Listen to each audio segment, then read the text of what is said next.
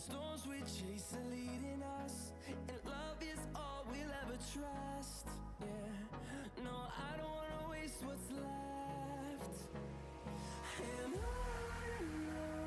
we'll go, through the wastelands, through the highways, till my shadow turns to sun rays.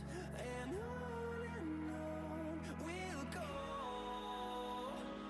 through the wastelands, through the highways, and on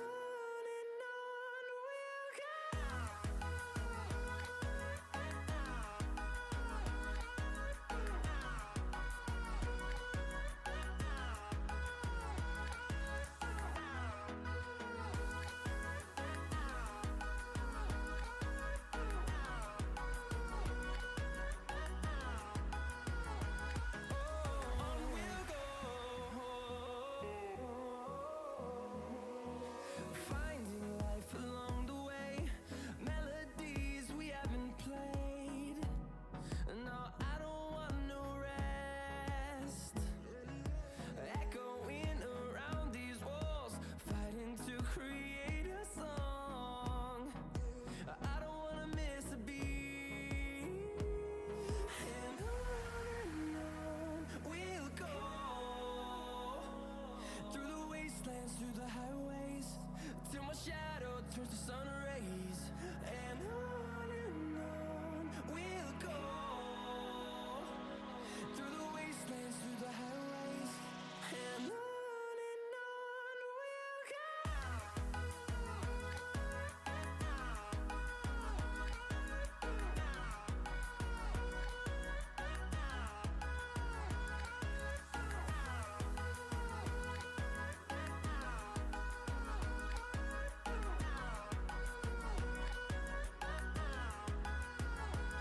And we'll grow in number, fueled by them to see the horizon, turn us to thousands.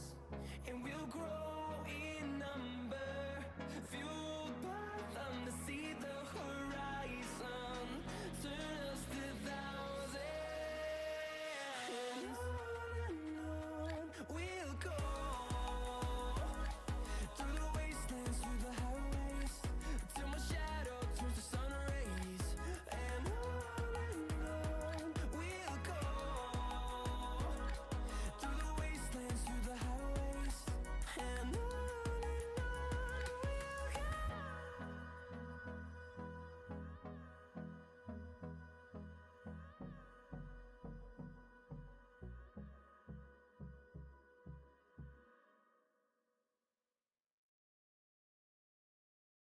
Hey, do you wanna come round now? Say around 5:30. Stay until the morning, then I carry on and live my hollow life. Did you really take my soul? Came and then you left a hole. Shot me in the late night, bleeding out in plain sight, running with the heart you stole. You got your desires, always starting fires. Losing sleep, I'm in too deep, I'm hiding Michael Myers. Building an empire, you were rising higher. Standing tall, but you will fall, cause we all hear the choir. Beautiful lust, dragging me under the table. Hell in her eyes, she wants to put me in a hole. Beautiful liar, holding me, I'm a neighbor. Bleeding me dry, she wants to devour my soul. Fuck.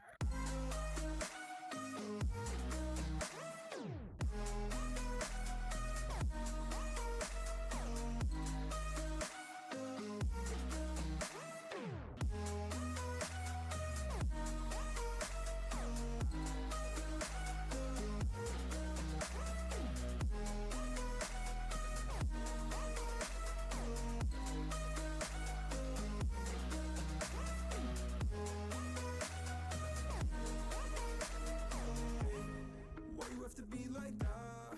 Trying to stab me in the back. Now I'm bleeding slowly, pray to God I'm holy. Bury me still intact. Baby, don't make a noise. Murdering brings you joy. I've been waiting for you, ready to destroy you. Sipping on the cold liqueur. You got your desires, always starting fires. Losing sleep, I'm in too deep, I'm hiding Michael Myers. Building an empire, you were rising higher. Standing tall, but you will fall, cause we all hear the choir. Beautiful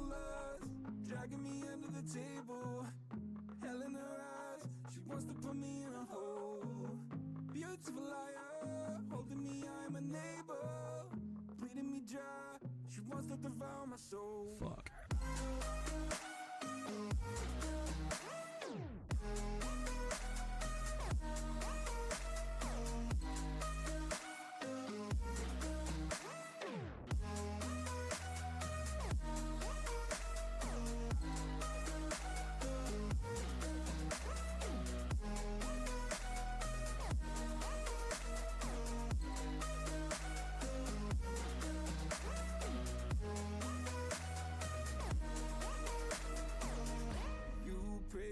This life will carry on. I'll stay until you leave me drowning. I've slayed a couple demons in my day.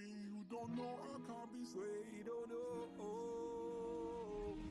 Beautiful lies dragging me under the table. Hell in her eyes, she wants to put me in a hole. Beautiful liar, holding me, I'm a neighbor. Bleeding me dry, she wants to devour my soul. Fuck.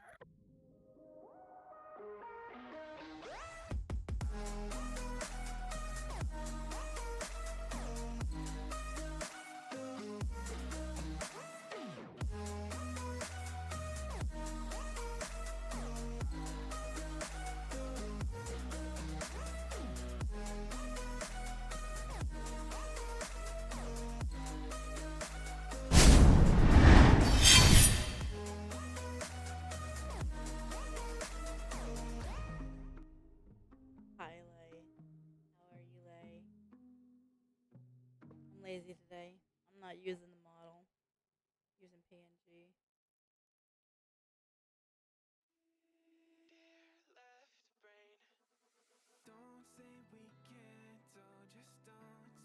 I'm very lazy today.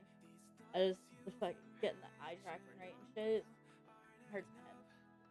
So we're being lazy today. So you know how some children are like dropped at birth? Oh my god, what is this? I was thrown at a wall. Like, what the fuck?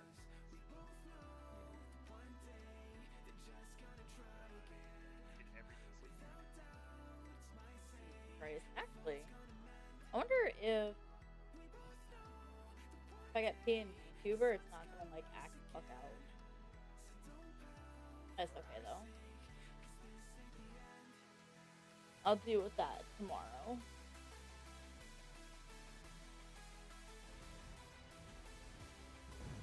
Back to the little druid grinds. Let's get it. I'm not making her part of my warband though. I've got all my higher rank ones to fight.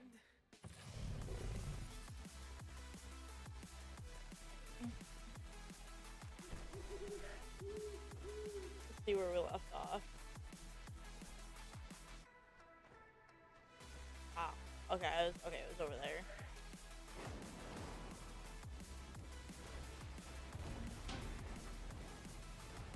Excuse me.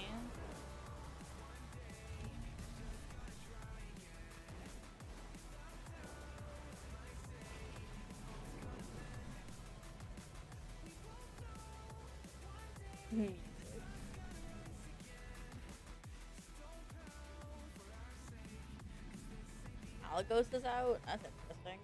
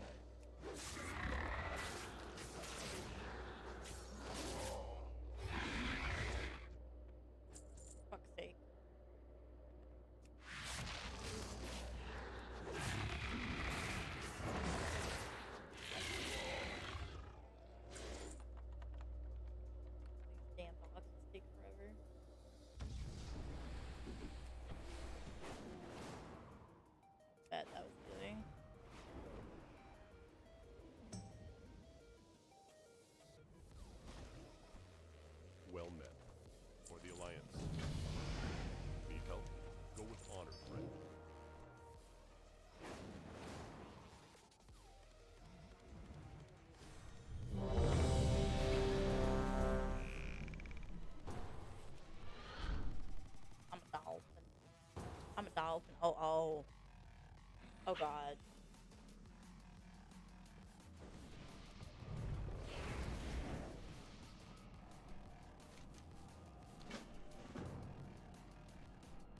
Buggy territory. Let's go. And fuck, the druids are kind of insane.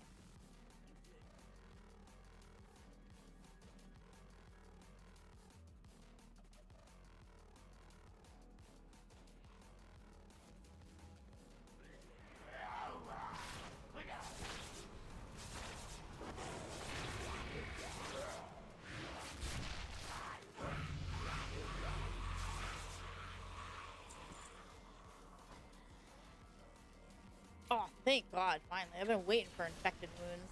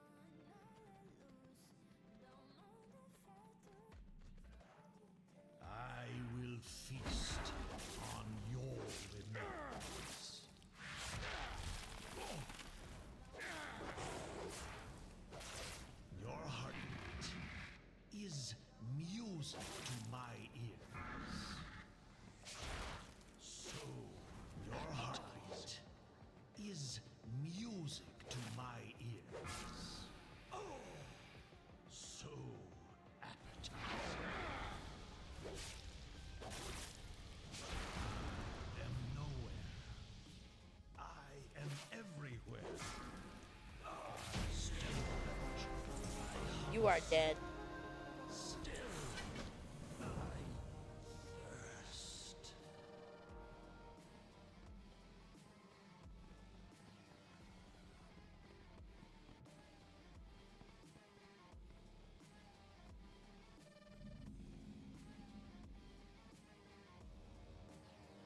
Ooh.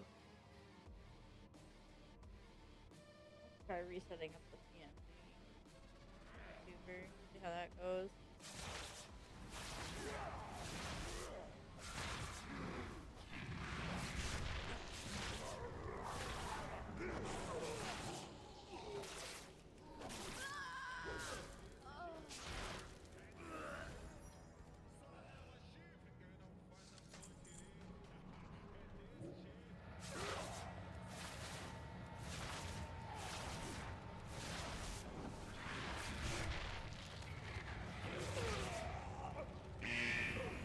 Ah, burn.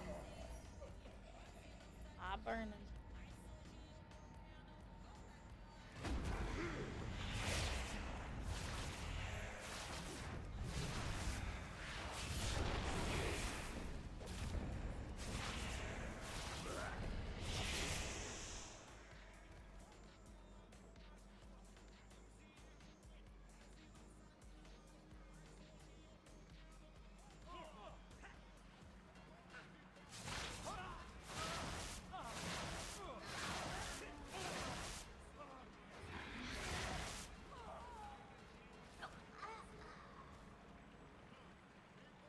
These are sacred halls!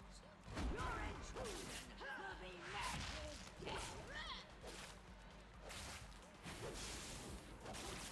death!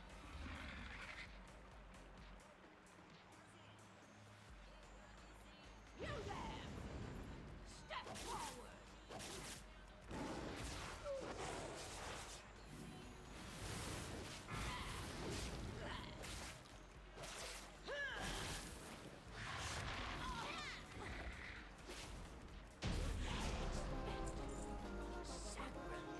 Break damage increased by 30%. Break causes an inflicted wound in the target, reducing the target's movement. Oh. That's nice.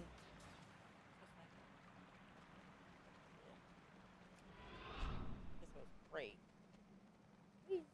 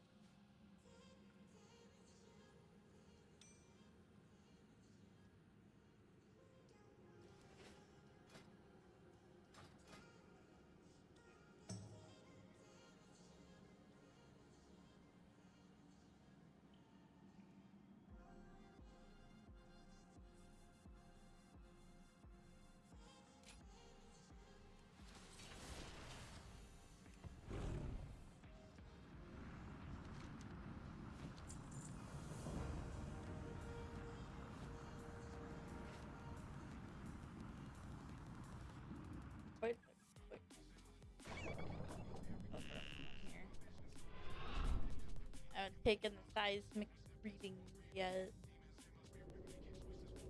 Don't mind. Dolphin just doing science. Science, Dolphin.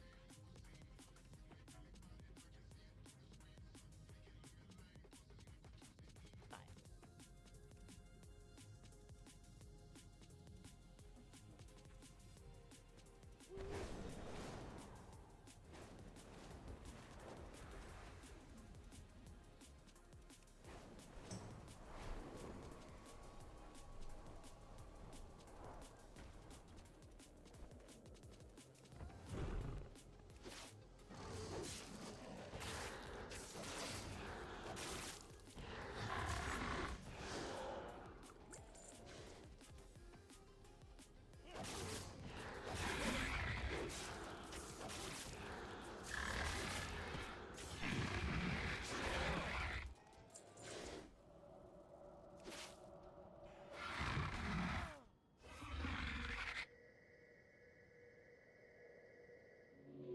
I'll think, fuck. I'm like, oh my god, my bleed's gonna literally kill him.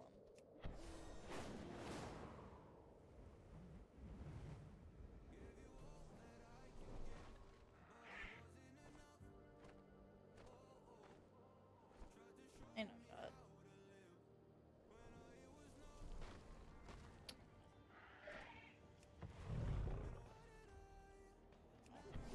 Still counted. We'll take it. We'll take it. We'll take every little bit we got. King's honor, friend, for the Alliance. Well met. Light bless you. Go with honor, friend.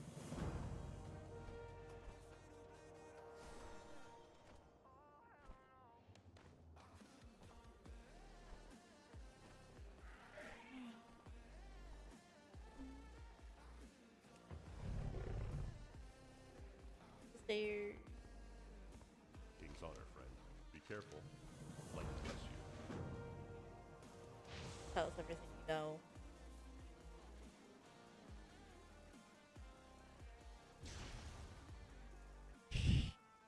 Shuck dab.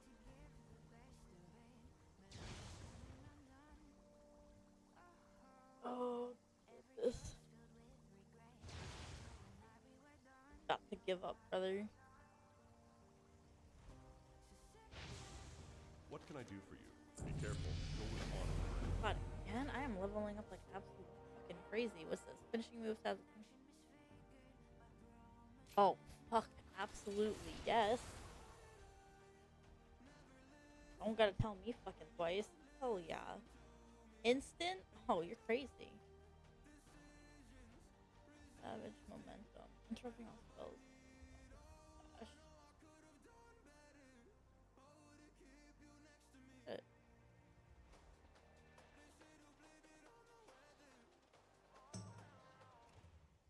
Yeah. That's good, especially for capture the flag.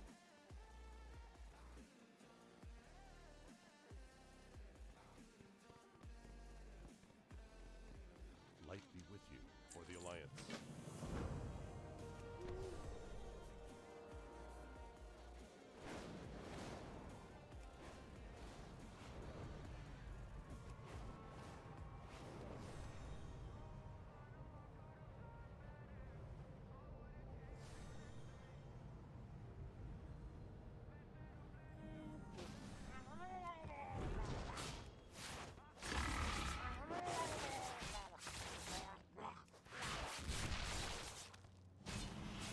Oh, I've been dying for that one.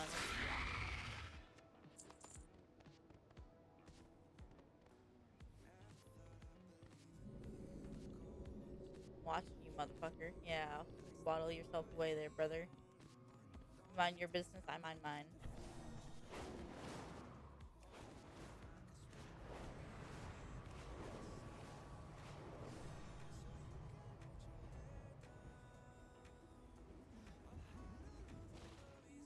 Greetings. Go with honor, friend. Man.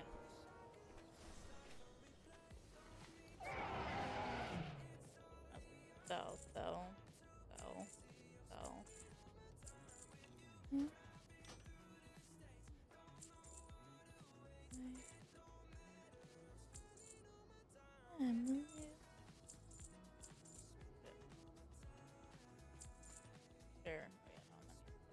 put them on. Plate. No. What's that?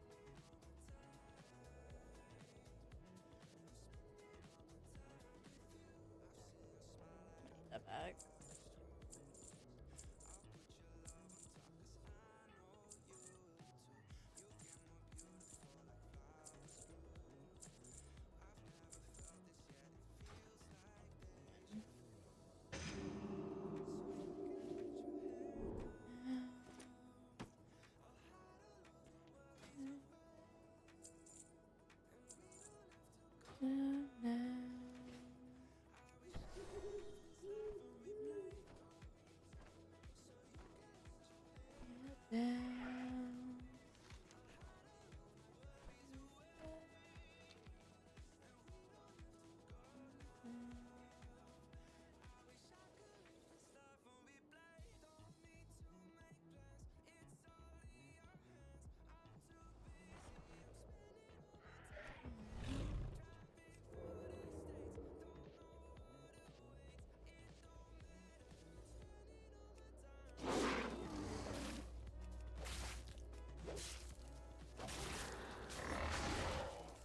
Oh, that's fantastic.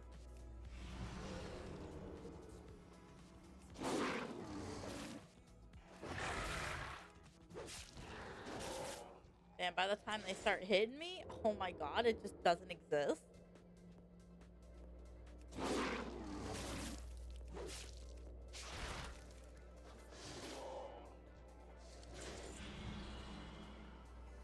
Oh. I love that ability.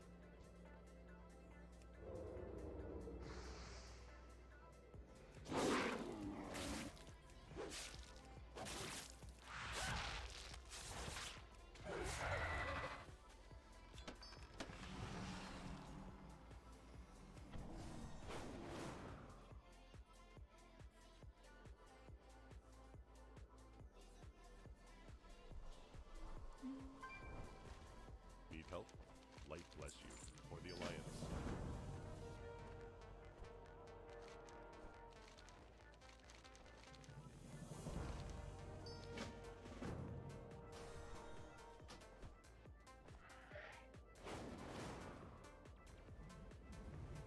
Light be with you. Be careful. Off we go.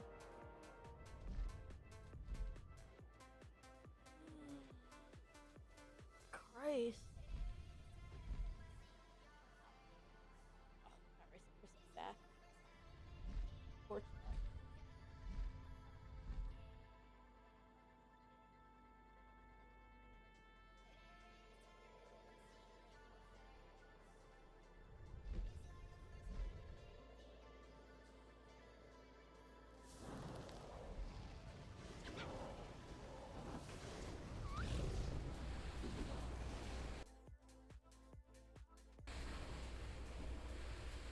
Lady.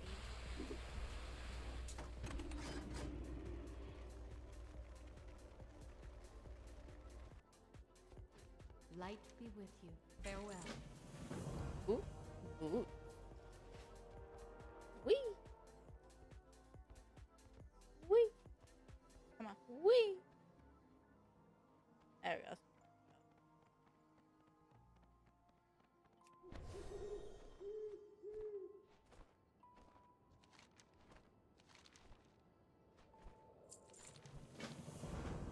Oh, okay. Bye. Bye. Bye.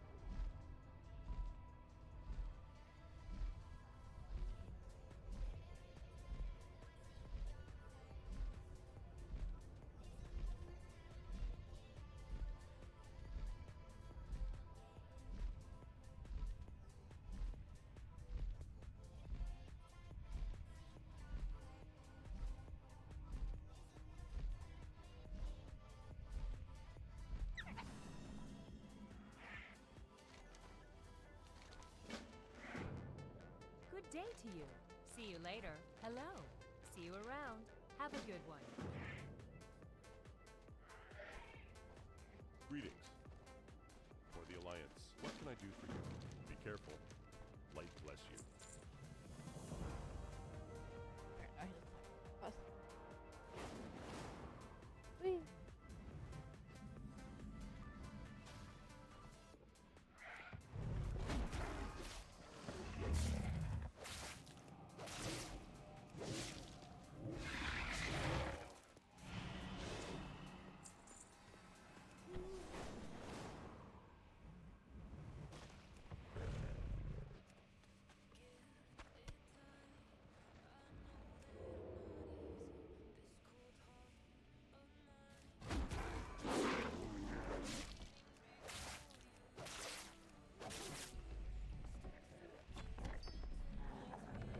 Or didn't stand a chance.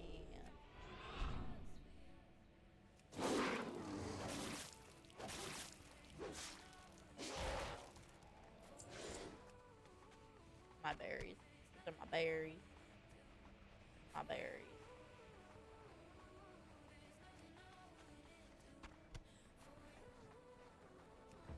Oh, that's not what I wanted.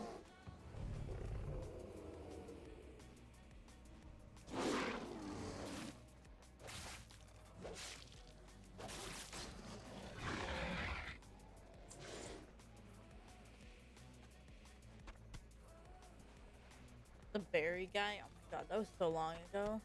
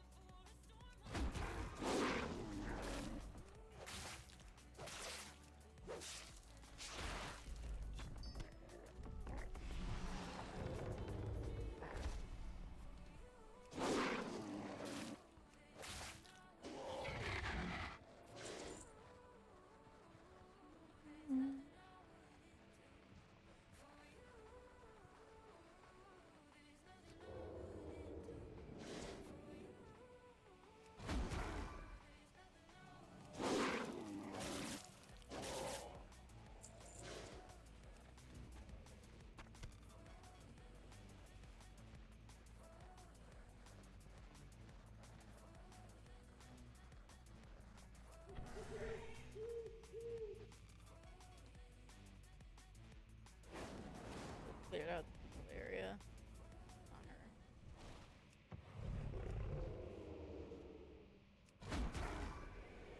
Oh, that was kind of dumb of me. Guess what ability I have to take off from there now? Why are you there? Get out.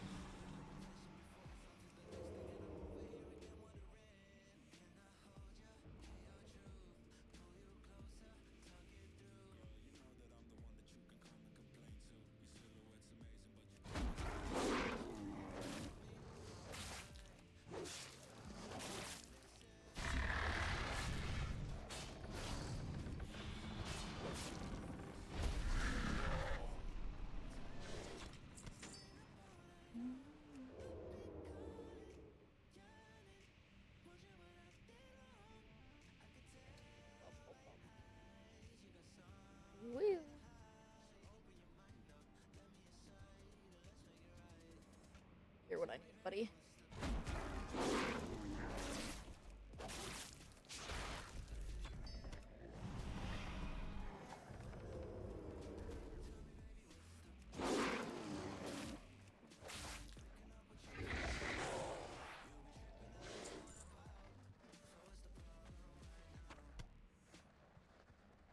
Berries. Leaf, which I think is that.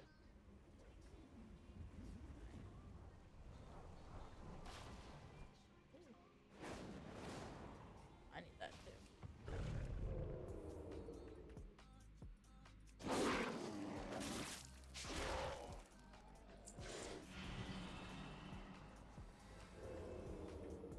Go.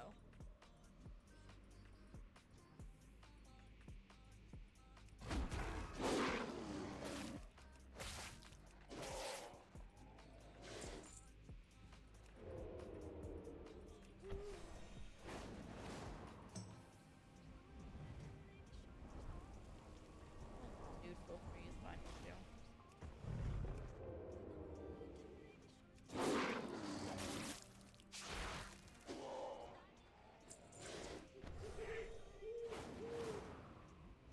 I need trees.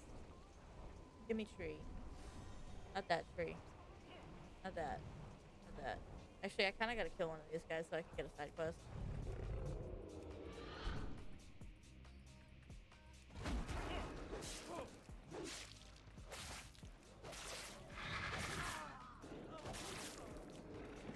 Side quest. I'm back with my tree. I just need one. The neutral trees that I was hunting.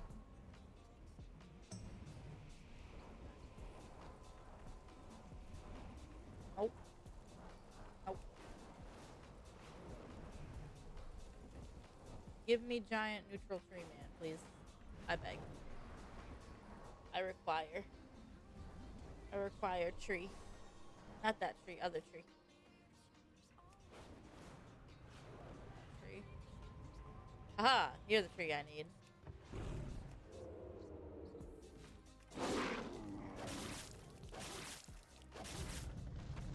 There's so much fucking damage.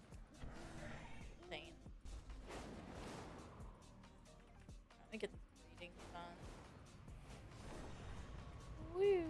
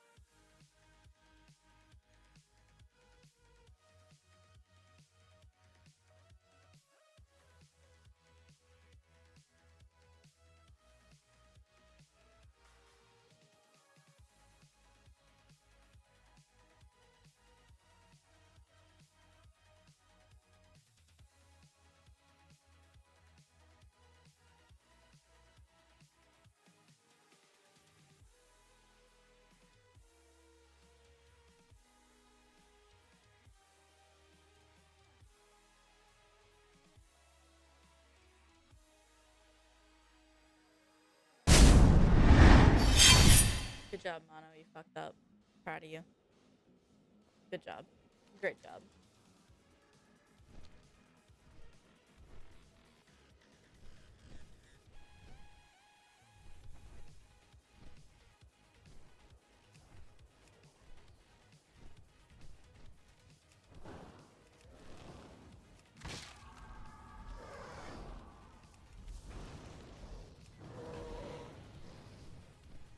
I don't have a target.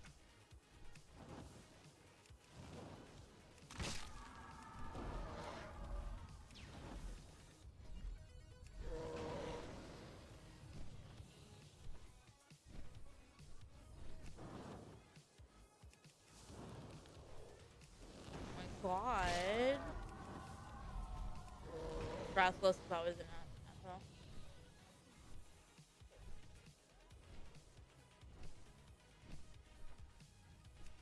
Good job though. He's not an easy one, that's for sure.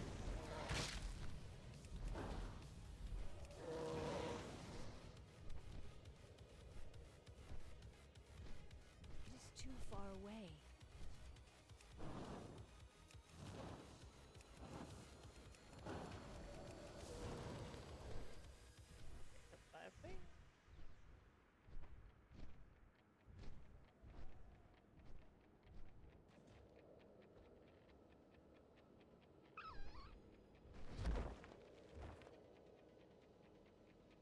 That's Rathalos for you.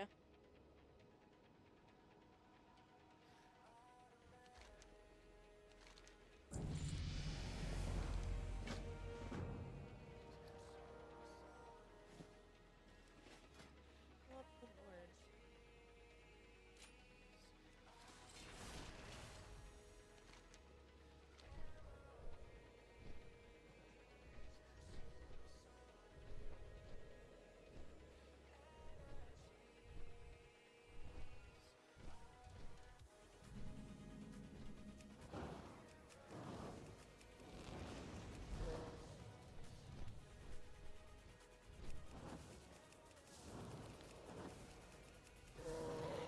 Just spam it enough before they reach me.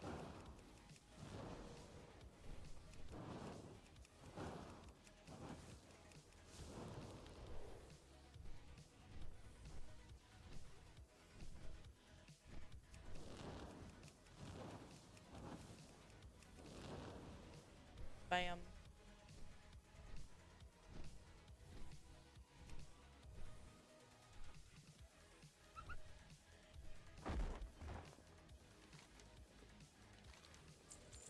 But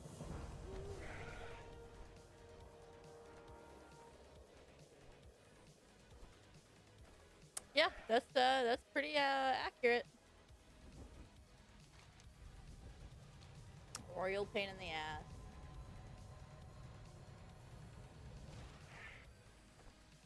Oh, have you fought Glavenus yet?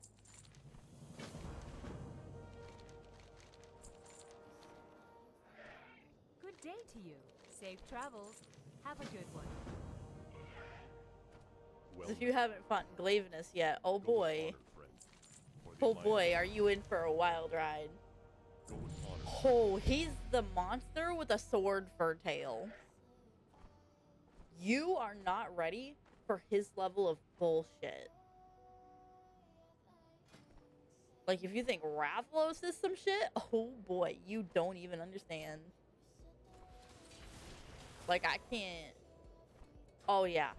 Yeah, he's a monster with a blade for a tail. It's great.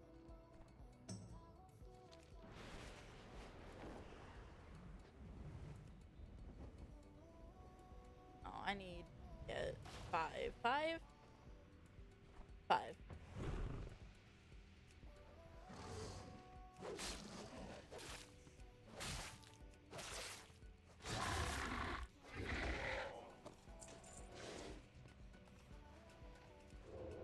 If you want after stream, we can hunt. If you're able to, we can hunt the Glavenus.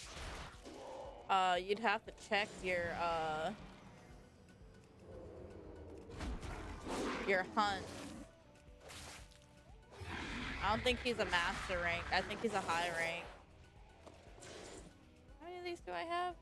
3. I need 2 more. He should be a high rank. He also has a secondary style, which you find in master rank.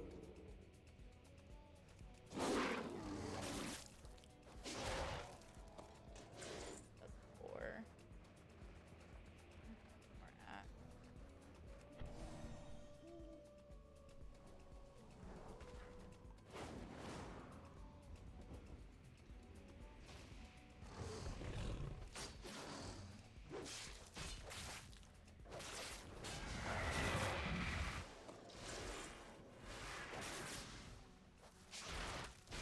Oh, this son of a bitch.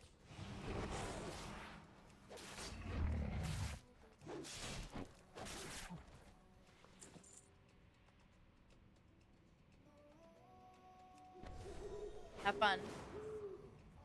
I'll be working on this for a while, so.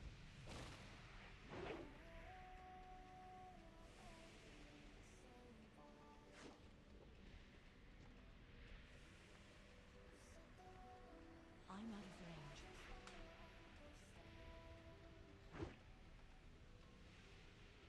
Oh, they're a pain in the ass. I would recommend which I think you're already using, the longsword, some fast type weapon. Because they're a pain in the ass, especially for heavy weapons. Oh my god.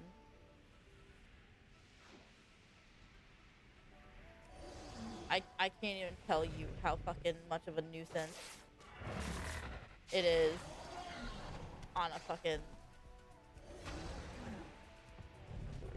They move so much.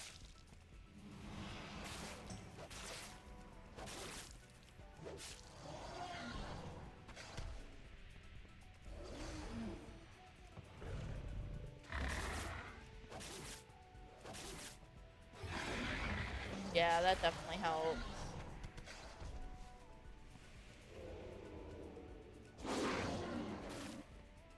Did I stun 2 of them? I stunned 2 of them. Holy crap.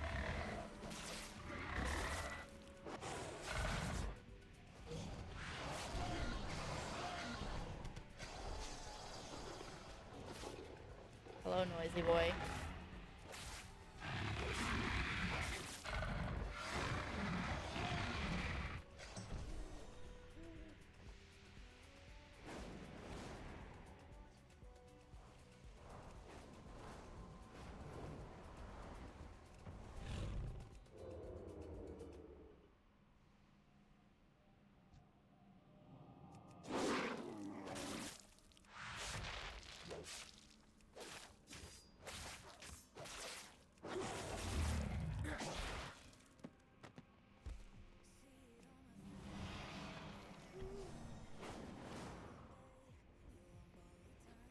Oh, I didn't get all the shit. I didn't do all the eggs.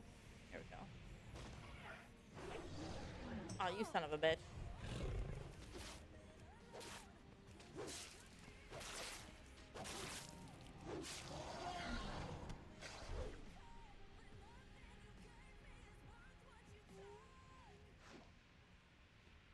Cookie for a hundred.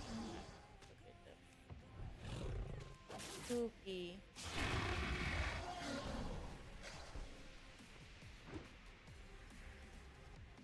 Yeah, I think he had work. I just wanted to go to bed.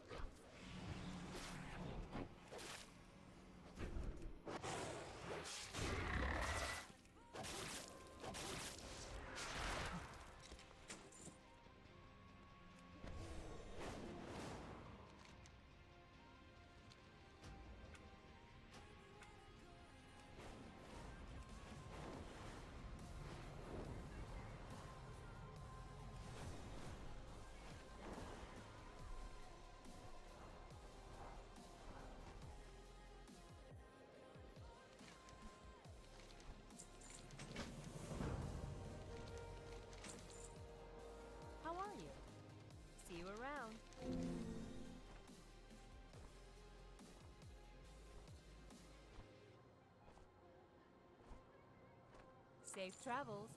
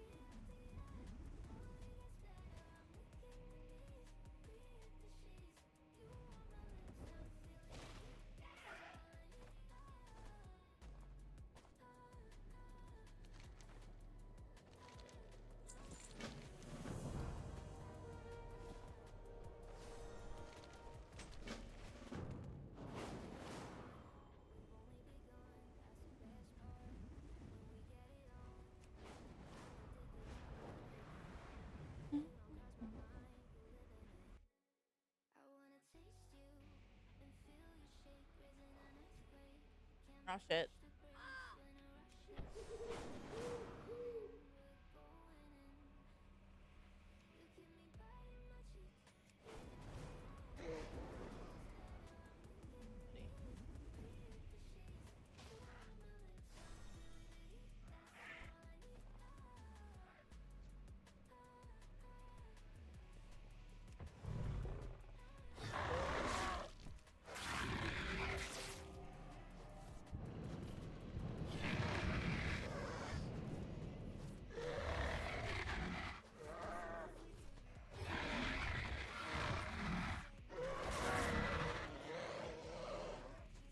Oh my god, this thing's on a fucking minute. God damn it. Okay. This is almost done.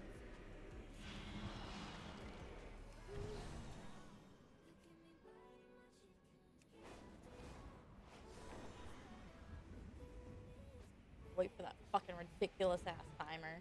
That's unbelievable. Yeah, rocks do work.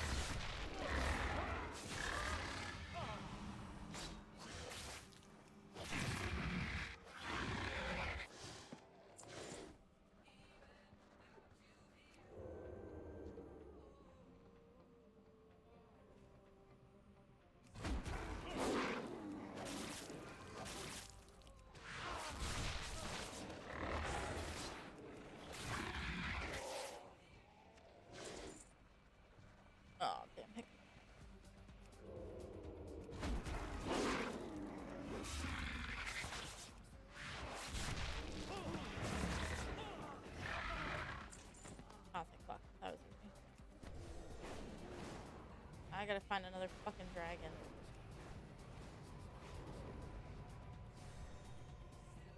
Guy.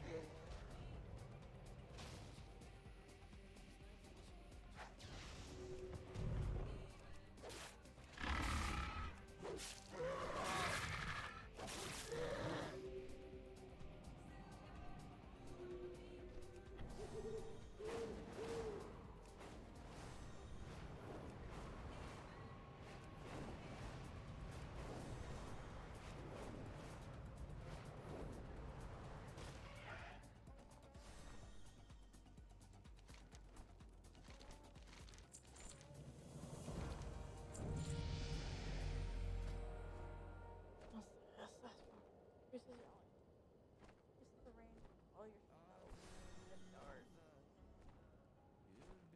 Ooh, what I really want is new wall. New is a really fucking good spell.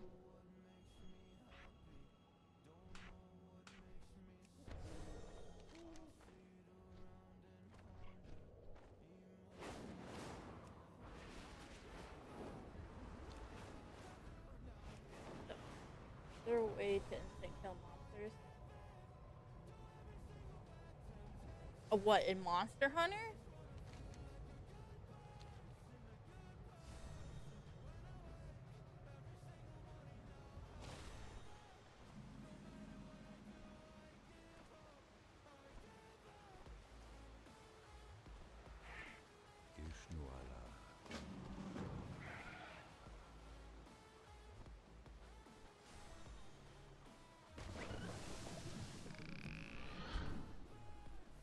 I think this dragon's following me. Kind of funny.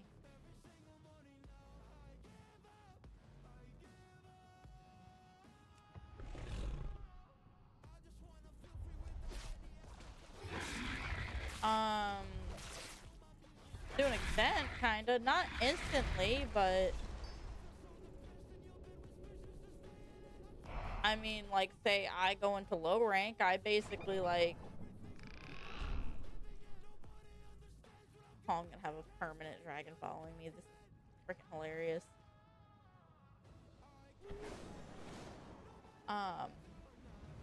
Like, if you go to, like, lower ranks, most likely, yes.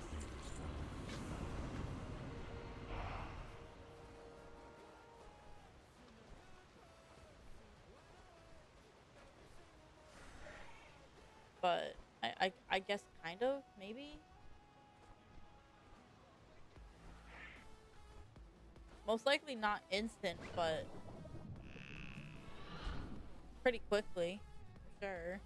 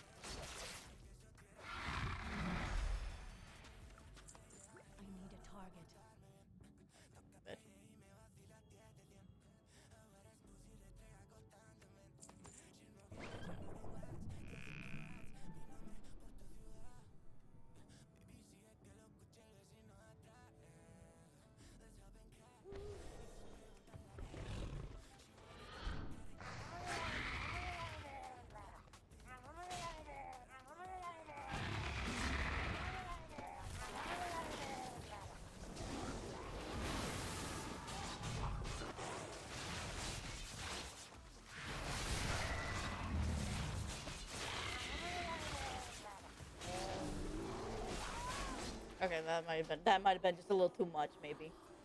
It's okay. It's okay though. I don't want rest sickness.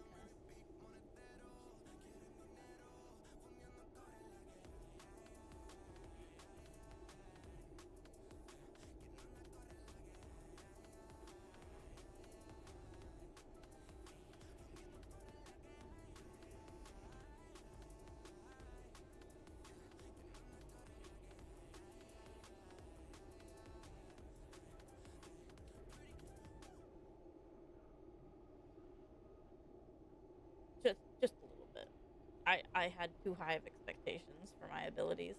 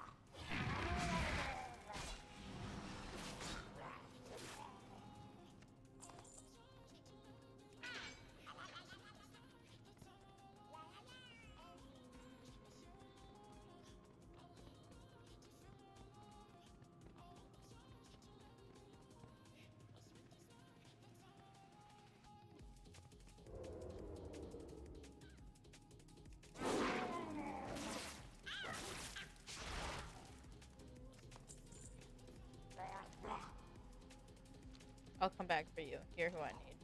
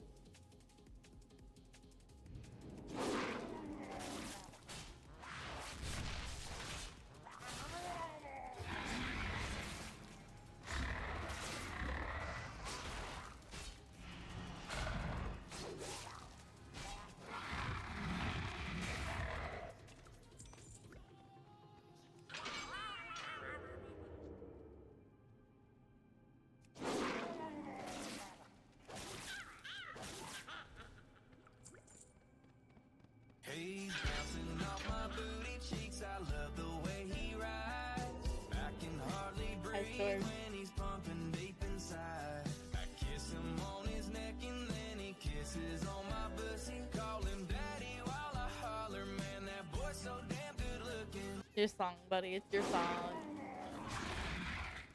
How you doing, Storms?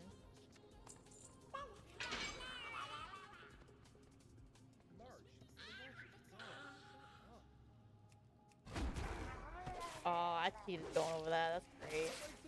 How you feeling? You feeling any better?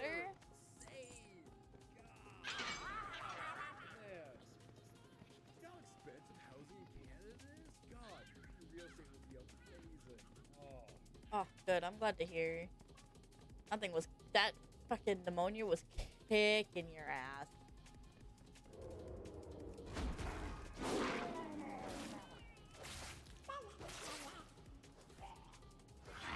Really? Oh my god.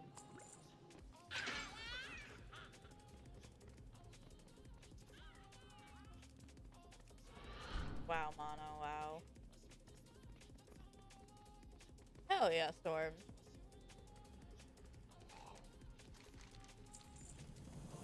Oh, what happened? Oh, somebody else picked up the damn quest. Fuck. So long, suckers, I'm out of here. Now I got a bunch of baby murlocs. They're just gonna be babbling at me.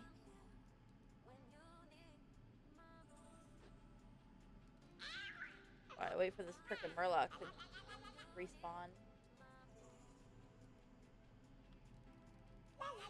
Oh, AO? Actually, speaking of setup, I wonder, I didn't check this out yet. Oh, she did set it up. Okay, she did set it up.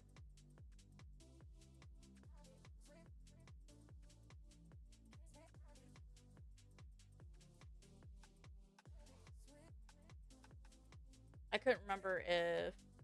Ooh, sound panel? Ooh, so fancy. I have to go through and scroll through drones some more, but I have a few things. I remember I couldn't... Oh my god, they're babbling all in my ears. Oh, there's so many of them. Oh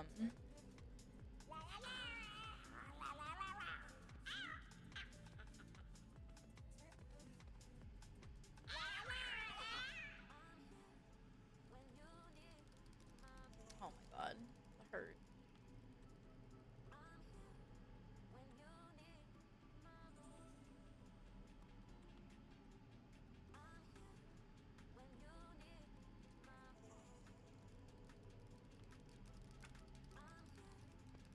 They very much is the babies. They're very small. They're very babbly. Waiting for this. I might as well go turn these in. By the time I come back, I mean, it takes a while to get out that damn fucking cave. I have to come back in anyways. Might as well. God, you motherfucker, get out of my face. I didn't ask for this.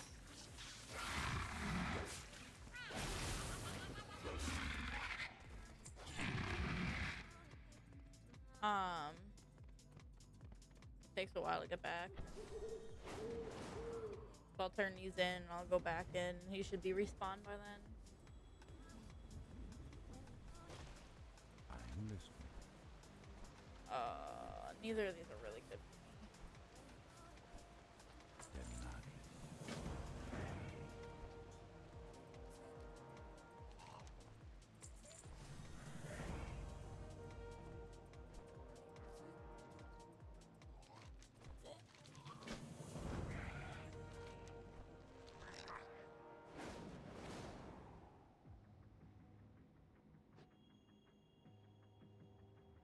Alright, Storms.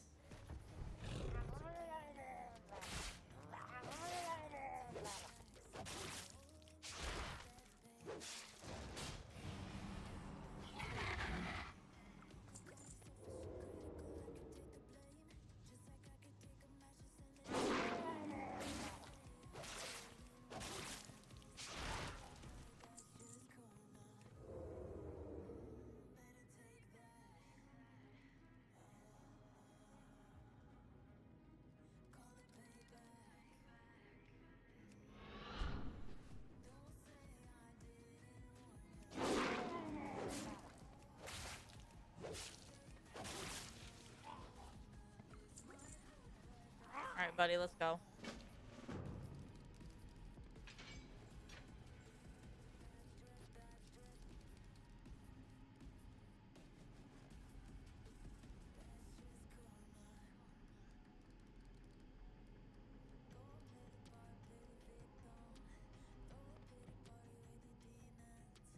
Come on.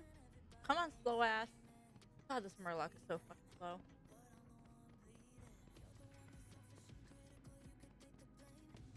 Thank God he doesn't fucking get ambushed.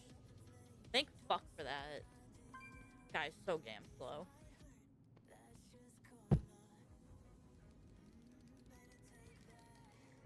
Hey, buddy. Glad you can join us.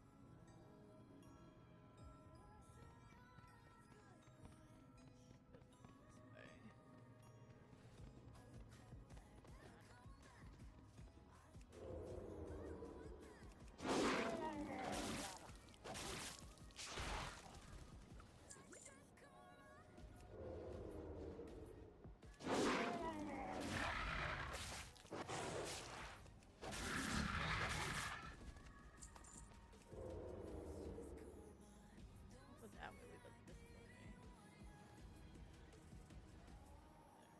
We're pretty clear.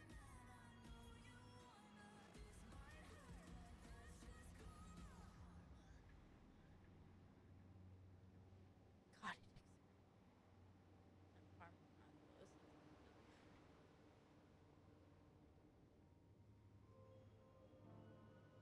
I'll definitely help you out after stream.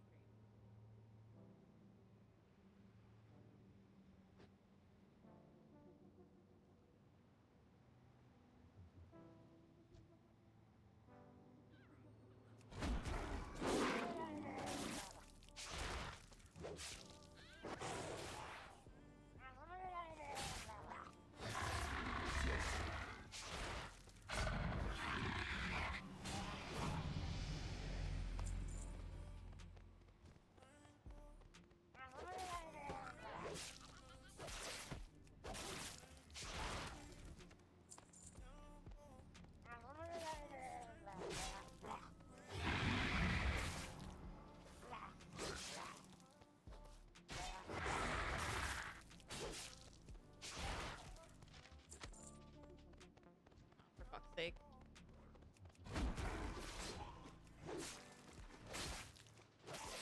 This little fucking son of a bitch dies on me, I'm gonna scream.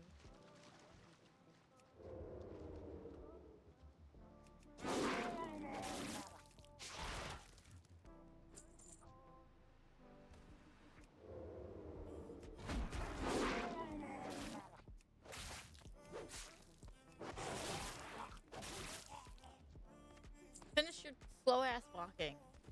Fucking Sunday stroll having ass. Remember curiosities.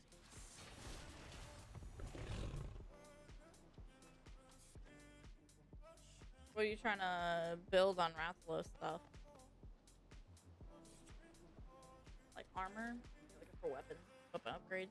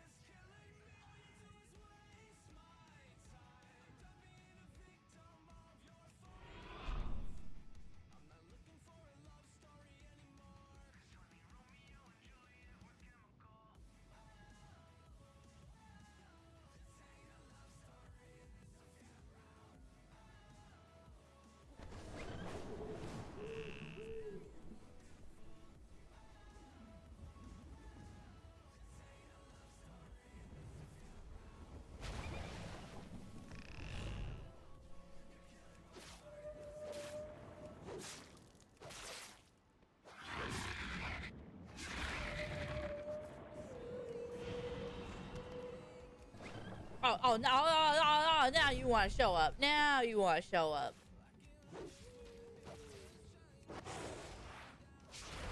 I'm looking for you, fucking bitch ass.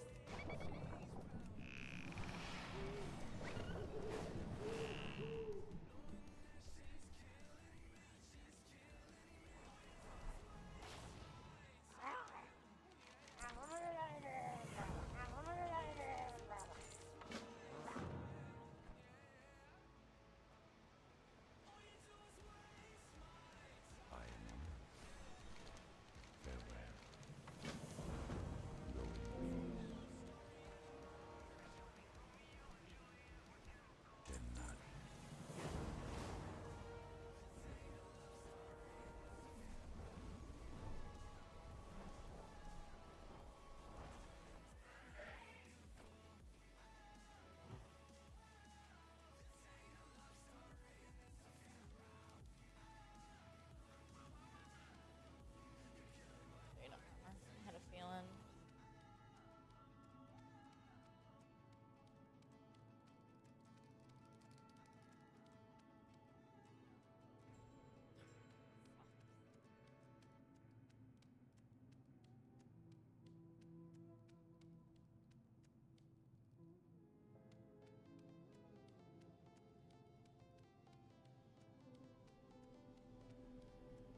Fucking, I love the goddamn mismatched fucking top.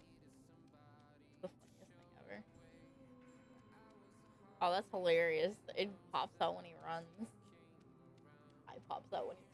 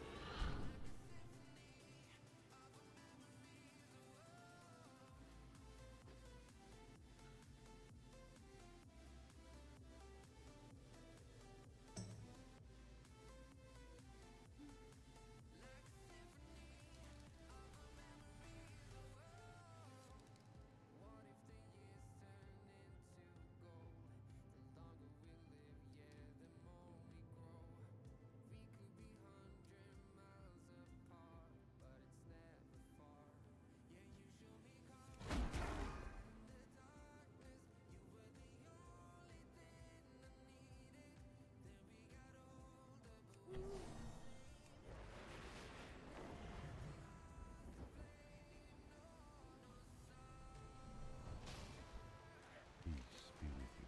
Goin.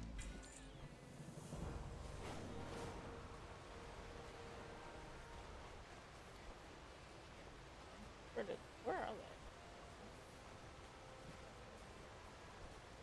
I gotta self it again.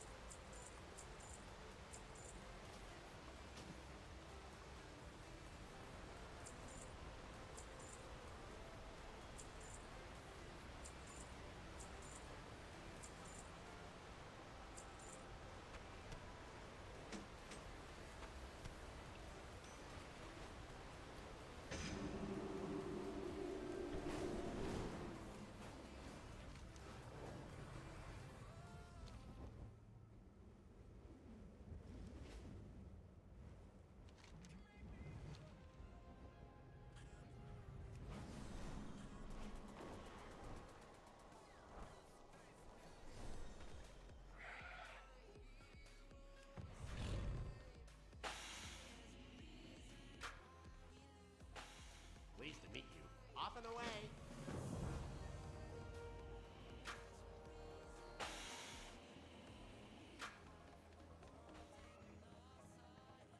Oh.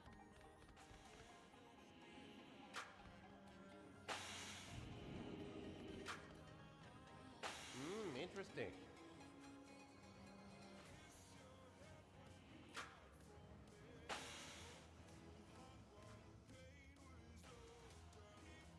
You have a great day now.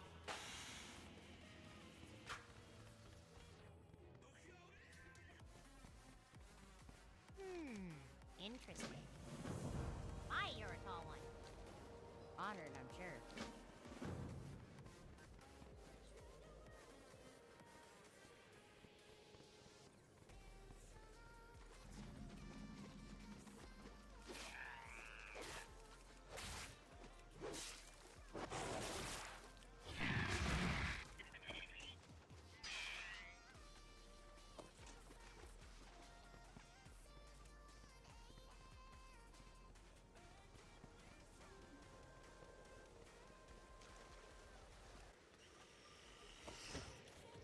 Oh, you mechanical son of a bitch.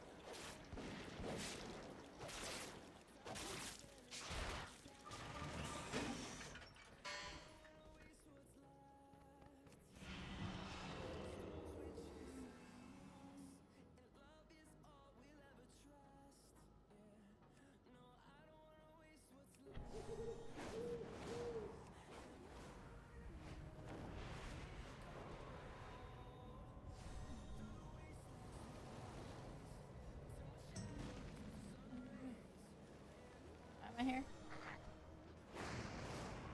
Oh, that's why.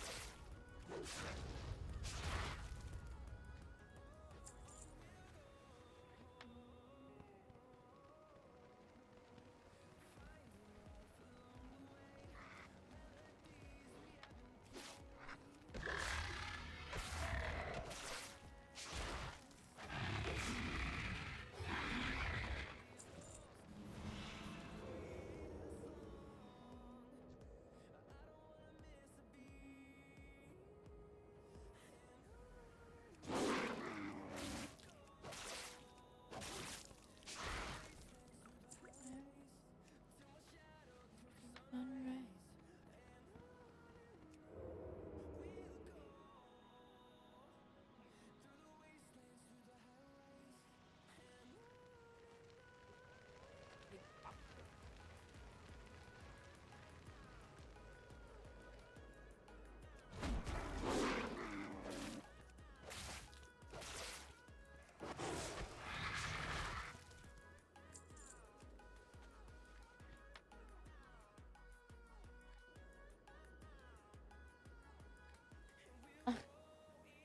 Hi, Salty.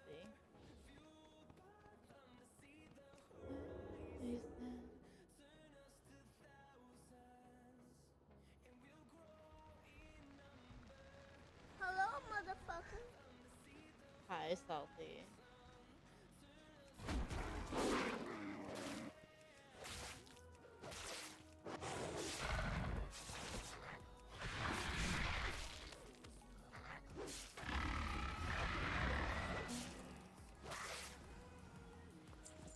Two boxes. Oh my god, my lucky day. How are you, Salty?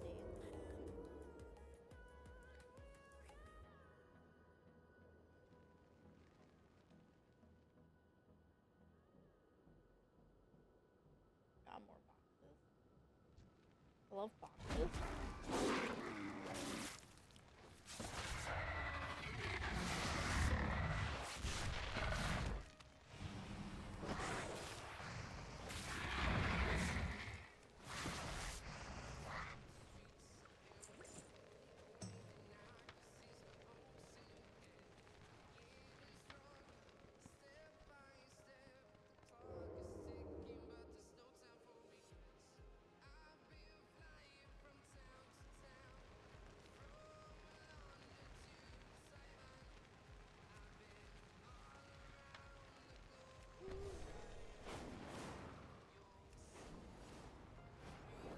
Cranky.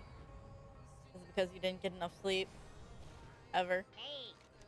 She's seeing you. Very well then. Off and away. Very good. You have a great day now. Hi, how are you? Very well then. Good date. Off and away.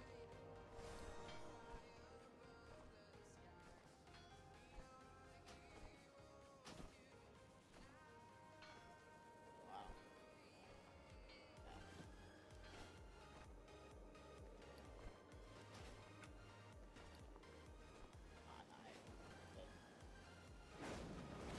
What are you trying to get me to do now?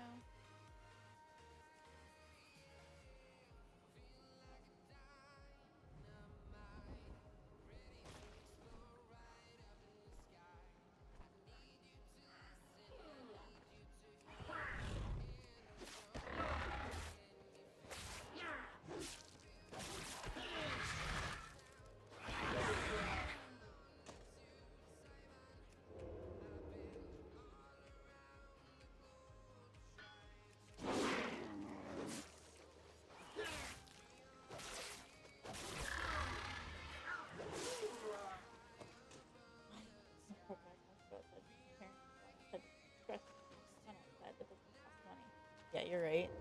You're right, Salty. It's so true.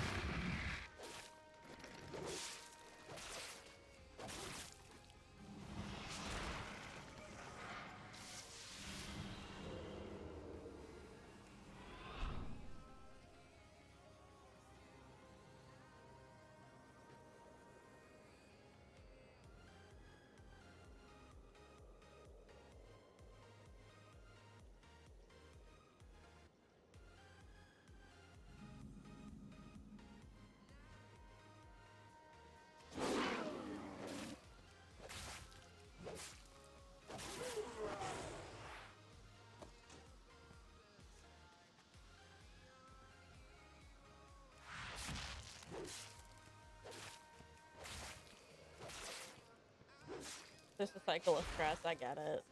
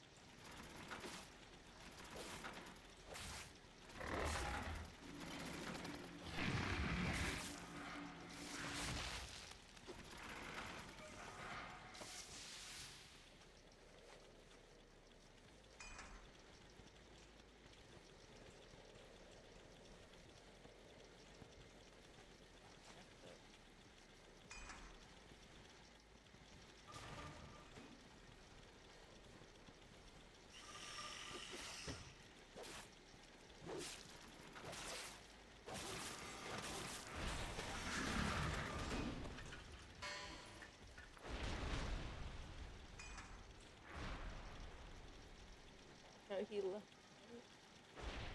That's what Papa Trap hampered his ass. Yeah. Yeah, that happened. Yeah.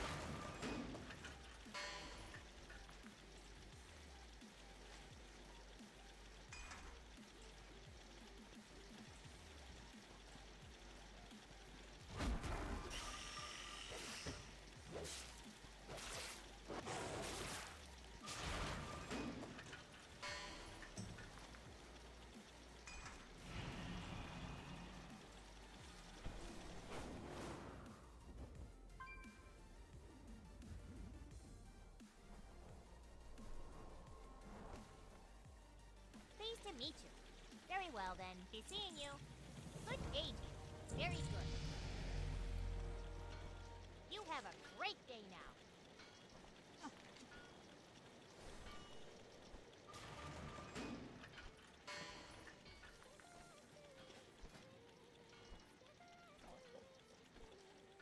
Tiger Spirit left second. Tiger Spirit. Tiger Spirit. Oh, what's that?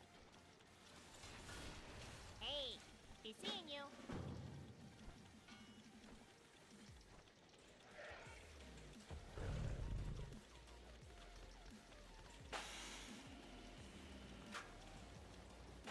Salutations!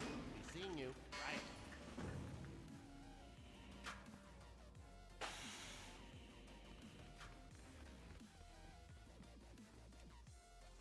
I'm outside. I am.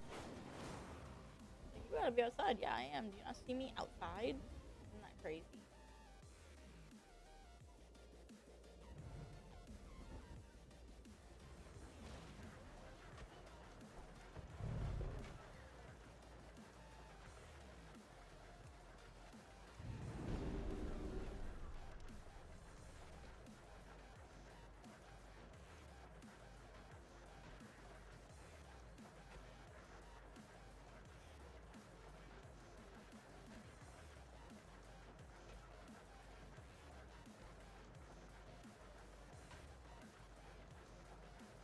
I want to be immortal, motherfucker.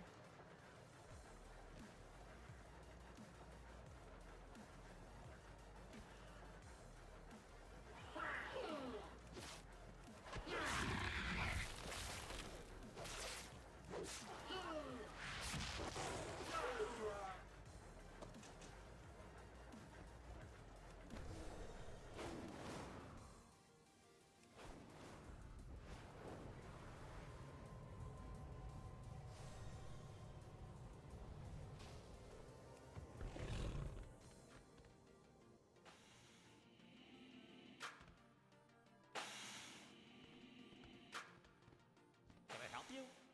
Daylight's burning. You have a great day now.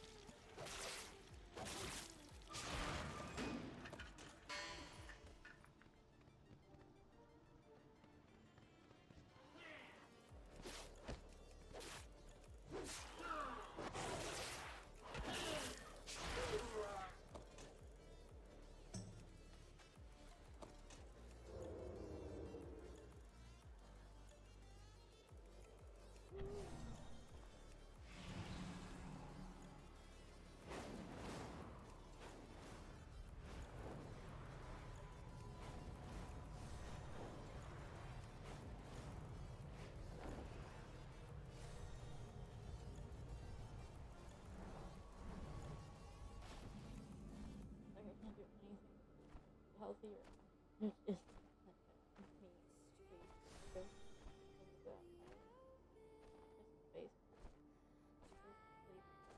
Oh yeah. You're just up Shit's Creek with no paddle, Salty.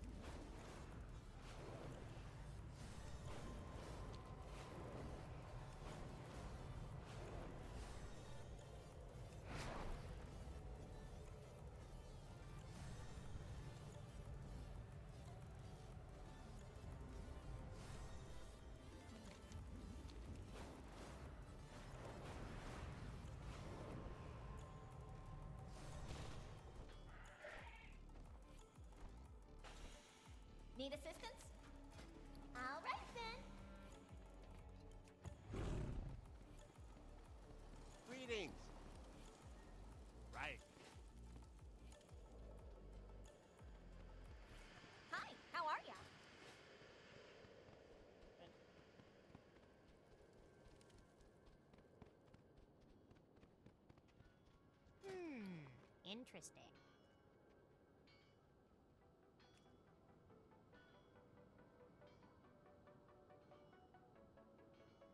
Very good.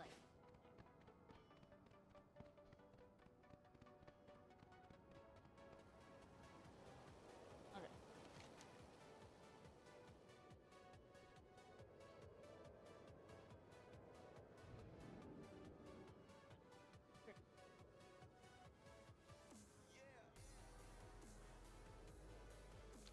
Fucking Christ, where am I supposed to get this goddamn capacitor? Doesn't even fucking tell me. You might. It's a big fucking game. It's like it's huge. It's a huge game. Greetings. Alrighty then.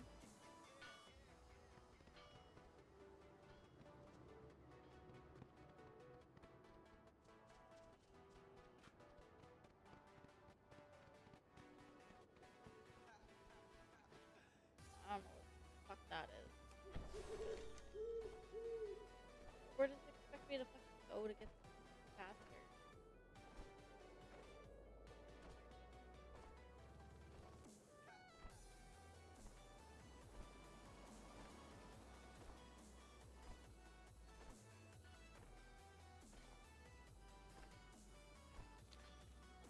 Yeah, it's over 100 gigs now.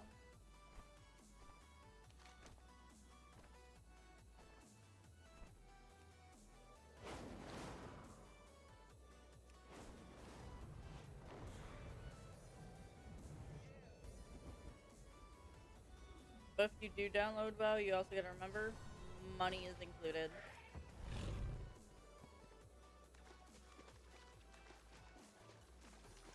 Good day to you. Off and away. Greetings. Very good.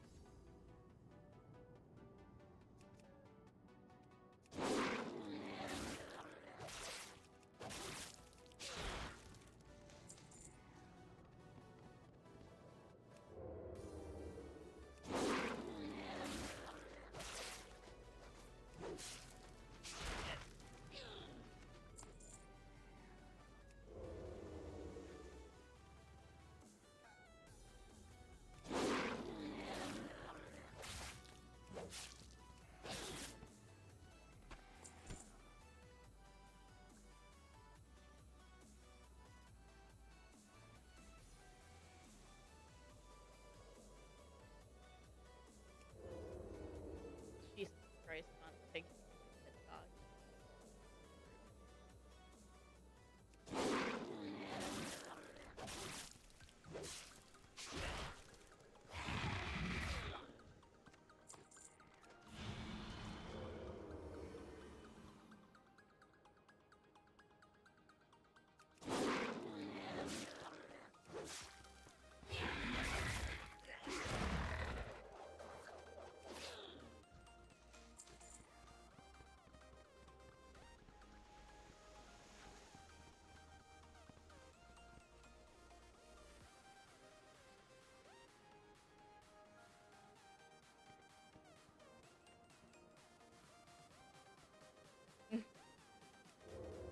Yeah.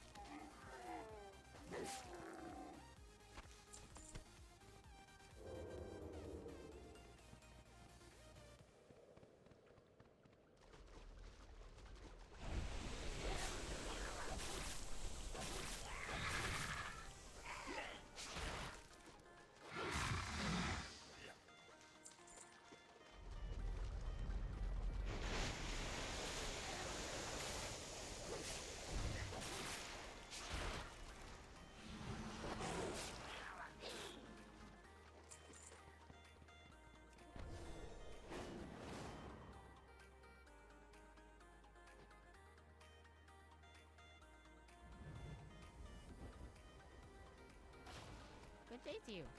Alrighty then, off and away.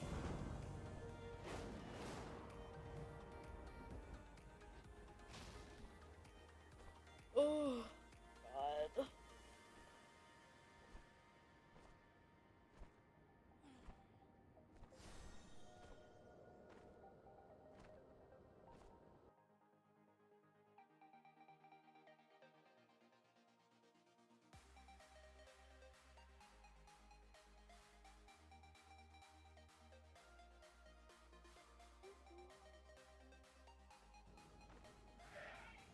What?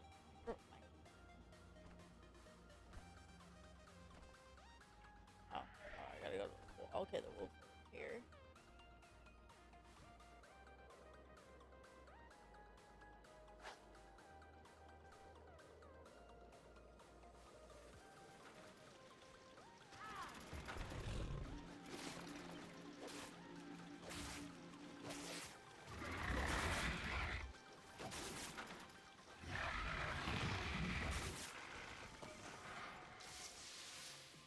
Oh, my favorite part of WoW, digging through shit. Because that's a thing you can do in WoW. Dig through shit. I love it here. Love it here.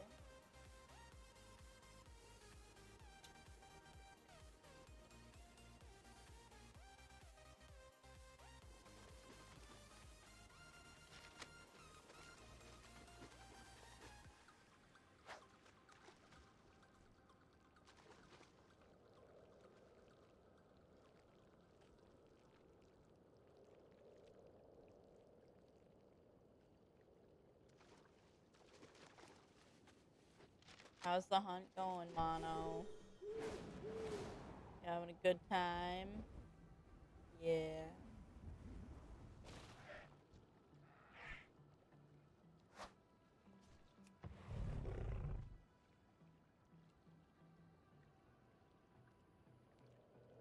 Oh God, Mono.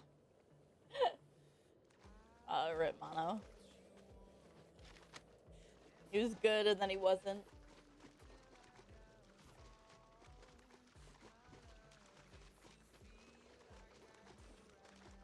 Why are you fighting an Odo Garen? What? Why?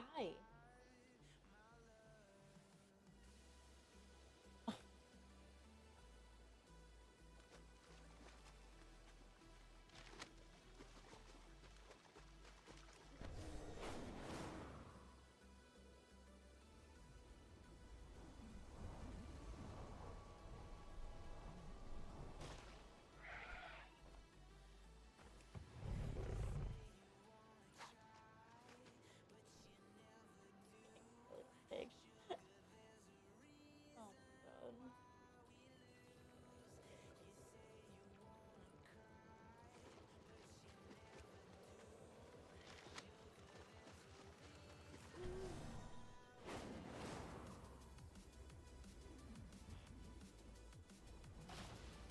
Oh, that's right. You don't have his chest plate yet.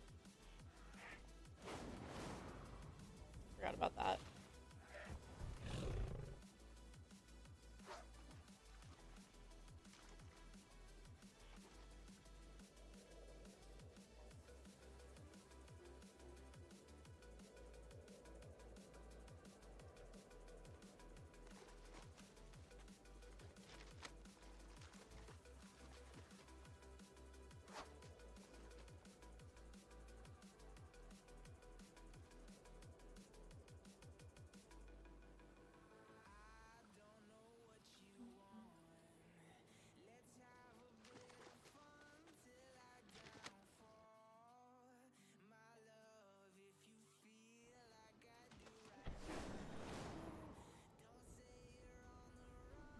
Hi, how are you? Very well then. Very good. Oh yeah, that's right. That's right. Your arm wrestling. What? How the hell do you want me to get these insignias?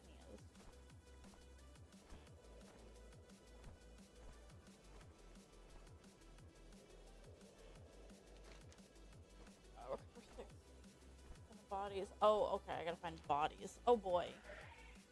Gotta find bodies. We love bodies.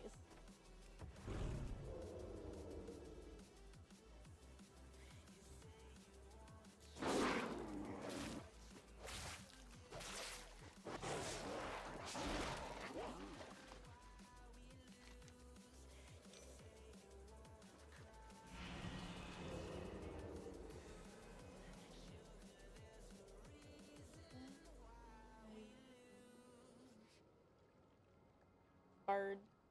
Bird? Bird.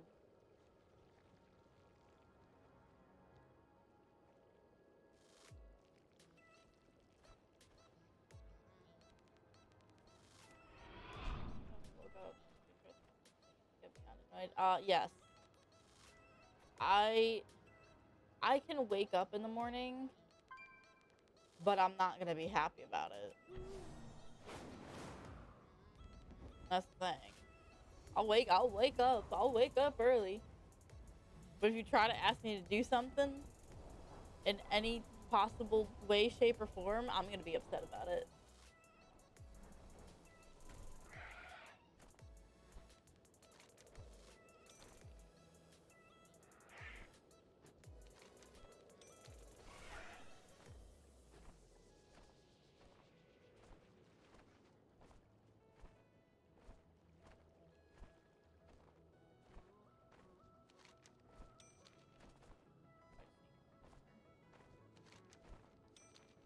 I'll bet. God, I come over here. Here's all the bodies. Yeah. Like I said, I'm like, I'll get up early, but don't you dare try to ask me some Honored, crazy sure. shit Off and away. at like fucking 6, 7 o'clock in the morning. Okay. I'm gonna look at you like you got fucking 10 heads and be really pissed off about it. What do we got here? Oh, I need Stampede. What do we got here? Oh, no. I can do it. Get Vortex. I want Stampeding Roar.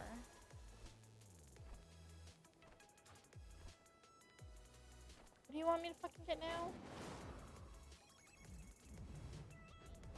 What do you want me to do? Oh, that's what you want me to do.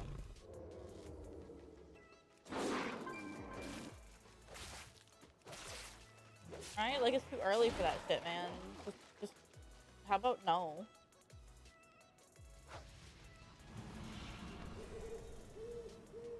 Like, fucking relax. It's too early for this shit sometimes.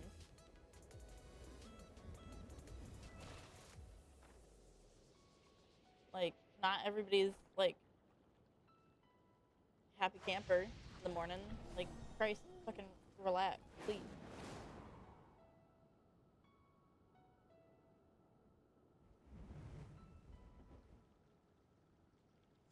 Don't touch me, don't touch me, don't touch me, don't touch me.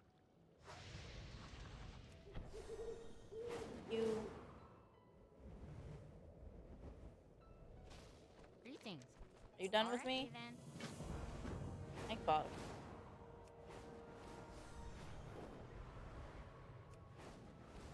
Crazy. Like, everybody's gonna understand. Everybody's different. Oh fuck! I thought I landed. Very much did not land.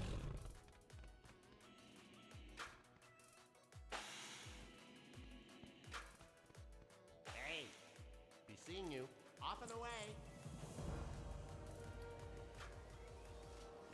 At this rate, that's your fucking daily amount of sleep. That's normal for you. Fucking 4 hours of sleep? How you're alive, Salty, is fucking beyond me.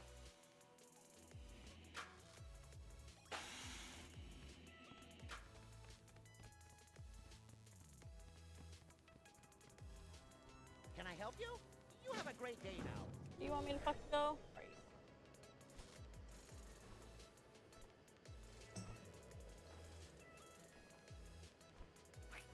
Stretch, man. Stretch.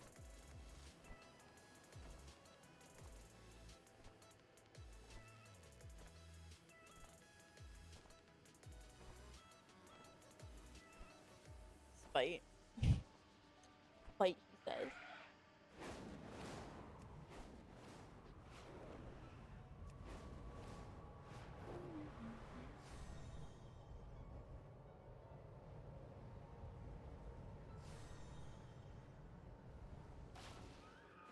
it. Too far. Whee.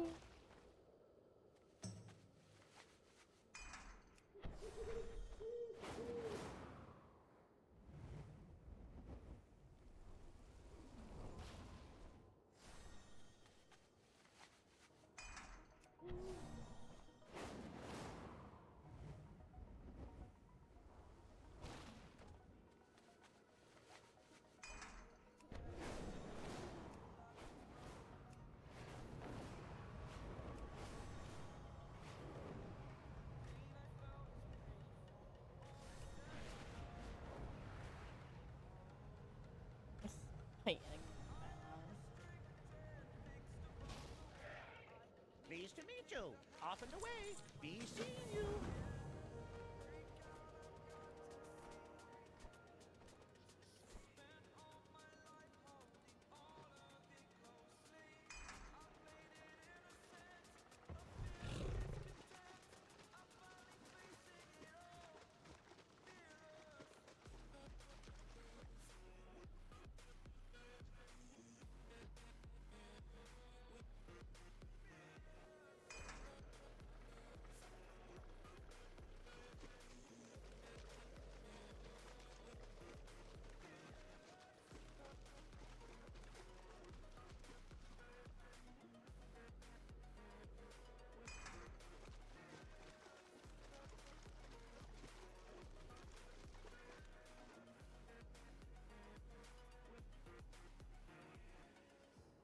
Are you a chronic fever or chronic insomniac? Yes, exactly, Salty.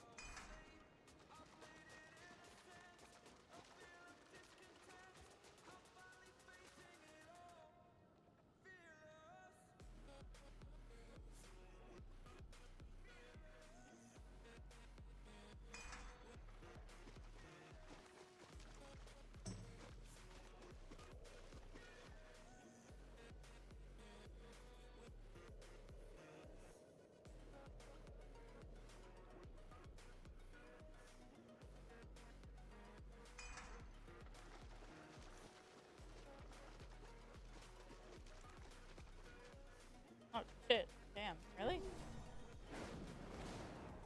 That was easy.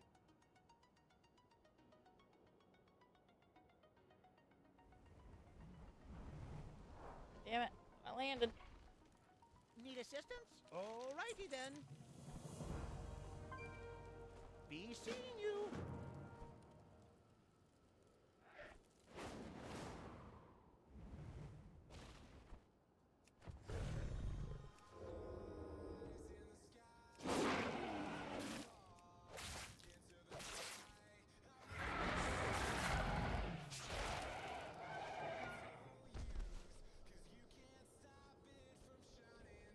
Proud of you, Mono.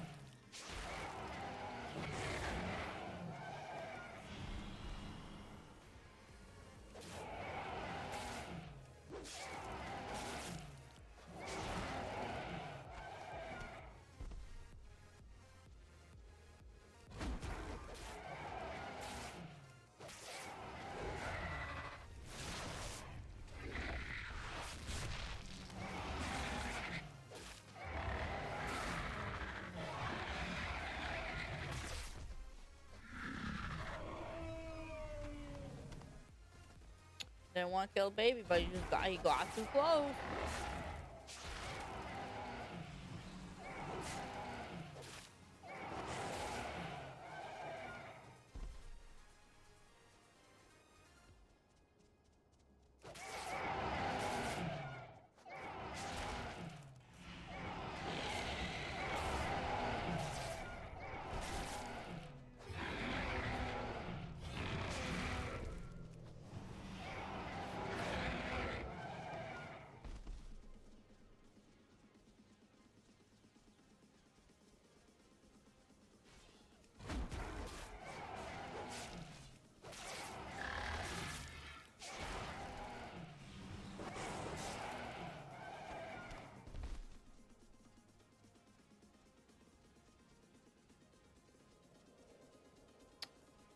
aren't you gonna leave me with the babies? I don't want to kill no babies.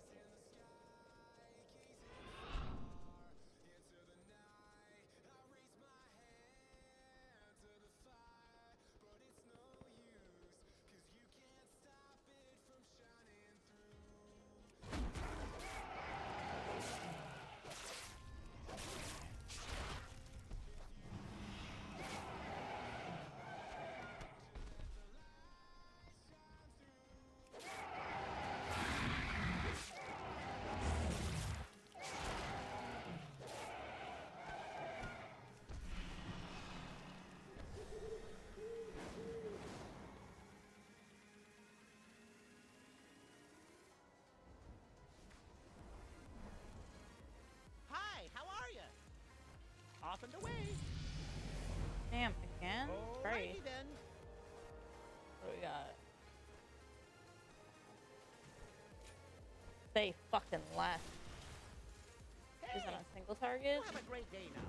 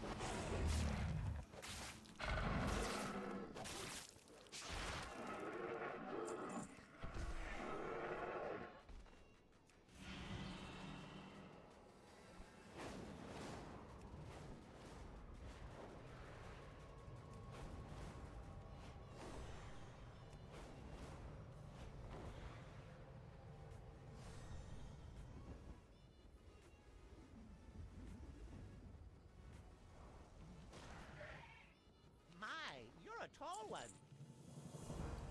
Blues. That's the huge spike. Okay. Salutations.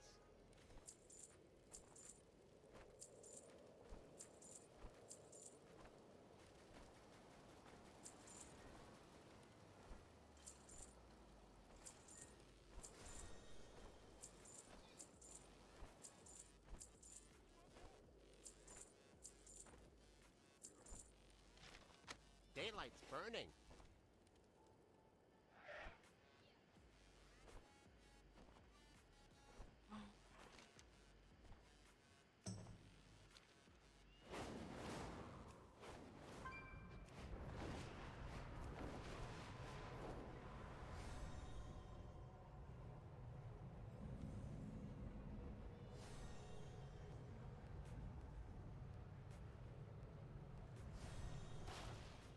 Greetings. Goodbye for now. What do you want me to do? Oh, him.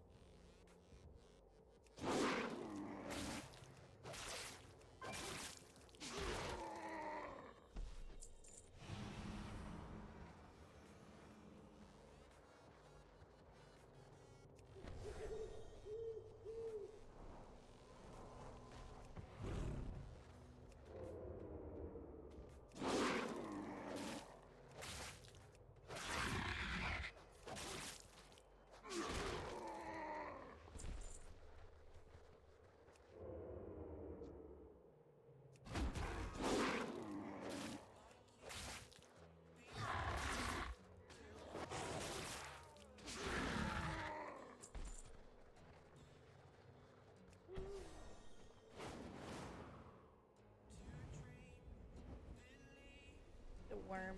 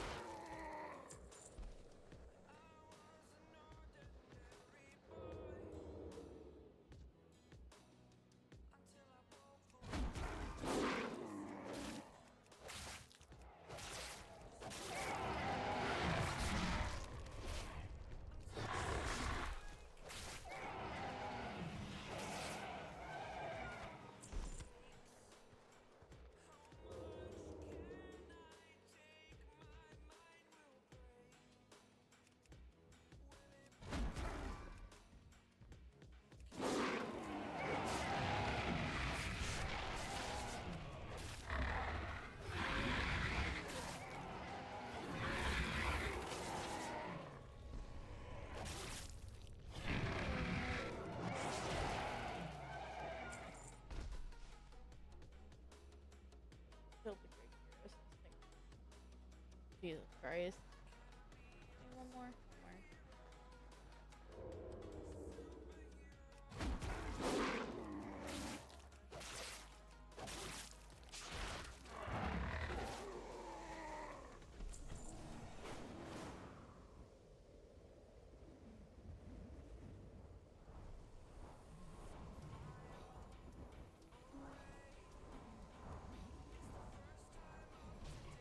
Salutations! Alrighty then.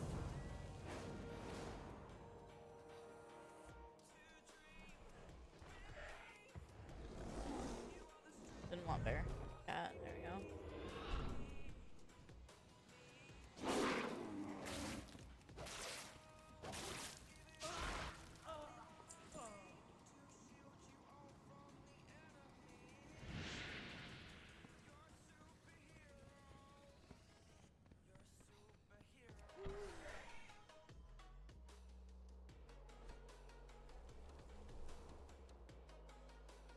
It really is.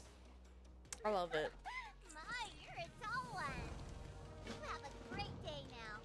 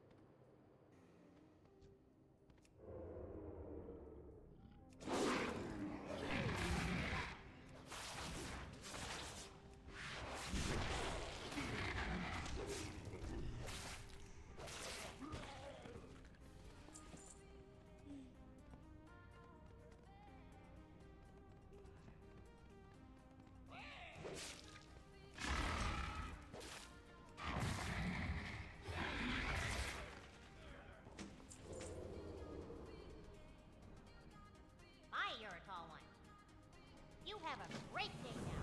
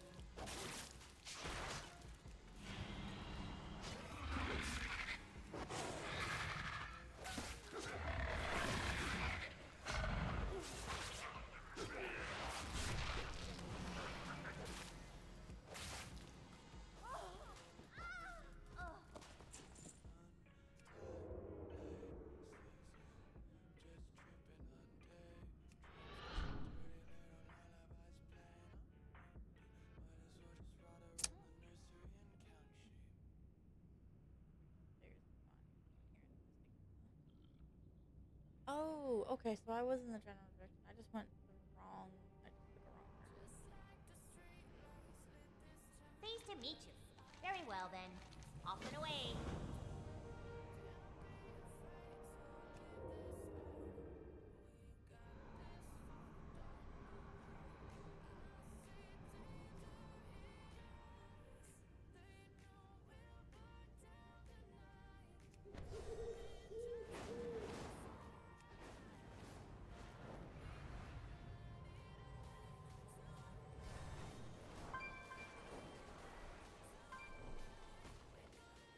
Hi, how are you? Right. Seeing you. Better.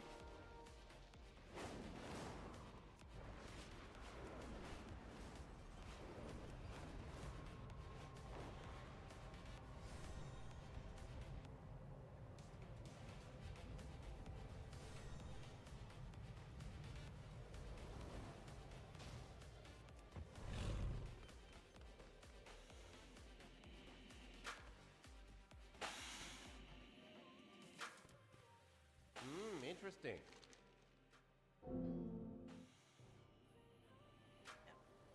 Off and away. Fantastic.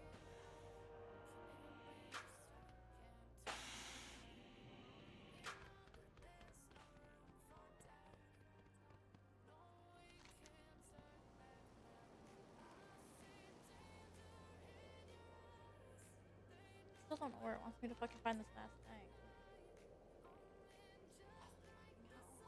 That's gonna irritate me. Alright. What's up?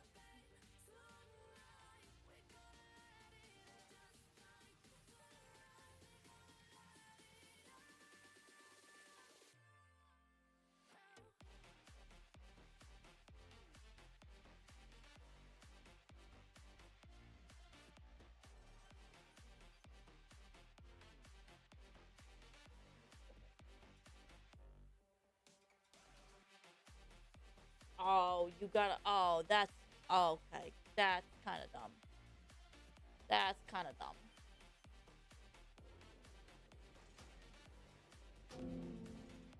Crafty can fuck off, you stupid bitch. Christ fucking mighty. Someone was fucking engineering. You're out of your damn mind. I'm gonna go to Dragonblight.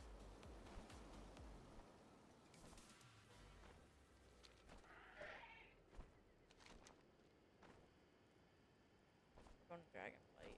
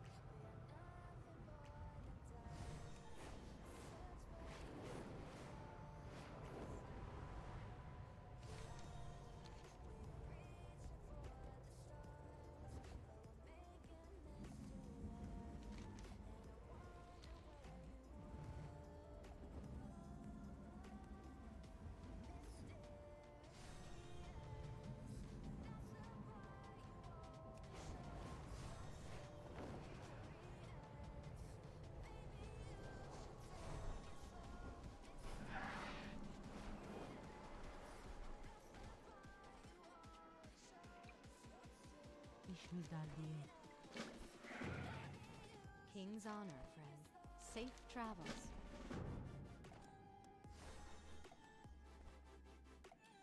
Hey there. For the Alliance.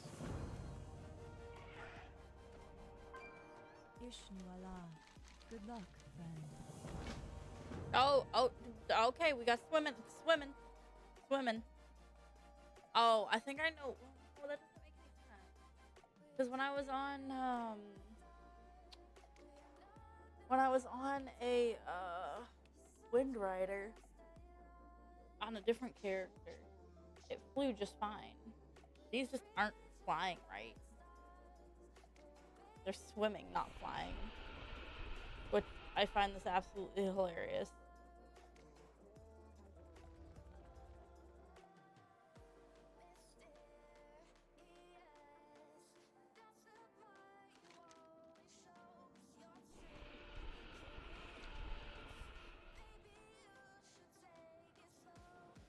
Only best flying.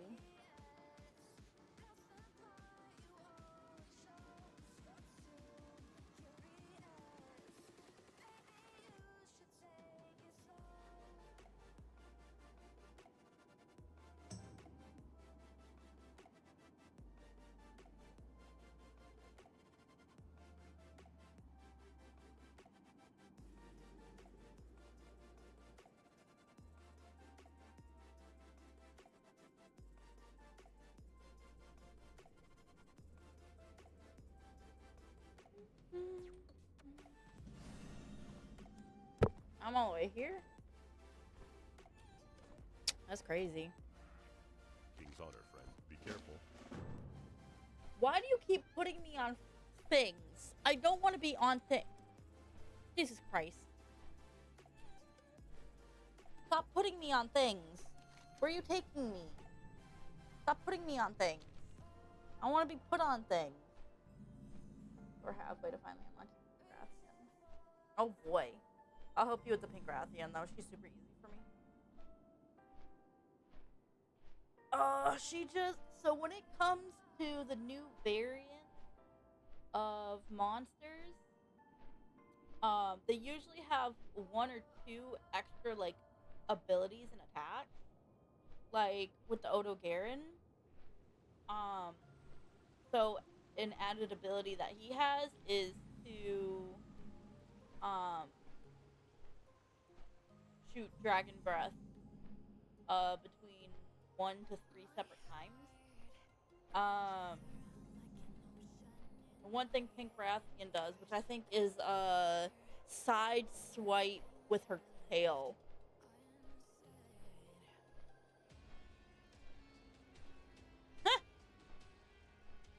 Like, it said, hey, let me just check this out real quick. Yep, that checks out. There you go. You can go do this now. I'm so sick of these things. God, it's like fucking... I don't want to fried shit. Oh, there's a fucking level up. Just based off flying. What's this? What's this? What's this? Increase damage. Strike. Oh, I am fucking for that.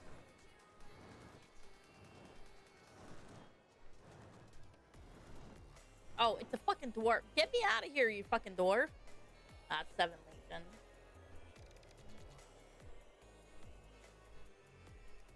I'm over this dwarf.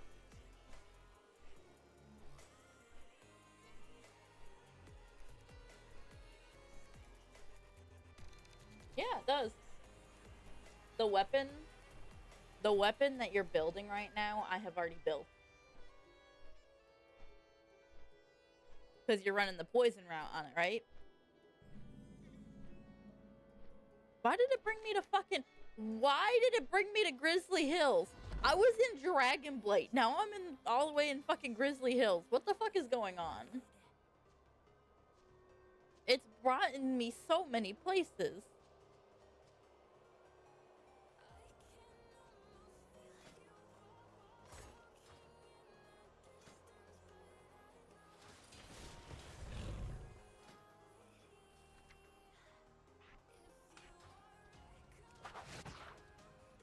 Shit. Oh, okay, that's an AoE. Okay. Yeah, you're... God, why did it bring me all the way... Christ, of all places, fucking Grizzly Hills. This is not where I wanted to be.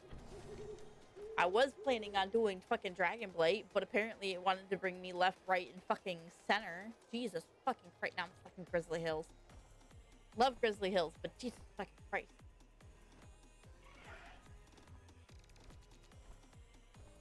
Alright, so...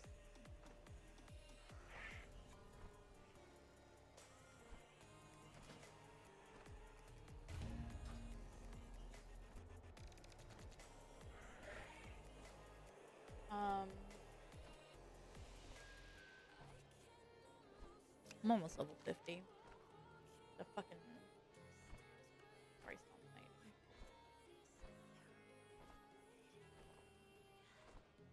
I have to fly back there because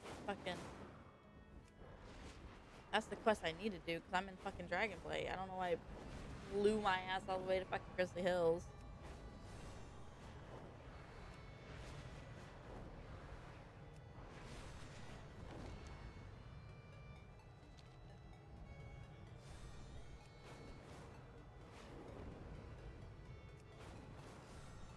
I can see the dragon waste from here.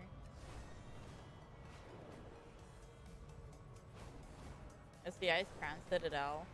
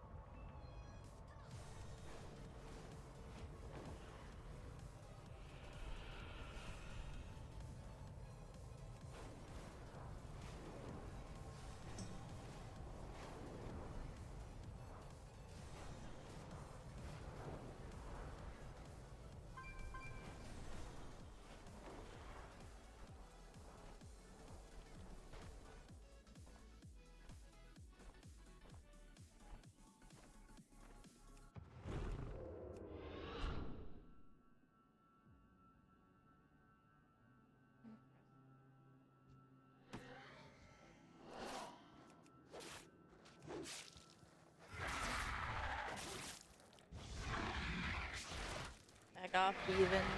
Back off, I say.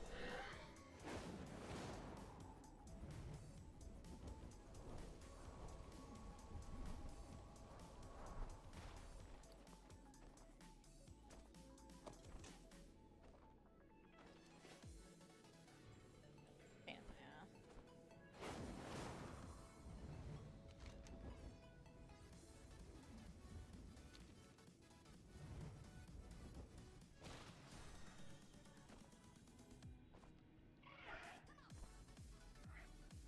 For Christ's sake. One of these fucking aha. Haha. I found it. Alright, we're gonna change to. We're gonna change to. So I'm just chatting. Oh, never mind. Okay, we'll do this dungeon first. Dungeon first. Dungeon first. Maybe.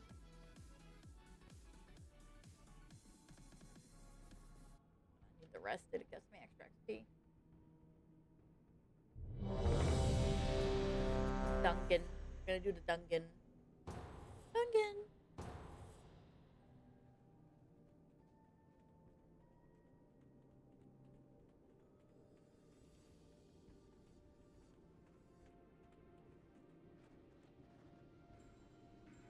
Oh, of all the dungeons, it had to be this one. Relax. Be seeing ya. See ya I do like this later. dungeon though. Later. Whee!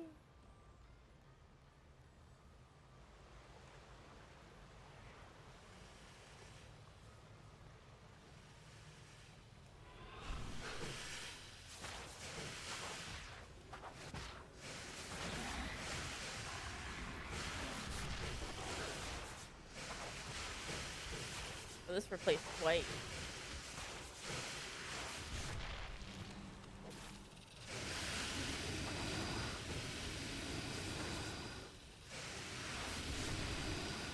I do so much fucking damage. Holy crap.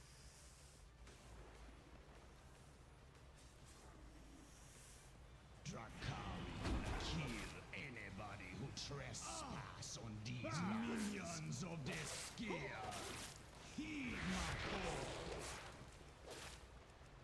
A thousand fangs gonna rend your flesh.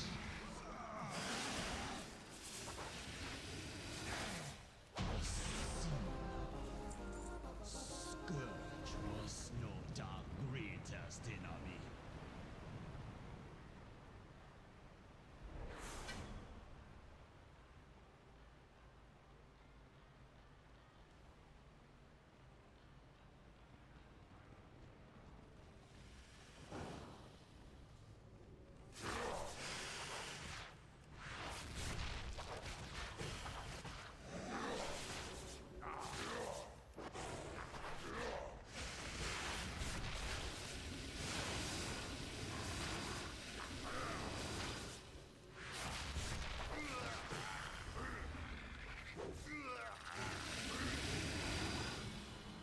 Look at all that fucking damage I do. That's crazy. That's a wild. I do so much fucking damage.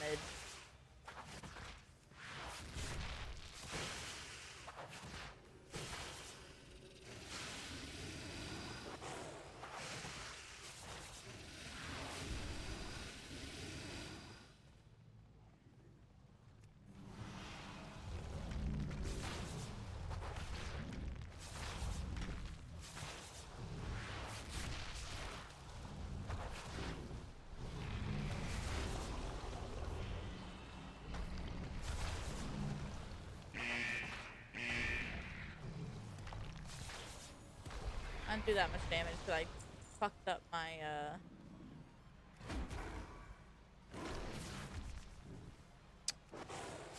my shit keeps getting fucked up.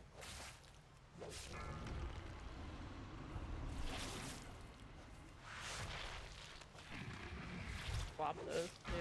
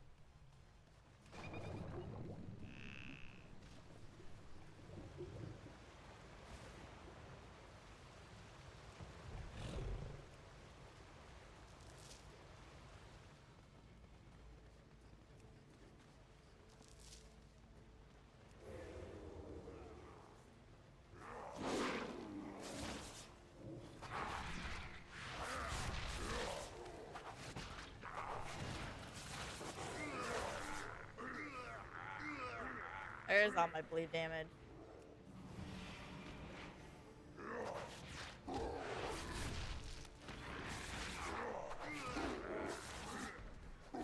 We fought back the scourge. What chance you thinking you got?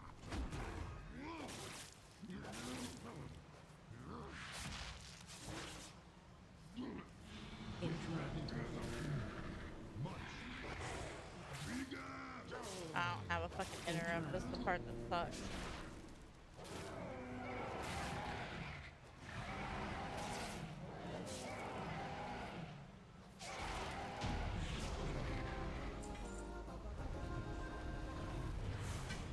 Oh, hell yeah, new cape. Whee!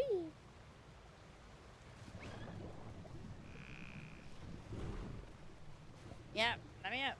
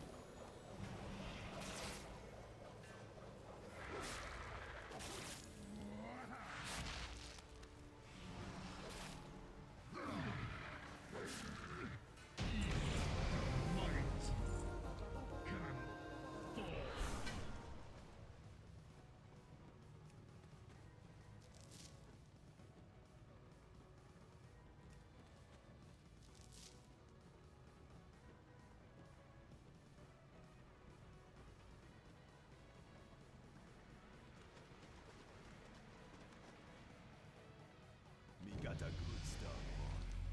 Okie dokie. See ya later. Be seeing ya. Oh, absolutely. Okie dokie.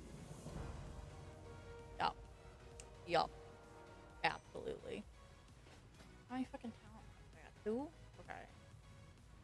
Stampeding Orpheus. And... Moonfire. Oh, absolutely, yes.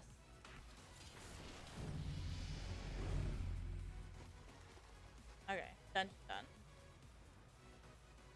Swear to God, I go in a dungeon and it fucking levels up twice. I swear to God. Okay, so we're gonna watch. So I've been kind of obsessing over this one, um, this one channel that's got like analog horror stories and shit all on it, and I absolutely love it. So give me 1 second, and we will start watching that.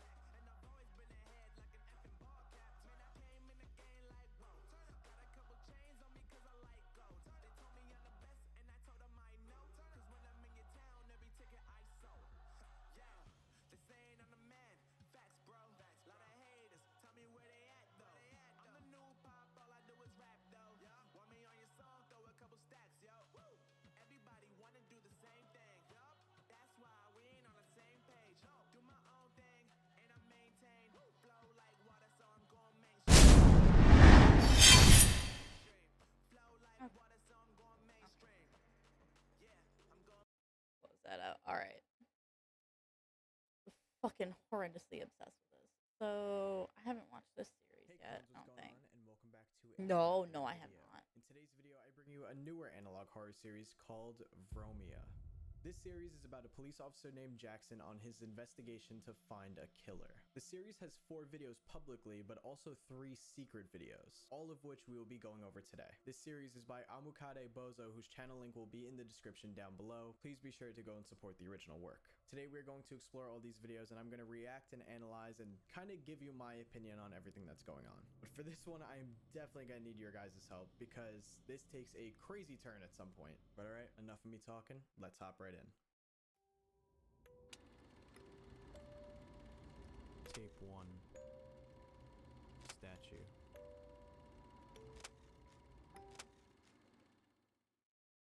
I have a feeling that right now we're about to take a journey, and I don't know if I'm ready for it. The description of this video reads, a corrupted VHS was found at a garage sale in Nirvana, California.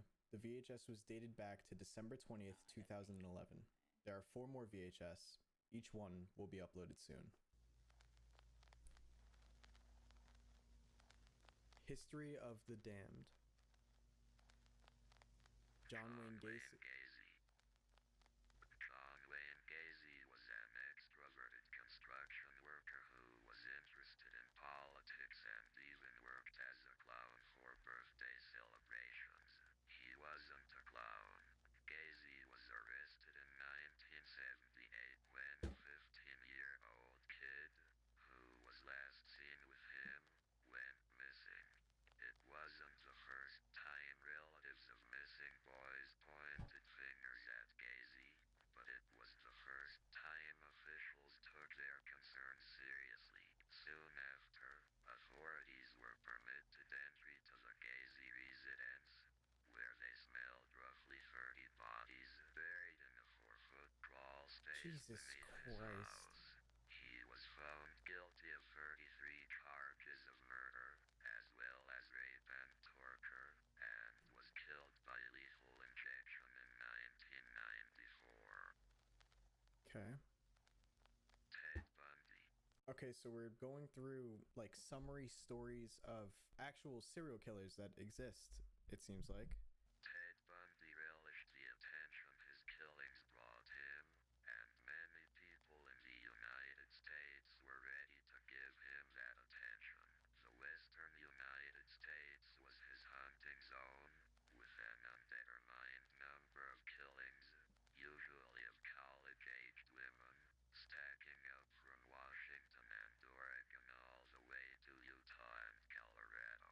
Bundy was captured and convicted of abduction in Colorado, but he escaped and moved to Florida, where he killed several times more.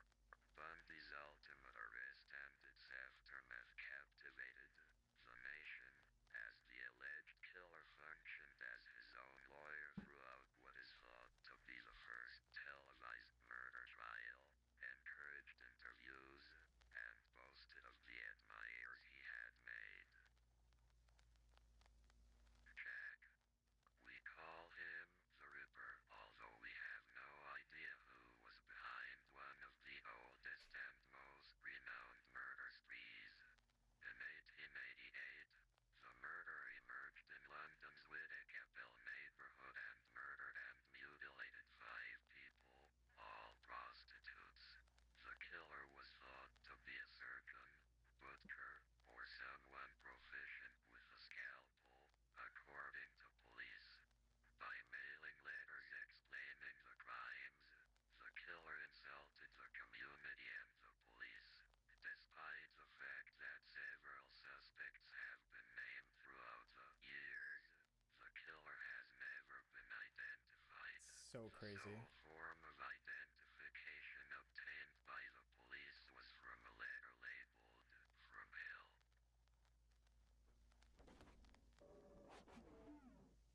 Okay. Oh, fuck, okay. Jackson Spring. We switching up the video type. So we got basically a summary of 3 serial killers, and it seems that the one that stood out the most there was Jack the Ripper, who they said was never caught. And that's really all I got to say, because I have no idea where this is going, but let's find out. Jackson log number 1. I finally got a day off. The NPD needed extra help dealing with the ever-growing cases. Whoa, hey. Moving too fast. The NPD needed extra help dealing with the ever-growing cases of theft in Nirvana. And since it's Christmas time, more and more people are stealing. What confusion? Some prick even stole Jamie's bike, but the school doesn't have cameras looking at the bike racks. So it's just a lost cause. Me and Amanda will probably buy him a new one for Christmas. Anyways, the city of Nirvana has had rain for 16 days straight, which is good since California has been in a drought for God knows how long. But today it finally stopped. So I decided to take a walk in the woods behind our house. I decided to take my camera to see if I could get a photo of some of the baby deer that live back there. Sadly, I didn't find Bambi. But I did find an abandoned house. I had no clue it was there. If I ever seen a horror movie house, it's that. Wow, okay. That thing looks like it's barely standing too. What is this foundation? It looks like Interesting some that there's a random house this deep in the forest behind your own house. The I decided to fucking see what was inside. That was Blair a bad Witch idea. Project. That's what it was. Blair Witch. That looks like a The second Blair I stepped Witch through house. the door, I got hit with the most foul stench. It was stomach churning. All of the rooms were empty and were covered in empty beer cans, food wrappers, and even condoms. Ew. Party house, I guess? Sick bastards. But then I found the statue. Well, I guess if you're gonna fuck, you're gonna fuck. I say this a lot, but I used to explore abandoned places, and it was very, very rare to find something in good condition, I'd say. That was mostly why you even explored the abandoned places, was you were praying that you'd find something old in good condition that would be cool to take a picture of. This is in, from what I can see in this photo, incredible condition for what was a party house.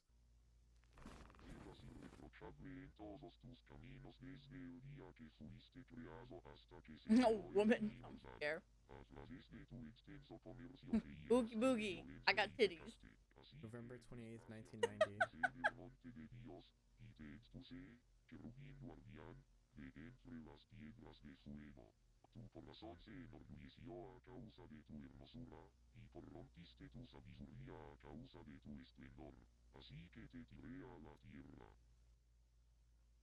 If I'm listening correctly. Okay, that sounded like it was backwards, so I'm gonna have to reverse that in editing. It's either backwards or Latin. Someone just switched the tape? What the hell is going on? A statue of Jesus Christ. It was well carved out of marble with intricate details and texture. Whoever made this statue is an amazing sculptor, I give them that. But they are sick. When I walked up to the statue to take a closer look, this is what I found. An actual human hand? An arm sticking out of the back of the statue. There were stitches along the underside of the arm. On the back side of the statue, there was also a note. It said, "The one who saw the lightning." I immediately called the police. I just can't get one day off. When the police arrived, they swept the area for info while me and my coworker Carter called the fire department. When the fire department arrived, they broke open the statue. We found her. Inside the statue, we found the corpse of 17-year-old Sarah Kruzik. She has been missing for 34 days. There was a photo stapled to her chest. It was titled, "Last 7 seconds of Sarah Kruzik." It looks like she's covered in blood, but she's very happy, which is really making that a lot more disturbing. Why was she so happy? Okay, he agrees. Who did this to her? I have so many questions, but they have to wait. First, I must contact her parents. Okay, so we got a lot of information there. We start off the video learning about 3 serial killers. I'm not sure what the actual connection is so far, but I'm guessing what we're dealing with here is going to be another serial killer, the person that killed Sarah. But I have a feeling that those details about those 3 killers will make sense later on. Important though that it says the one who saw the lightning. So clearly she saw something. Maybe she saw this killer kill someone else, or who knows what the lightning really means. But this killer must be some sort of artist. He had to have made the statue around her body, right? It's also a statue of Jesus, which could have some kind of religious meaning to it. Now, there was also like that whole 30 seconds of just straight up reversed audio, which I'm going to try to reverse now, and let's hear what it says.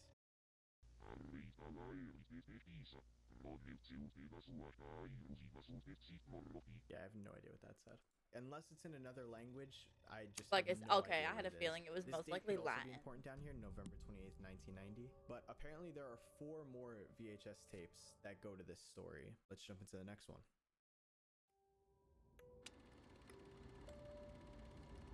Tape 2. Package from Hell.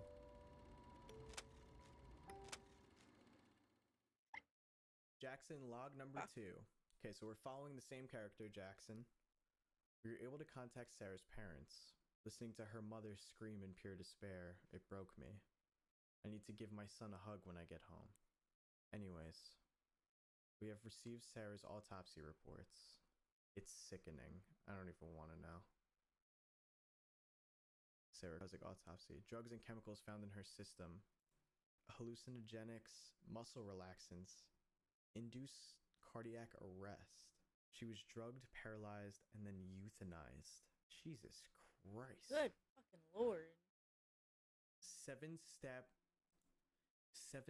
wounds along the abdomen. Forearm bones were removed and was replaced with a 7-inch thick pole, stitched shut. Forearm bones were inserted.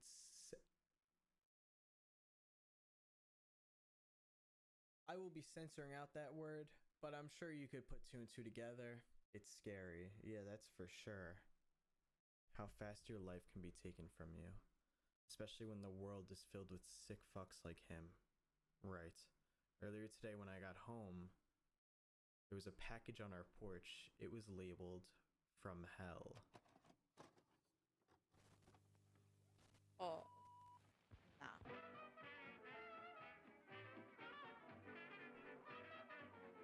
Hey. There's some secret code down there. God damn it. I'm gonna have to decipher that. Oswald the Lucky Rabbit in Mechanical Man. Okay.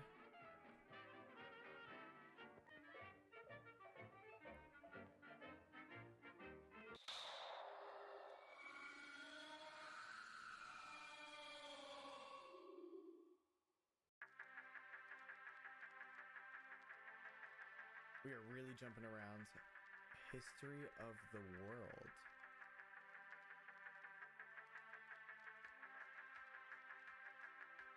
Iron Maidens. A solid iron cabinet with a hinged front and an interior coated with spikes, tall enough to confine a person, makes up the torture tool known as the Iron Maiden. In the 18th century, the first tales about the Iron Maiden were written. There is no proof that Iron Maidens existed before to the 18th century, despite their reputation as a medieval method of torture. However, there are historical accounts of the Spartan ruler Nabis using a similar tool for extortion and murder circa 200 BC. Hi, King. How are you? The Abbasid vizier Ibn I'm good. I'm good, Zayat's though. wooden How you oven-like doing? chest with iron spikes for torture would be applied when he was imprisoned and put to death in 847. Theoretical Iron Maidens, according to Wolfgang Skild, a professor of criminal law, Good. I'm criminal law glad. history, and Just philosophy watching of some law at the stuff. University of Bielefeld, were built together from relics discovered in museums to make magnificent objects designed for commercial exhibition.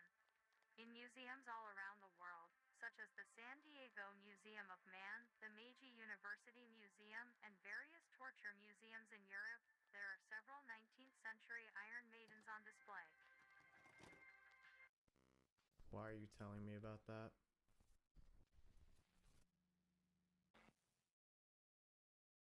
Inside the package was 3 pictures. The first picture was that of a painting presumably made by the killer labeled Home. What in the hell is this supposed to be? Second picture was a drawing of a house on fire. Looks more like the house exploded. But whose house is that? I'll send these images to investigators to see if we can locate the house in the drawing. The last picture is interesting. Oh, God. It's a photo labeled The Serpent. Oh, here we go with the fucking knock. That's him. That's the killer. A very skinny man, no hair, and a sadistic smile. Why would he send me a photo of his face? Is he taunting the police? No. He's taunting me. Oh. But why me? That doesn't matter right now. The killer knows where we live. I need to get Amanda and Jamie somewhere safe. Oh, and before I forget, the date is December 18th, 2011. I need to remember to put dates on these logs. Don't forget. Dude, I don't even know where to begin on this one. Okay, so for the text at the bottom here, we do have a translation. The translation is, are under the influence of an angel punished by God. So that's basically saying that they're under the influence of Satan. But who's under the influence of Satan? The victims or the killer? I'd like to think the killer, but maybe the killer thinks that he's punishing his victims for being under the influence of Satan. As far as the package that Jackson gets, it did say it was from hell, which does tie back to Jack the Ripper in the first video. There's also the whole thing about Iron Maidens, which I don't understand how that connects to anything so far. Now, this does say it's called Home, so this could be like a picture of hell or something. I'm not exactly sure. Now, the second picture being this house, I thought this would be the house of Jackson, but he doesn't recognize it. So this could be the house of another victim, or it could be the house of the killer. Maybe this was a childhood home or something, who knows? And apparently this is the killer, the serpent. And bro definitely does look like a psychopath with like that some Adam and Eve shit. The serpent? The killer like is the obviously taunting Jackson, and it might be because Jackson was the person who just found the body. The so one that he's, like, you know, torturing him now, and it seems that Jackson does have kids. So if I'm Jackson, I'm very worried right now. My family would not be leaving my site, but I'm curious to see where this goes next. I'm loving this analog horror series right now just because those two episodes tied in one after the other and have tons of connections already. So I like that a lot. But here we go. Let's jump into the next one. Tape 3. Trash bag.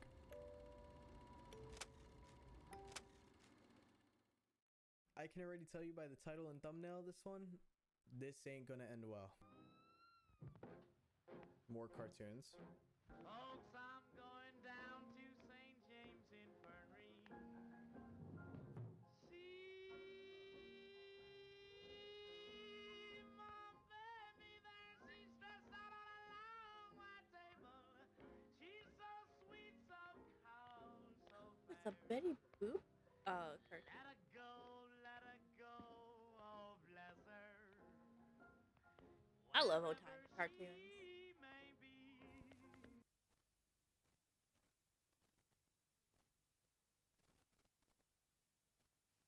Don't understand the context of the cartoons yet. Jackson log number 3. We got a call from the Nirvana Museum of Historical Arts. Someone had broke into the museum late last night and had stolen one of the Iron Maidens on display. How do you steal something like that without getting caught? That thing was huge from what we saw. Yeah, Iron Maidens are massive. I hadn't even taken a sip of my coffee yet, and we were ready. Damn, that's 2011? Machine. It's been a real strange couple of days. When we arrived on scene, we noticed several windows were broken at the front entrance, but there are no shards of glass on the floor or windowsill. Strange. Very. When we checked the display that was holding the Iron Maiden, the display case was still locked, plus it wasn't broken in any way. The Iron Maiden seemingly disappeared.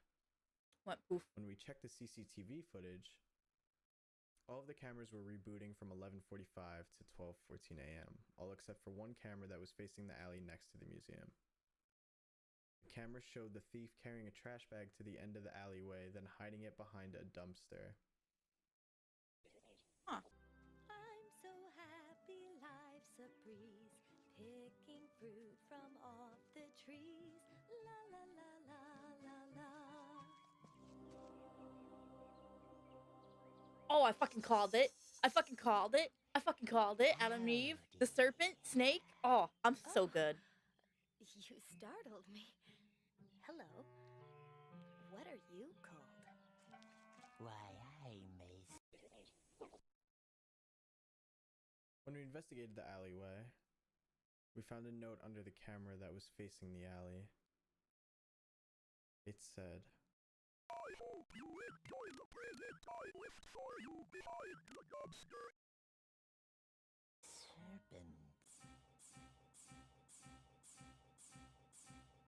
That's fucking wild. I fucking called it though. I fucking called it. Because if they want to do more like religious stuff, he's got to be the serpent. Trash bag. What's in the trash bag? I quickly found the bag and tore it open without any hesitation. I ended up cutting my hand on a sharp piece sticking out of the bag. The glass? Huh? It's glass. Oh, what is that? The bag was full of the glass from the broken windows. Oh. And right on top of the pile of glass was a photo with writing. Oh god, photos. Oh god. This was the photo. Oh. Help me. That's dark. Oh, that's dark. He has a hostage. Oh my god. The boy's still alive. Before I could get a better look at the photo, my partner Carter snatched the photo out of my hand. His face turned pale. Oh fuck. The boy in the photo is Caden Dust, the son of my partner Carter Dust. We will get your son back. I assure you. No. I just don't know where this is going yet. I'm trying to think of some kind of theory, but I just can't think of anything. So this killer is definitely precise and strategic. He steals the Iron Maiden when the cameras are rebooting. Knowing that only one camera worked, he made sure to make a scene on it so that they could find this new information that they now have one of the police officer's kids. But it still doesn't quite explain how the Iron Maiden just disappeared. They did say that the display case was still locked and almost in perfect condition, so how did it disappear from the display case? It makes sense how it got in. Like they said that the windows were 30 broken, minutes but to it doesn't steal make an sense entire Iron how Maiden. he transported the Iron Maiden, and there's like no proof of it even leaving the display case other than the fact that it's not there. We are also back again with another Blair Witch. smile of a victim. I called it Somebody Blair Witch. Blair Witch house. He's Blair Witch. Smiling. My theory of why they're smiling is it could be from the drugs that they're on. That does seem to be an important trademark by this guy. He smiles in his own photos. His victims smile too. I have no idea where this is going to go next. I have no clue. Hey guys, what's going on? Editing Marcus here. So I kinda lied to you. There is one more main video left and 3 other secret videos, but I decided to divide this video up into 2 parts. I figured before I took the big dive into adding on another like 40 minutes to this video or however long it's gonna be, I'd ask you guys first if you even want to see all that. Hey clowns, what's going on? And welcome back to another video. That's what I'm saying. Today we're jumping back into the like it analog could horror be series known as Vromia. Paranormal forces, because if he's related to like the serpent, which is the serpent from Adam and Eve, so next time we're was a raising that like goal by a lot. But today we're gonna go over the final video of the series known as Interview, along with the other 3 secret videos. The which is creator probably of the series how is he Amokade gets Bozo. his His channel link will be in the description down below. Make sure to go support the original work. His victims. Guys, if you thought you had the story together in the last video, you don't, because this is about to get really crazy and confusing. And alright guys, enough of me talking, let's jump right in. Tape 4. Interview.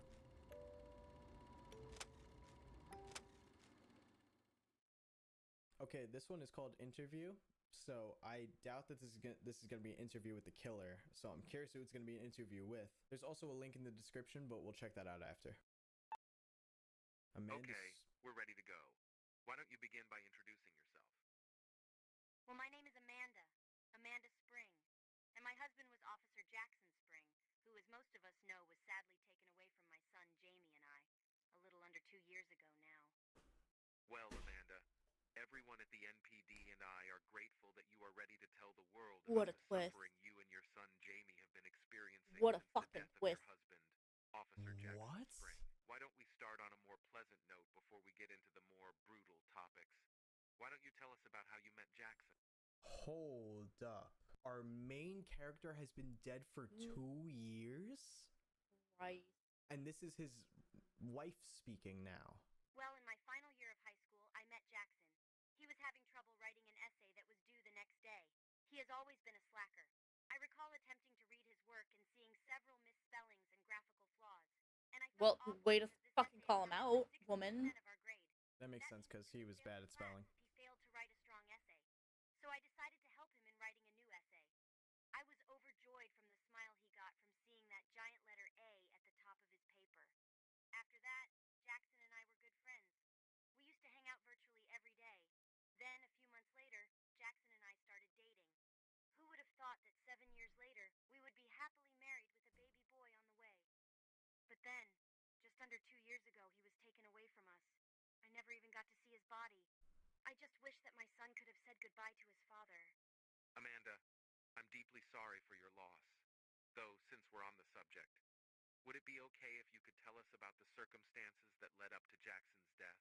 Please. Well, it started when he had found the body of Sarah Kruzik, stuffed inside a statue. He found it in an abandoned house in the woods behind our house. Later that night, we received Oh, that was behind his house? several pictures. One of the pictures was a drawing of a house. That's fucking Jackson wild. thought it was that devil's house. I didn't think so, since why would a murderer send a police officer a drawing of their house? But sure enough, the next day, after they got back from some sort of museum robbery or something, they located the house in the drawing. But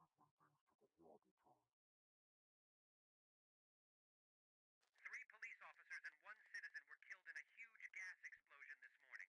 We'll transition to Maddie, who is now on the scene, to explain. In the first video, he found a girl's body in a statue behind his house. There's this house in the woods. Brother, ew. Brother, ew. Hi, Yuzo. How you doing?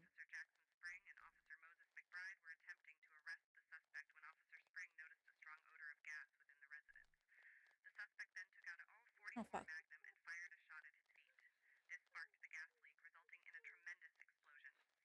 That motherfucker. That motherfucker. Shoot a gun off in a gas-filled house. What a doofus. Doof. Okay, I suppose that's all the time we have.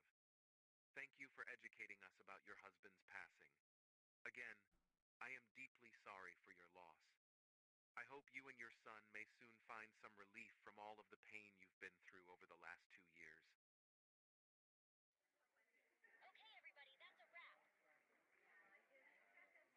can I ask you a question? Of course, Amanda. Do you think I can hear the audio from the body cam footage? Without a doubt. I'll have to contact Chief Kano, but I don't believe he'll have any issues with it.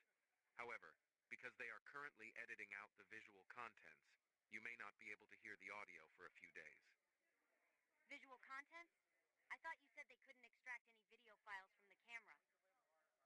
Well, shit. Okay, listen.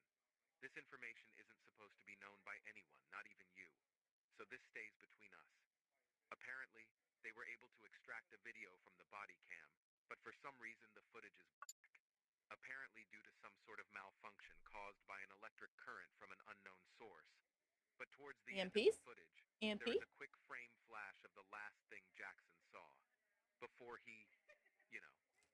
Anyways, the point is that that frame is seen as too gruesome for public consumption. So Kano decided to edit out the video file and just release Yeah, the it's like audio the female version of it.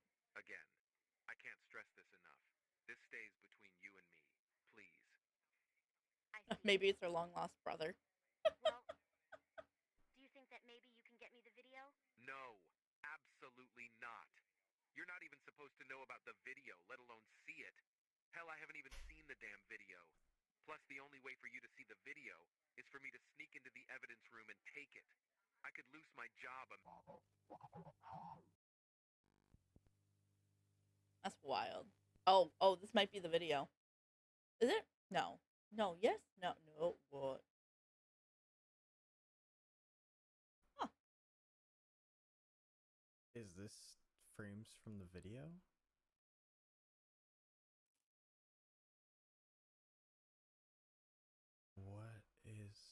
Just no.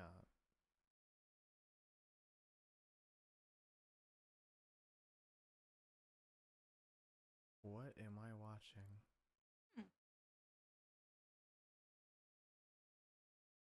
Reaching for a kitchen knife? End it all or give up. Whoa, what is whoa! I thought this was gonna be the last video and that the next one didn't get released, but I have choices on what we do. What? I need a second. That's insane. That is one way to do it. Go over some things. So apparently, right after the last video, they did find out where that house was that we got in the hell package, and the house apparently belonged to Nathan Kerr, who they believe is the killer. And when the 3 officers showed up there, the house apparently exploded and they all died, including Nathan Kerr, which there's definitely something off there. I don't know what it is yet. Like they said, there's something on the body cam footage that is important that we need to see. So I guess we'll see it eventually. This is what I love about analog horrors. You never know what the fuck you're gonna get. Secret tape. Too oh, late. My foot. Trying to fucking shift. Fix my shit. Hey, Marcus from the future here. I actually already watched these 3 videos, the 3 secret ones, but I need to go through them with you guys to kind of explain what's really going on, because I can't really react to these, if that makes sense. You're about to see right now. We're gonna start with the first secret video. The first one is in the description for the video interview. It's a backwards YouTube link, and when you type it out, you get this.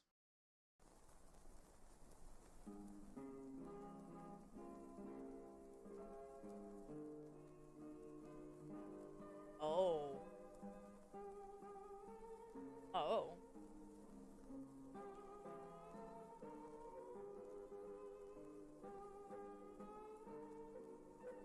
And yeah, that's the whole 2 minutes, is just this image basically getting brighter. If we want to go over this video real quick, it's called Too Late, and it says your father was too late, Caden, implying that Jackson and Officer Dust did not make it in time to save Caden. So it appears that by this, Caden died before they even showed up to the house. I mean, Caden's fully buried, and that definitely didn't happen after the house exploded with the killer in it. Something that's interesting is that it looks like there's one arm in the ground here buried, but also another arm in the background here. So the question is, where is Caden's body? We currently do not know, but I feel like we'll find out in the future. I think it's also important to note that for literally like a split second, it says accept the filth. This also ties into the name of this whole series, Vromia, which actually is a translation in Greek, I believe, for filth or dirt. This ties in, interestingly enough, Caden being literally buried in dirt or filth. But why was Caden punished for this? What did Caden really do other than be the son of a cop? Maybe Officer Dust did something that we don't know about yet.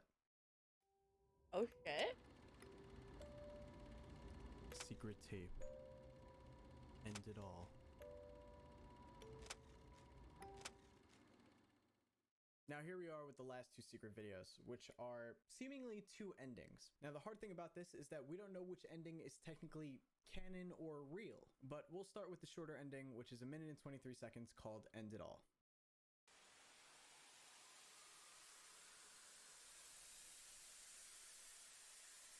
Okay, I don't have the patience for this. It is the same concept where it takes quite a few seconds for the image to fully be visible, and it's this right here. Looks like somebody... I don't think I have to say it. If I do, we'll get demonetized. But you can see that that's the situation here. Also, this is Greek right here, and it translates to "the dirt convinced you." Oh, shit.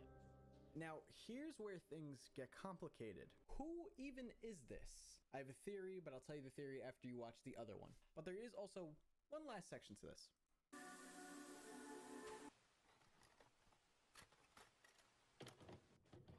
Change of tape.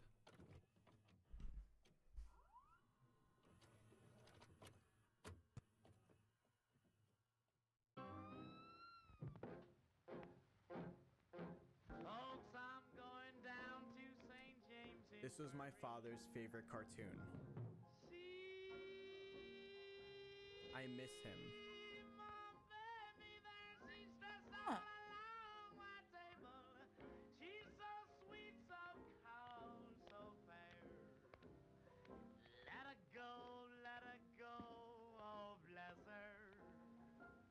Why isn't Mother home yet?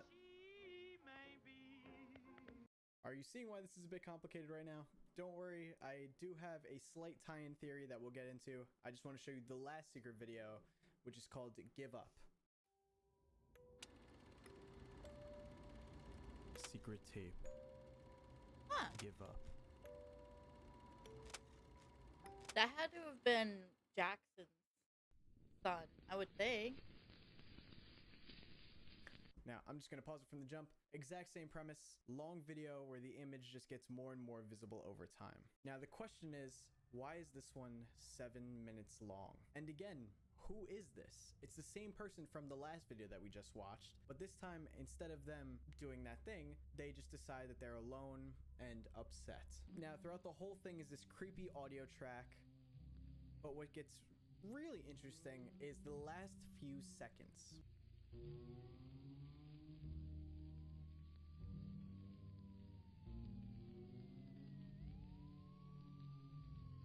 Did you hear it? Well, in the last few seconds there, it sounded like cop cars were pulling up to wherever that person was at. So the big question, who the hell is that? Because we have almost no clues as to who it is. The main theories I would that think I it would see be in the Nate. comment section and that I've come up with on my own as well is that it's either Nathan Kerr, the killer, the serpent, or it's Jackson's son, Jamie. Here's why it makes sense to be Jamie and why this makes the most sense. In the first ending video that we watched, during the cartoon, it says how this was my father's cartoon. I miss him. Where is my mom? And we know that right now, in the last video, his mom's doing an interview and he misses his dad because his dad is dead. What doesn't make sense for that theory is why there's cop cars at the end of the Give Up ending. Now, maybe the cops are pulling up to his house because they have new information, although I don't think that they would have their sirens on. Again, these are kind of loose theories. There's not too much evidence backing them up, but this is just what I've come up with. Why it could be Nathan Kerr. This could be Nathan Kerr before the cops show up to his house. Before Jackson and the other two officers come up to his house looking for Caden, this could be Nathan Kerr during that, where he decides whether he should end it all or just give up and decide that he's alone. It would also make sense why there's cop cars at the end of that second video. They're pulling up to him to arrest him. And that could be the canon ending because as we know, what happens is the cops come in, there's a shot fired at the ground, the whole house explodes. That's basically all I got for you. I hate to say it.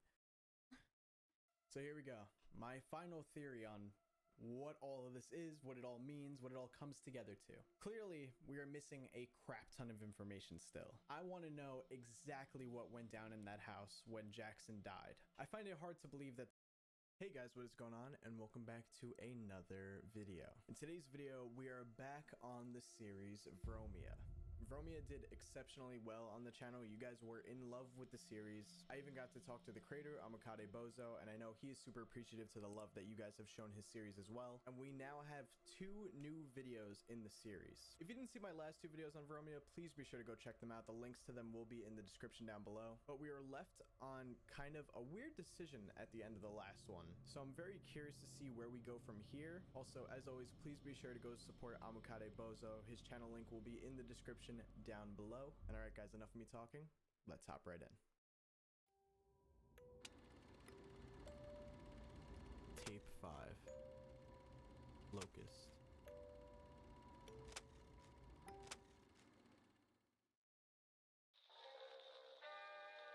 I definitely think we'll learn that in History this of video. the world. Let me just go get more. I gotta get more drink.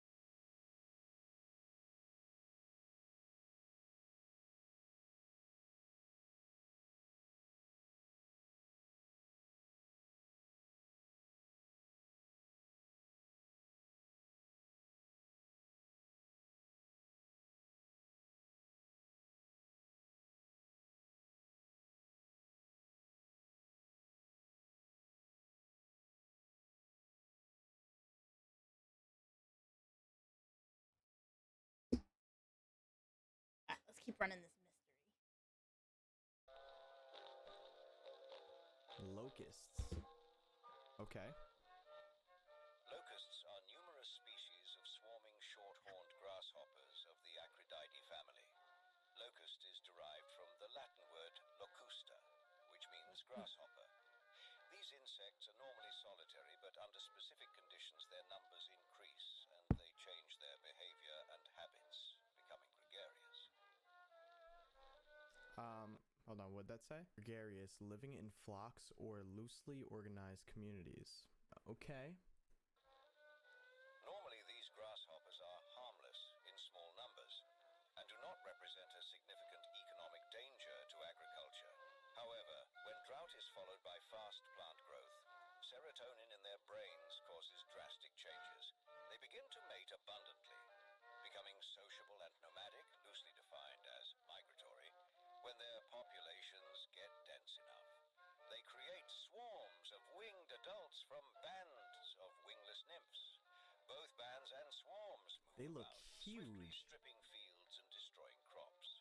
The adults are strong flyers that may go long distances and consume the majority.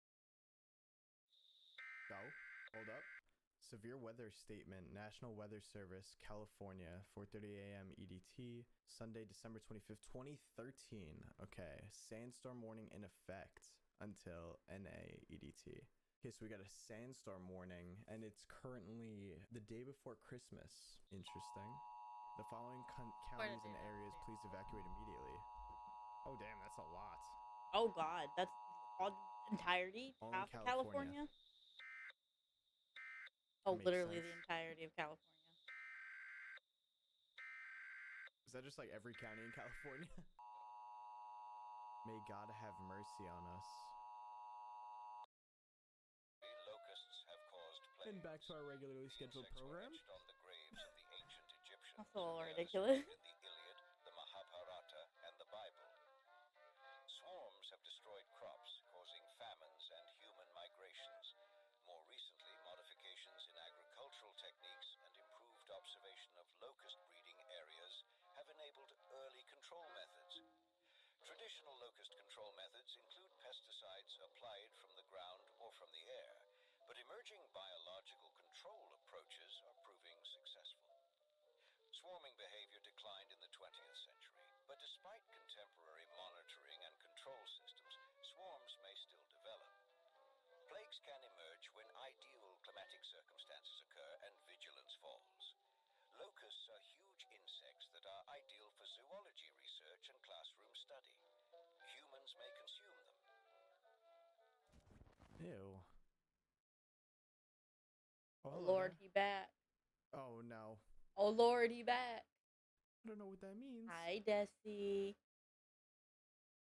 Bro is literally speaking How another you language doing, to me. Desi?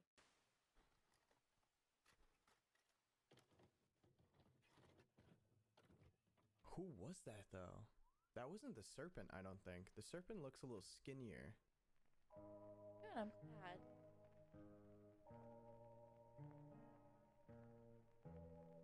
Oh, okay. Okay. I tend to forget that all the Vromia stuff that we watched already was actually the prologue. So that's why this is technically the beginning of chapter 1, I believe. Oh, we're not we starting this definitely again. have to No, we're not starting translate this again. all of this Greek here. No. This The is for a question later date. How do I translate it? Okay, so it took me quite a minute, but I think I got all the translations to the Greek that was there. Understand your position in this world. You owe me your life. I freed you from that sulfur pit.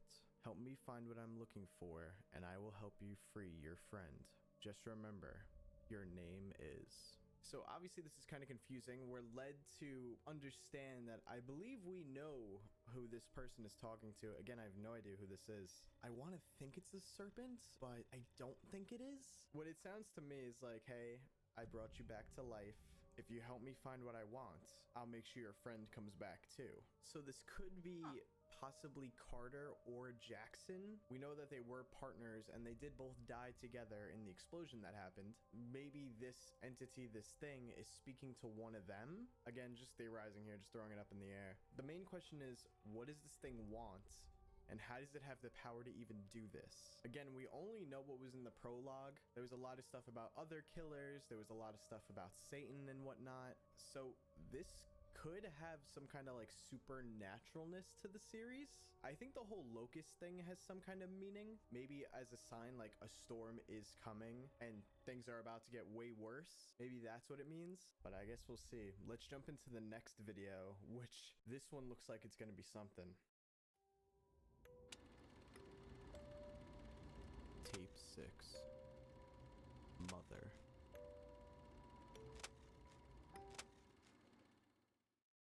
Alright, I'm already seeing here that we got something going on in the description. I'm not sure what it is, but we'll check it out after we finish the video. Maybe the video will give us a hint.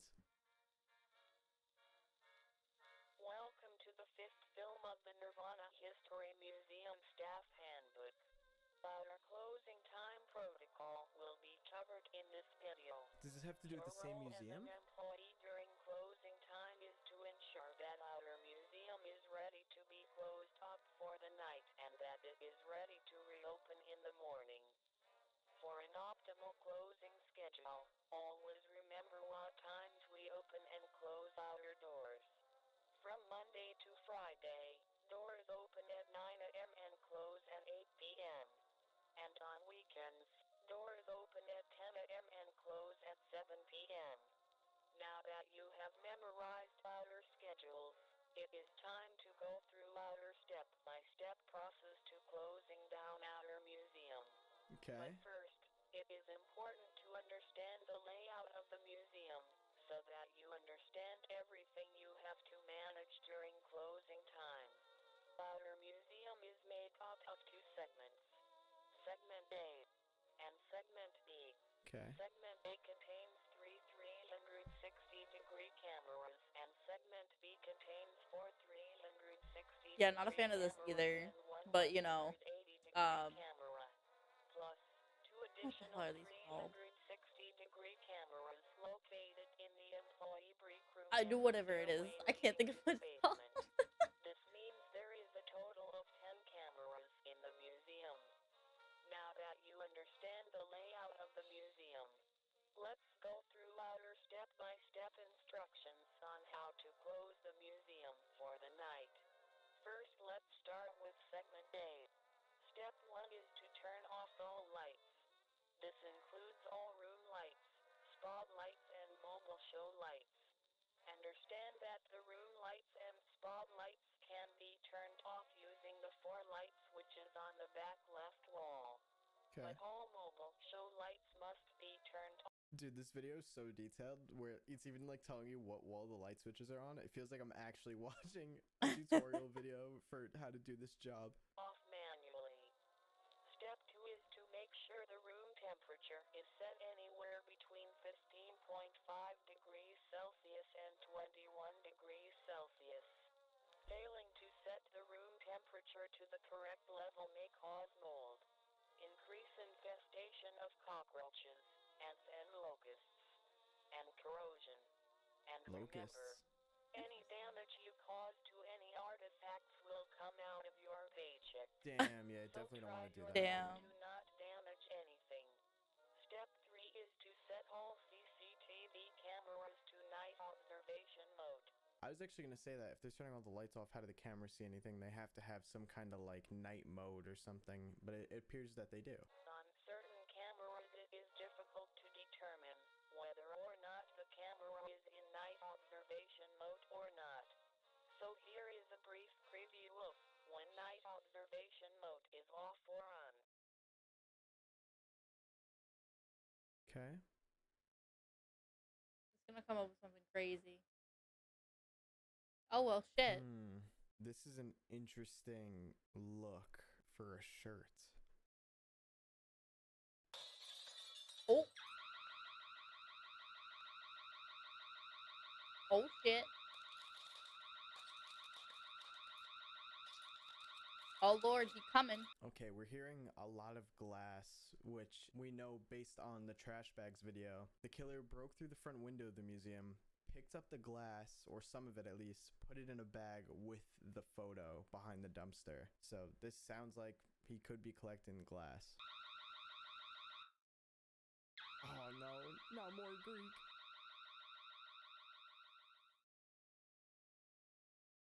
I hated that alarm noise, I'm not gonna lie. I'm fighting my temptations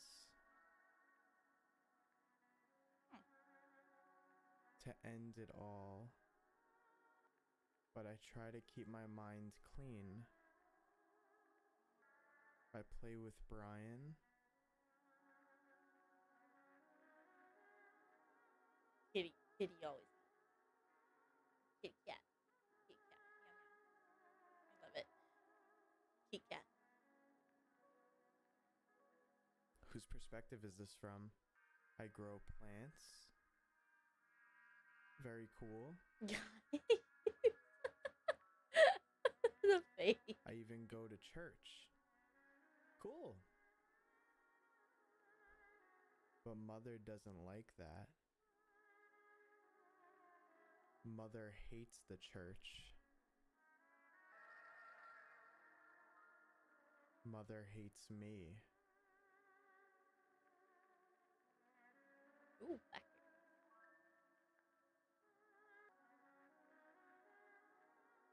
I feel alone. But I'm not alone.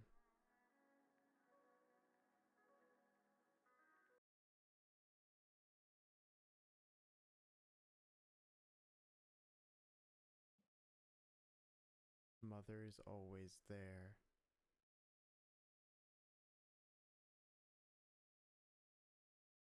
Watching me.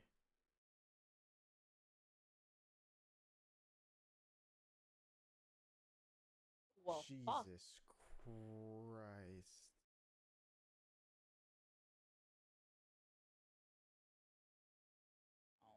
Oh my god, there's more Greek at the bottom. Did you see that? Good job.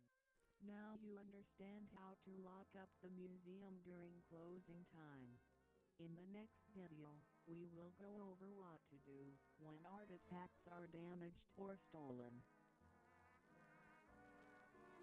I'd actually definitely like to know about the next video too, considering that the Iron Maiden was stolen from that museum. What is the protocol for that? All right, first things first, I want to translate that Greek Room that we B? saw there. Oh yeah, that's right. What about Room B? Video during the break-in when we heard the glass break translates to "Go back to sleep, Jamie. See you again soon, Jackson." Okay, so this Greek part here at the end of the video is actually the same Definitely Greek not Mother. that we saw at the break-in section that I just translated. Is that what the mother is saying to this person recording? Is it Jamie that's actually recording all this? Hi, 3 a.m. editing Marcus here. Marcus said a lot of stuff in this explanation that made no sense because he got confused about names, so I'm just gonna re-clarify what he was trying to say. I am not at all sure what it means by Jackson, I'll see you again. That definitely sounds like Jackson could either still be alive or coming back to life. Not sure about that, but very interesting that you guys were right in the comments on the last video. You guys were saying how sus Jackson's wife seemed during the interview with her eyes blacked out, and then when it fades away, her eyes are still like super black and just weird. People were even saying the way that she was talking was weird. I don't know, maybe it's a bit weird that she really wanted to see the last thing that was on his body cam footage. Maybe she was somehow in on it. Jamie should definitely get the hell out of there because his mom is acting way creepier now. I'm not sure if this is a paranormal thing where it's like maybe the serpent died but his spirit moved on to someone else and it's now Jackson's wife, or Which if makes maybe sense. Jackson's wife was Mother. in So on this- this the whole yeah, time yeah, somehow. yeah. I mean, it would Yeah, explain I get it why now. the first body that they found of that girl was so close to their house, but it would also make us question a lot more things. But all right, back to the normal Oh, video. Jesus. I also don't think this whole museum thing is over. I think this is just the beginning section of something that we're going to learn a bit more about. Because again, last time we went over this, the Iron Maiden was stolen from the museum, and it seemed like the Iron Maiden was going to be a huge part in all of this, and then we kind of never heard about it again. And I'm sure it still has a purpose, we just haven't seen it yet. But we're kind of looking at how the Iron Maiden got stolen here. God, this is such a creepy image though, man. This would disturb me to all hell if that door over there was open and I saw that. My mom was doing that, I'm leaving.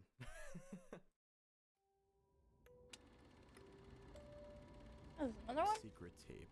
Oh, it's a secret tape. Missing Diana Romo.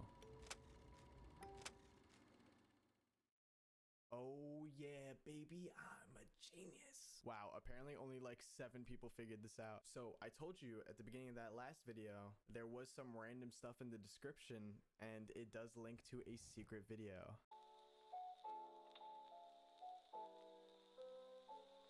Missing Diana Romo.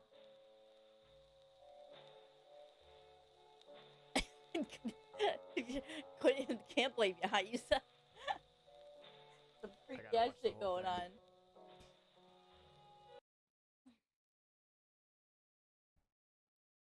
Yo.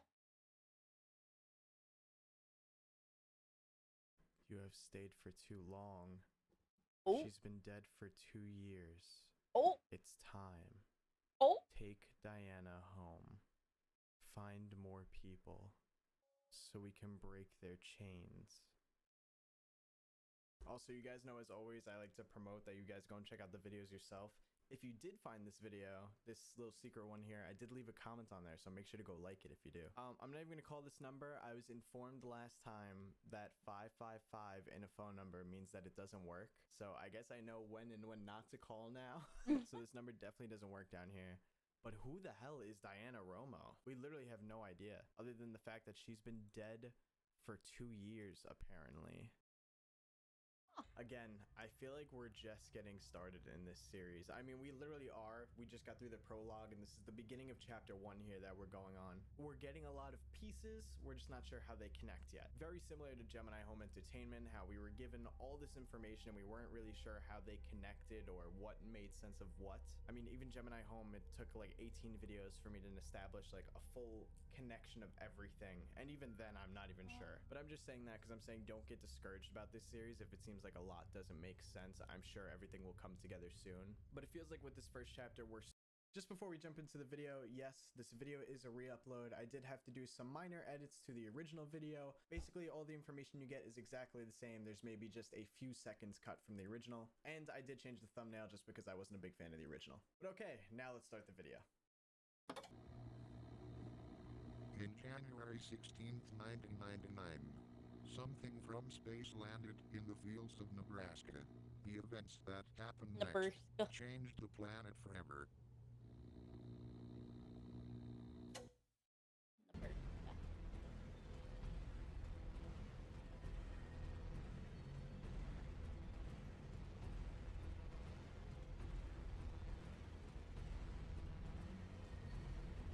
Hot damn.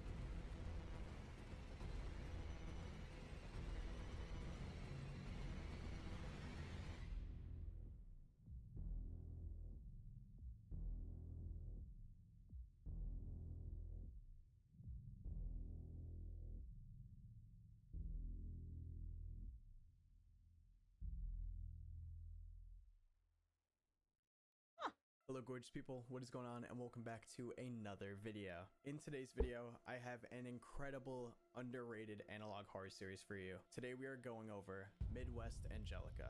In short, this analog horror series is about a corpse that came from space and landed on Earth in 1999. The results of this event are absolutely insane. This entire video will go over Act 1 of this analog horror series. I can't Please think be sure of the to go name. support the Midwest Angelica channel. The link to it will be in the top of the description down below. And guys, you are in for a treat with this one, so let's hop right in. Midwest Angelica 000. It's a certain type. I said it earlier. Site. It is believed that the footage, which depicts an advertisement on KMTV Channel 3, was recorded sometime between October 31st of 1991 and January 1st of 1992. The product depicted in the advertisement, a film titled Midwest Angelica, has yet to be recovered.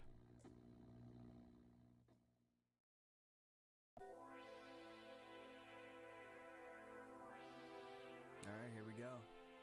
In the year 1999, a corpse descends from the cosmos, right into your backyard. The ultimate in science fiction. An alien thriller. A threat unlike any other. This is the Midwest Angelica. Okay, the music goes hard. Critics are calling it a one-of-a-kind, a sublime experience into the realm of the unknown. A twister of biblical proportions. Don't hesitate. This is your chance. Call within the next 15 minutes to receive a free poster, along with your copy of Midwest Angelica. Only $16.99 plus shipping and handling. Call now.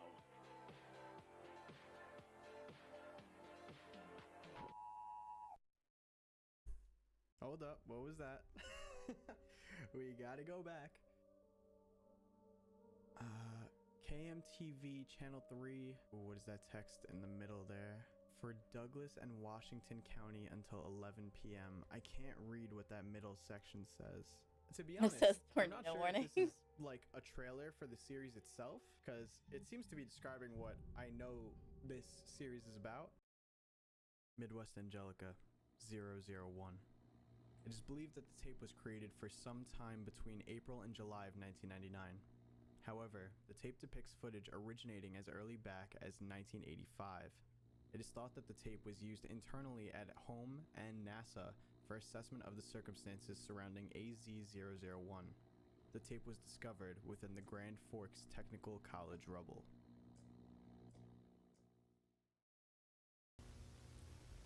Alright, so this one's an FBI video.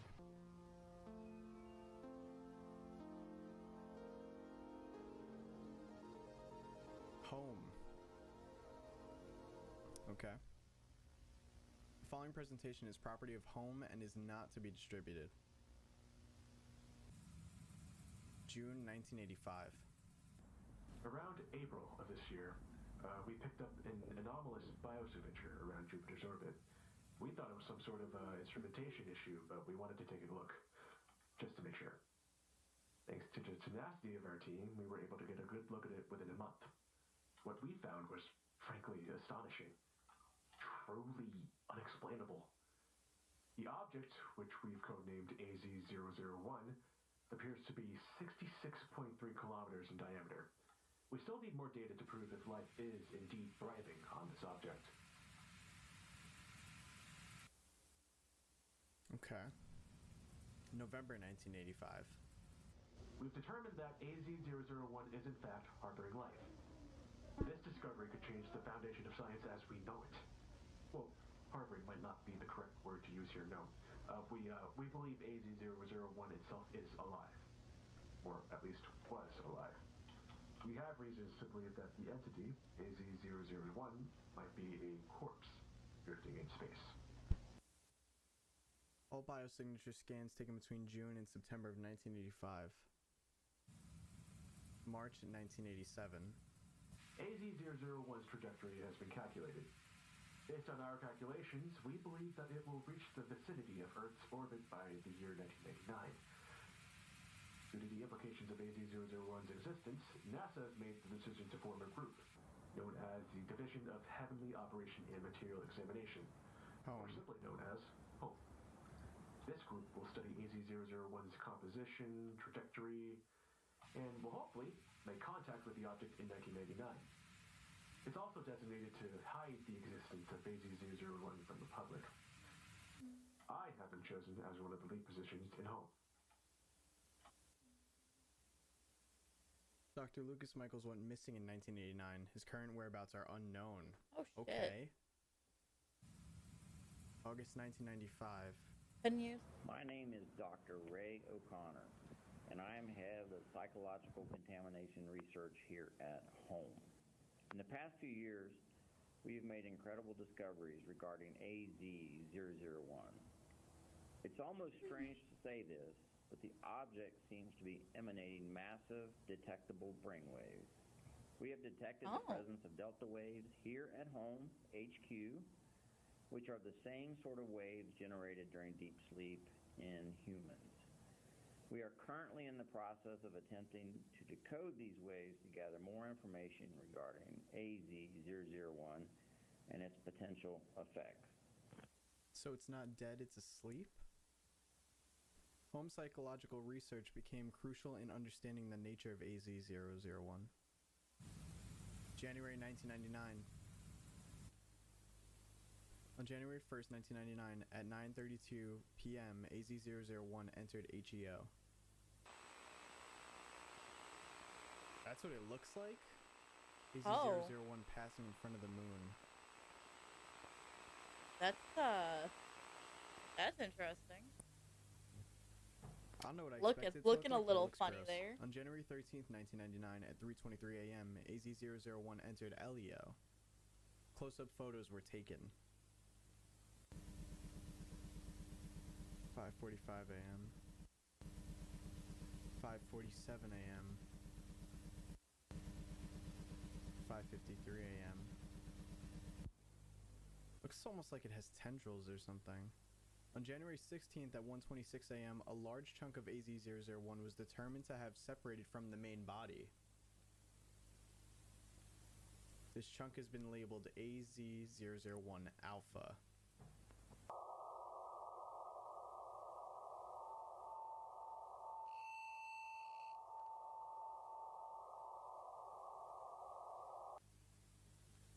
Unusual radio propagation detected at 3:49 a.m. Unlikely to be caused by sporadic E.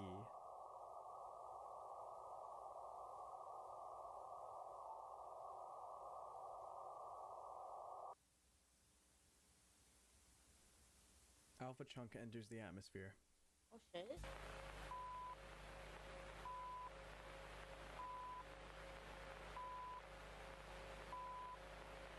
Oh Lord, he coming. Oh Lord, he coming. Visual tracking of the anomalous object.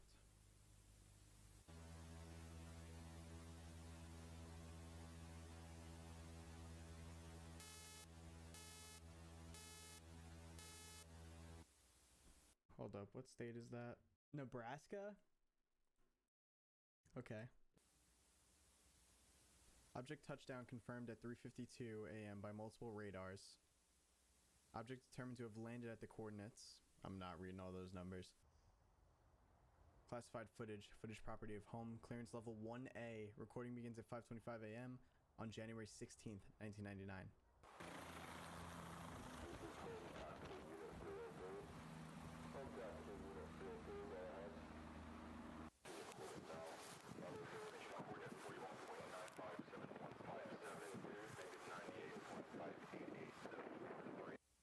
There are no captions, by the way.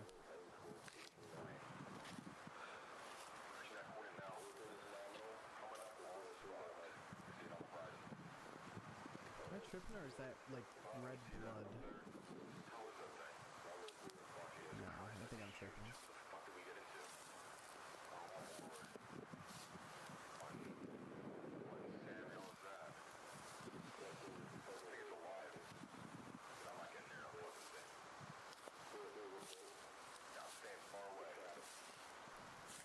I'm hearing in the background, it's alive.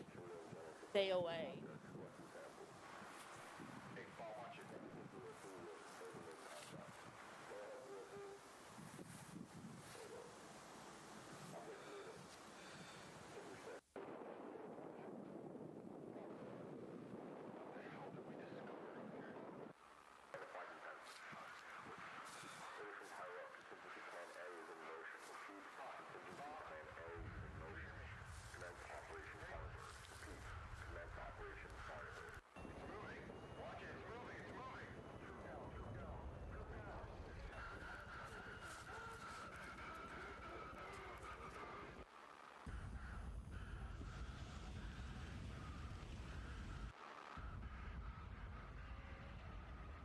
Right.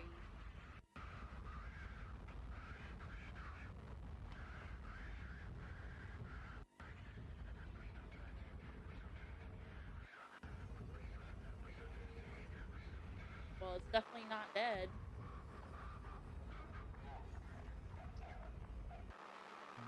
Whoa. It got inside their suit?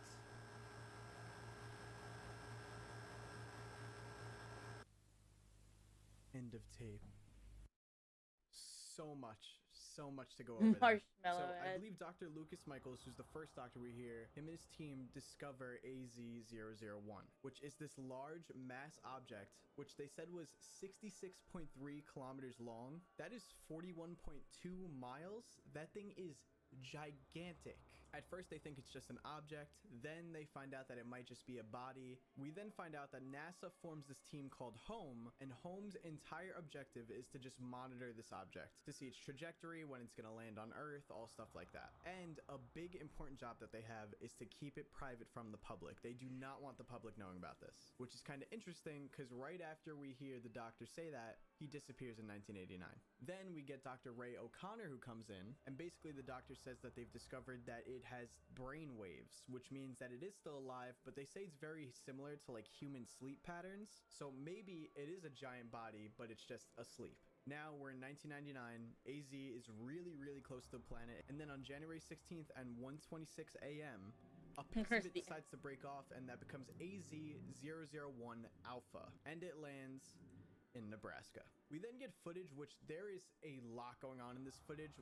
We get like 2 different POVs, and there's a lot of radio chatter in the background. Like we hear several different people talking over each other. We get this image here, which looks like it may be inside of a crater, and this may be AZ-001 Alpha. Like this is the piece that broke off that landed. It looks a little burnt on the edges maybe, which makes sense if it just came in through the atmosphere. There's weird stuff in the grass, right? I can't tell if that's my color blindness kicking in or something. Let me know in the comments. It definitely looks like there's some stuff that like maybe came off in the grass as it was getting closer to the ground and landing. All of a sudden they're trying to burn it and kill it. I don't know, unless I missed that they said that, but they're trying to burn this thing. So here's one of the soldiers, or one of the men, I don't even know what to call these guys, but one of HOME trying to burn it. And they have some very interesting helmets. It almost looks like a bucket, but you could tell something is wrong with this guy. These, I'm just gonna call them tendrils for now, tentacles, whatever you want to call them, but you could tell that they're pretty close to this guy. And then all of a sudden his mask just starts melting, and then we see that a piece of this thing comes out of the mask. I'm sure this will get explained exactly what that was, but I'm sure as it was coming through the atmosphere, maybe tiny pieces broke off around the field of where it landed. So if these guys were walking all around there, there's a chance that maybe one of these pieces grabbed onto their suits, maybe crawled inside of their suits and contaminated them, you know, causing the masks to melt and everything, basically killing them. Either that, or maybe the huge piece Alpha just, you know, got close enough to them that, you know, it got inside their suits. It's clearly dangerous, clearly not very friendly, and this is only a chunk of the giant thing that is floating very close to Earth right now. I'm sorry, I know that was a really long explanation, but I just wanted to make sure we went over and I made everything clear for you guys on what just happened there, because that was a lot of information they threw at us. But I'm excited. I want to jump right into the next video. Midwest Angelica 001S.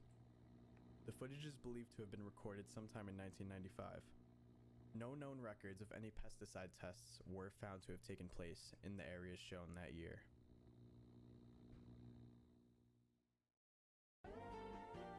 North Broadway Street, Red Oak, IA 51566. If you or a loved one are living in any of the counties shown on your screen, you're encouraged to consult your doctor or call the toll-free number below for a free evaluation today.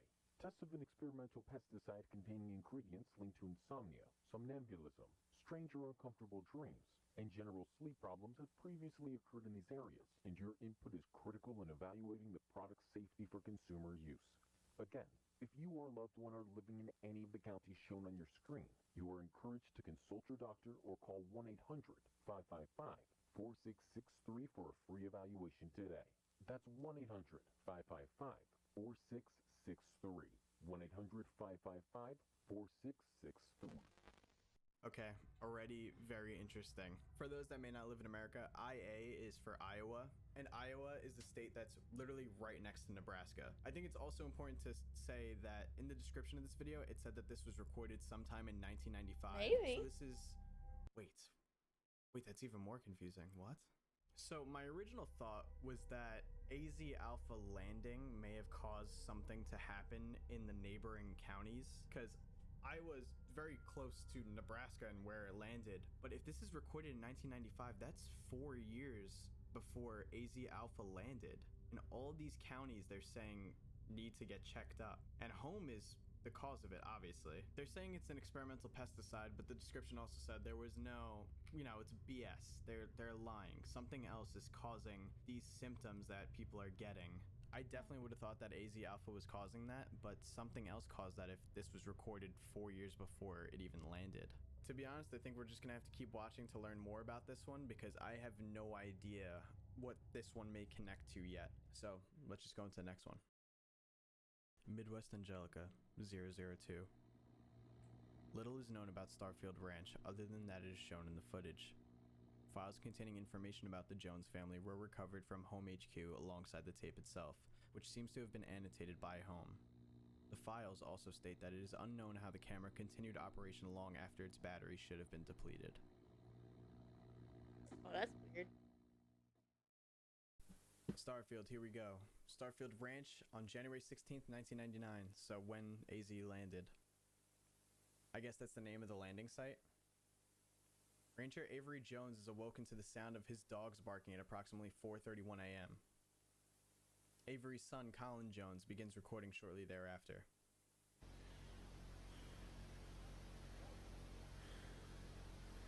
Alright, so this is about less than an hour after Alpha landed.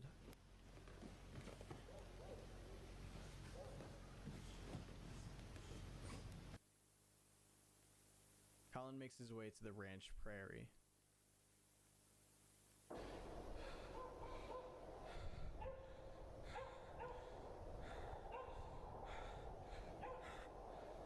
Colin, grab Max. I'm going to get the rifle. What happened to Rocky? I don't know. What happened to... Is Rocky their dog?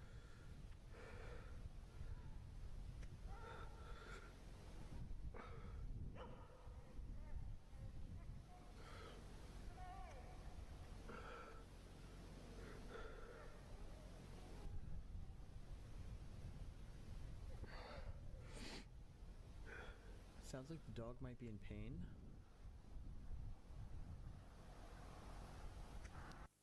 Whoa, hold up. Several minutes of footage are too degraded to view. What the hell was that? Only a select few frames are discernible. Oh. Okay.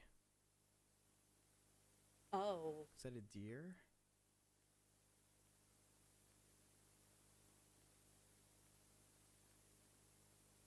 Gunshots are audible.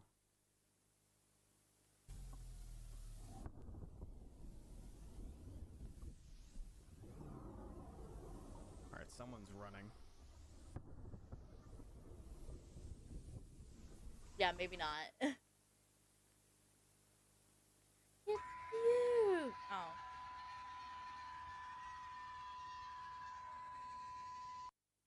Oh. Oh. Avery Jones is assimilated. Assimilated?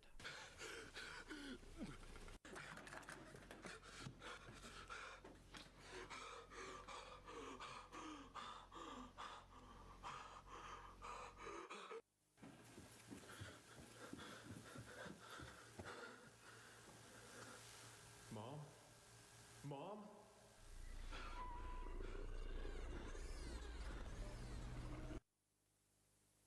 Infection.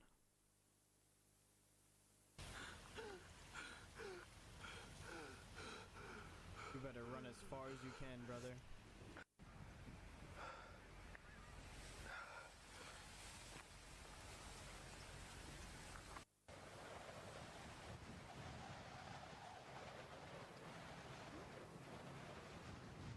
Is that a cow or something?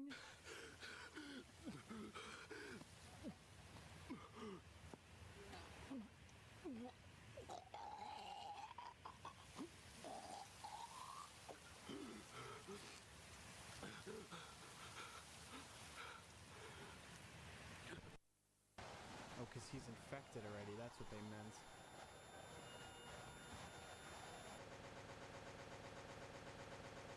Family.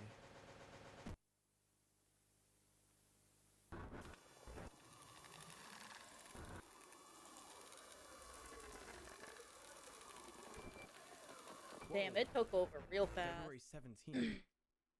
Okay, so I think that pretty much confirms that what this thing does is it gets inside of you. Hey, yo. So this video is of the family that was basically closest to the landing site of AZ. And it appears the dog here is the first victim of this. I do not think this thing here is the dog. My thought process is that AZ Alpha lands and then sends out smaller versions of itself to infect anything nearby, which is what this little thing running is here. It looks like it gets, either this is a dog or a deer, I'm not really sure. I want to say this is a deer, but you could see it looks like it got inside of this thing and it is now exploding outwards. Here's a better image here. This looks more like a dog. Yeah, here's another image. We know that they tried fighting it with guns. Doesn't look like that went too well. So that was Avery Jones. Then this is Colin, I believe, who makes it back into his home. It appears at this point his mother also gets infected, and I believe she might infect him here, because then we see this infection. And then we follow him for a little longer. He records a few more things. This literally looks like a cow was infected here. We hear him over this sewer drain.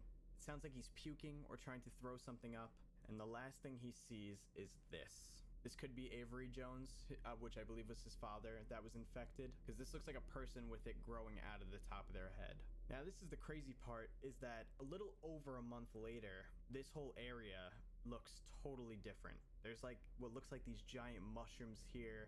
The air is all red around it, and this must be the house that they were living in. Yeah, it looks like the whole area is just infected. I'm loving this series so far. We're not even halfway through on the videos.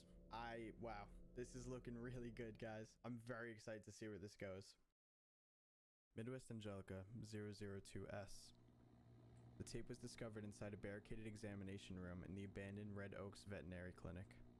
Despite its alleged nature, the contagion shown in the video has yet to be discovered in any form.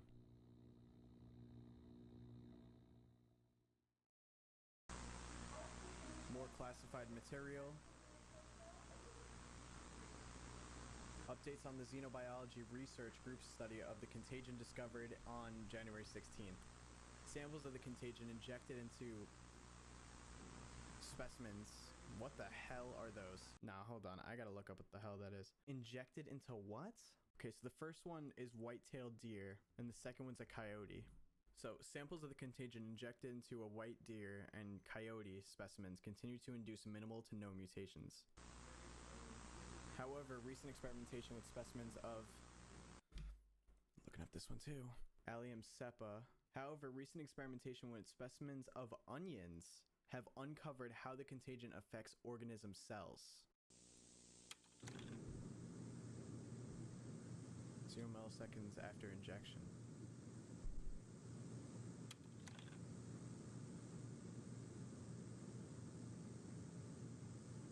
100 milliseconds. 200 milliseconds. Wow, so the infection spreads rapid. That's wild.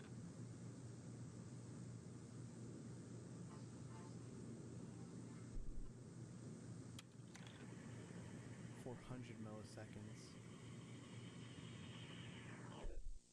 That's insane. Previous results combined with recent findings indicate the contagion possesses some degree of intelligence. The contagion's intelligent and virulent in nature possesses a clear and present danger to the entire United States population. Yeah, no shit. Research personnel strongly recommend the contagion be destroyed on site and by any means necessary. Codename designation. Star Kill. That name goes kind of hard, I can't even lie. Okay, so honestly, not too much in that one. We just learned that it grows super rapidly. It somehow does minimal mutation to deers and coyotes, but shows mutation in onions and how it affects organism cells. But I was pretty sure we saw it exploding out of the deer before. I guess maybe it didn't mutate it, it just grew through it. But yeah, basically, this thing is insane. It grows incredibly quick and may even have a form of intelligence built into it. And it is a danger and must be exterminated on site. Let's jump into the next one. Midwest Angelica 003. The footage on the tape documents an event believed to have irreparably impeded Holmes' ability to safely study AZ-001. The tape was found inside an underground bunker 12 miles west of Lincoln, Nebraska. One wall within the bunker was painted with a logo similar, but not identical to the logo used by Holmes. Incident report, case ID, special clearance required, unauthorized access punishable under penalty of death. Jesus. Alright, so this is a serious one. I'm a little bit confused by the description for this one, but let's see.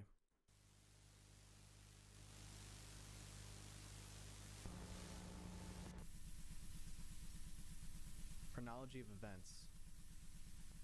January 28th, Dr. Andrew Evans returns to Alpha Chunk for further analysis.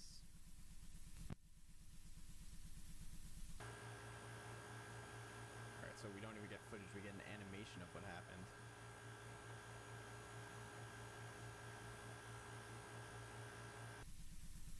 Top tier 3D. Official audio record, January 28th.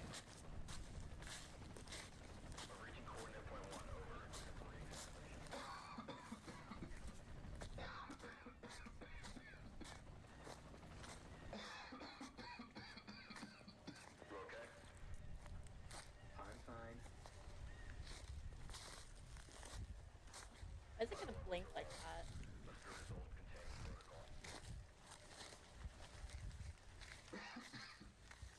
This is it, right here. I want this area marked, just for sample collection. On it. Marking area, over. That's all we're gonna need. Request retrieval team. Requesting retrieval team at Alpha Chunk Point A, over.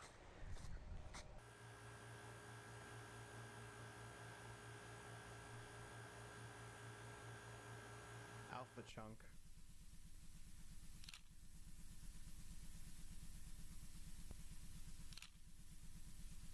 Field photo of Dr. Evans.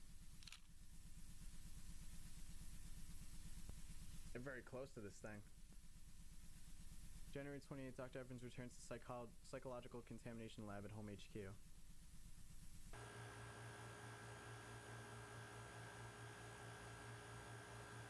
Home HQ.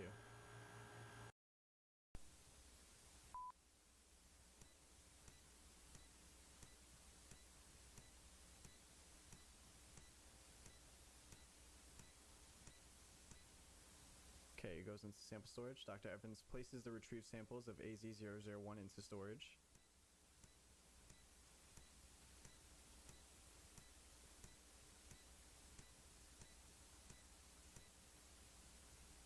Dr. Evans obtains a container to refill the water cooler, believed to have taken longer than normal to obtain.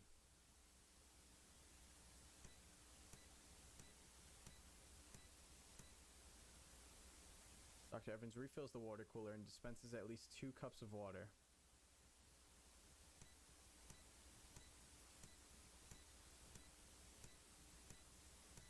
Maybe he was just getting one for him and Dr. O'Connor?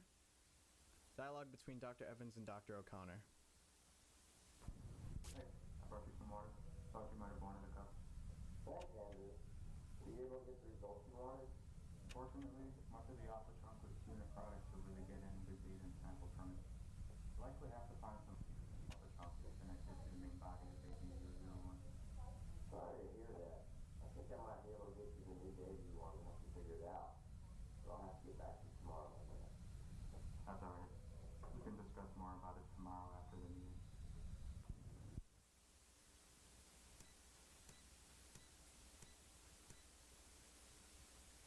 Dr. Evans returns to his desk behind Dr. O'Connor. No further interactions occur.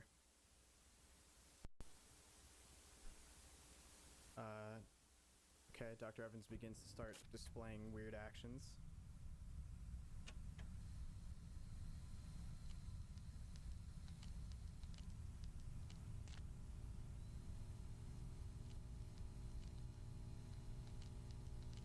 Aww. Holy crap. Dr. Evans departs to another part of the Home HQ facility. Did nobody see that?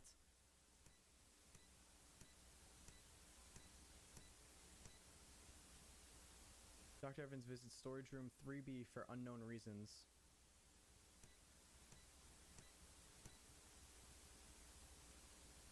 Evans, wait, who are you? Home HQ is put under lockdown following gunshots in the building.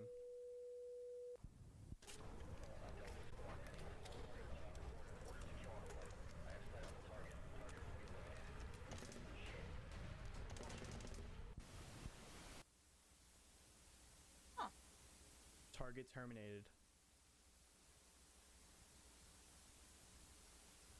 Dr. I think Evans' so body too. is brought to the central morgue for post-mortem autopsy.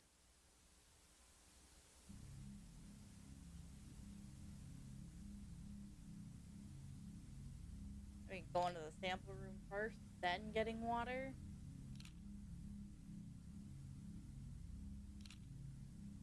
Is that the infection spread throughout his body? I mean, we know it spreads rapidly. Report conclusions. Dr. Evans' death is ruled as an assassination by a third party, though much remains unknown at this time. What? Dr. O'Connor has apparently disappeared following the incident, as he has been unable to be reached for comment. Bullshit. Additionally, No, a follow-up investigation found that one vial of AZ-001 samples was missing after the incident. Yep, tainted the water. End of report. What? I thought that was a pretty closed case, that Dr. Evans was just straight up infected like crazy. From the beginning of the audio, you can hear him coughing. And they do show that his suit is different from others. I mean, this suit could possibly be weaker. Maybe it still somehow got into his suit. Then he heads back to HQ. He takes a weird amount of time in the supply closet, gets some water, goes and chats with Dr. O'Connor. Then Dr. Evans just goes to his desk and starts to display unusual behavior. Clearly unusual. Then he goes to storage room 3B for unknown reasons. And then we see a blue dot walk in. Okay, so I've since been told that that's a purple dot and not a blue dot. I'm sorry, I'm colorblind. Please ignore me. I did not realize that this was a different colored dot. And Evan says, "Wait, who are you?" Oh, no, but that we is know that the blue dot is Dr. O'Connor. And Evan says, "Wait, who are you?" doesn't really makes sense. Home HQ is put under lockdown following gunshots, so someone shot. I would like to believe that Dr. O'Connor probably saw Dr. Evans tripping out at his desk and then followed him to shoot him, to terminate him, because that was their job. They were told to terminate on site when there was an infection. It says target terminated. Dr. Evans' body is brought to the central morgue, and it's ruled as an assassination by a third party. That's what's confusing to me. I feel like it's pretty obvious that Dr. O'Connor shot him, unless maybe it's not obvious to Home. But then also, why is a vial of AZ-001 missing? And why did Dr. O'Connor disappear following the incident? Like, there's something sketchy that happened there that we don't know. And then on top of that, we learned that this tape was found in an underground bunker, and one wall in the bunker was a painted logo similar but not identical to the logo used by Home. Why would you specifically mention that? There has to be something there. Oh. He tainted the water cooler. I understand now. So a vial of AZ-001 was missing, which Dr. Evans definitely could have taken from the sample storage. So he was in the sample storage, takes one of the samples of AZ-001, goes to the supply closet, contaminates the water cooler refill, then refills the water cooler, gets 2 cups of water, brings one to Dr. O'Connor, and drinks one himself. So now that infects Dr. O'Connor and himself.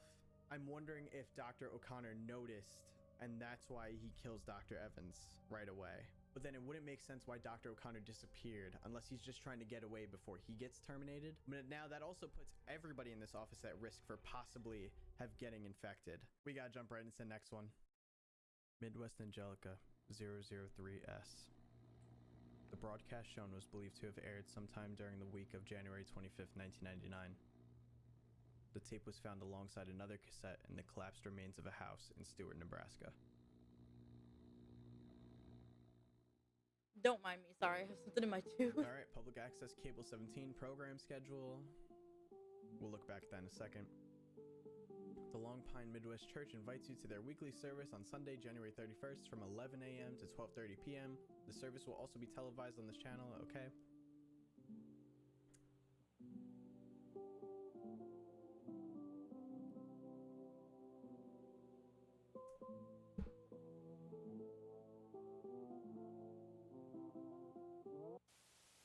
Okay, that was really quick. I'm gonna go back and pause each one so we can read them fully. Science Showcase, Diamonds in the Rough, Music and Review, Meditation Hour, The Conversation, Words of Wisdom Sign Off, Community Bulletin. The Long Pine Midwest Church invites you to their weekly service on Sunday, January 31st from 11 a.m. to 12:30 p.m. The service will also be televised on this channel for those unable to attend in person. The Long Pine Midwest Church would also like to extend their gratitude to the following individuals for volunteering to assist in this weekend's service. And obviously the name that stands out here is Ray O'Connor, which is the name of our missing doctor. So if this weekend service was Sunday, January 31st, this takes place on Saturday, January 30th. The whole Dr. Evans and O'Connor incident happened on the 28th of January, so 2 days before. Either Dr. Ray O'Connor got away and may still be infected and going to this service, or he was just scheduled to help with this service, and now after everything that happened, probably won't make it. But I believe he would still go, because why else would they show us this? What would be the point of this? So when Dr. Evans was infected, he purposely infected others. He infected the water cooler.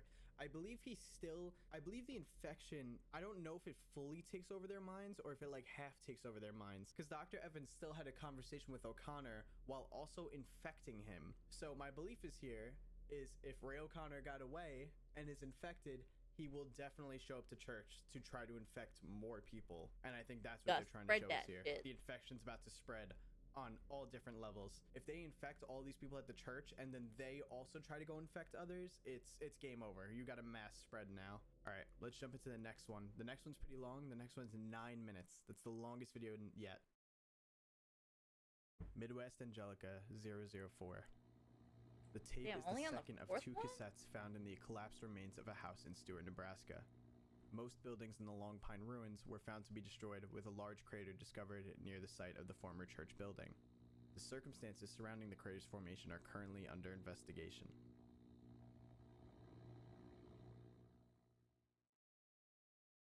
Alright, here we go. This video takes place on February 20th right now. Property of police department. The following record contains accounts of the activities of Officer Sam Page and Officer Andrew Webster on February 11th. On February 12th, both officers would be killed in the line of duty. Video evidence and testimony are compiled for ease of access in determining the causes of death.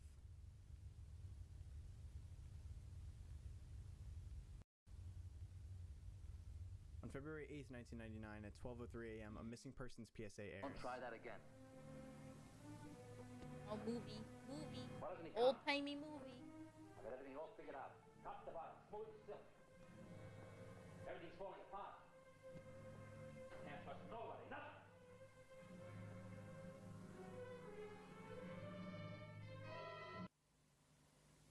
Missing John Carlisle, Aaron Mathis, David Rohde, Sarah Withrow,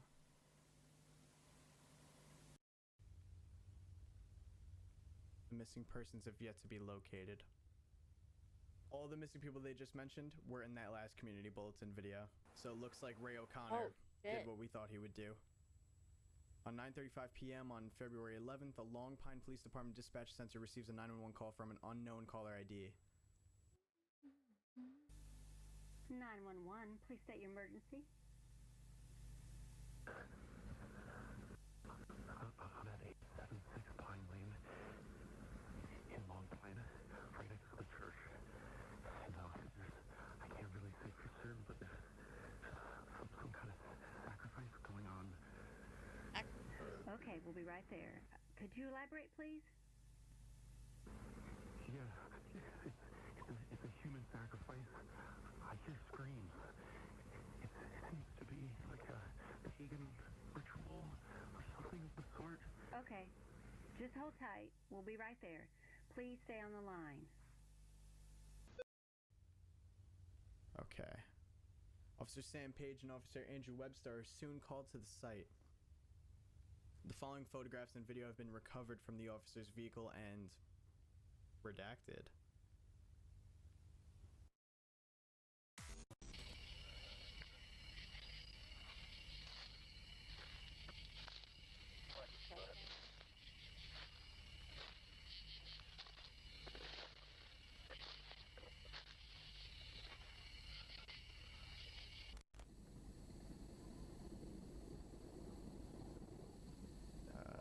Church is looking kind of empty right now.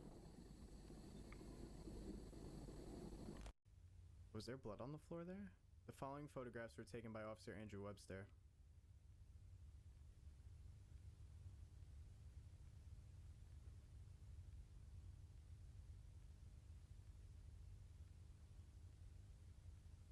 A gift of the blood of an angel. phantom in its appearance, but insides churn with flesh and blood of the stars. The blessed walk in silence, blissfully closer to his sacred realm, ascended beyond mortals. We have become apostles of Azazel.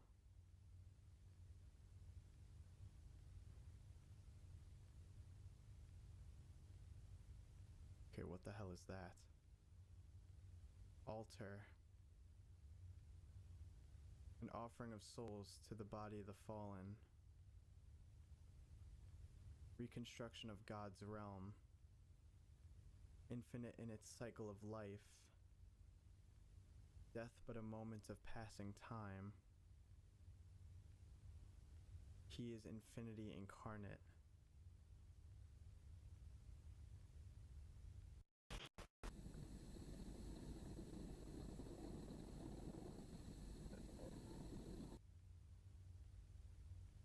This is the last known appearance of Officer Sam Page.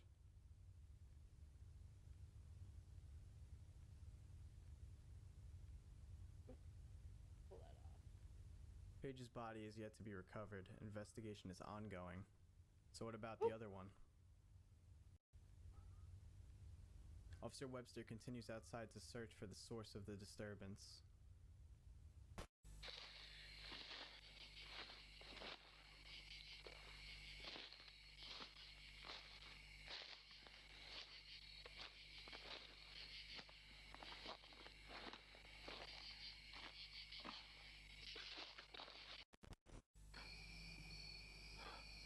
Oh my god.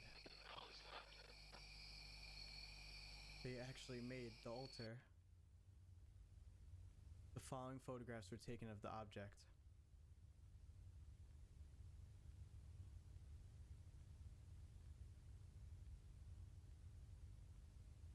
Oh my god, it's made out of people. Oh shit.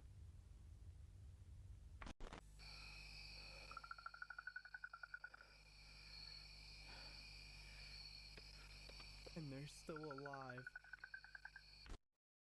Oh my god. Officer Webster begins to show distress as he suspects someone is following him.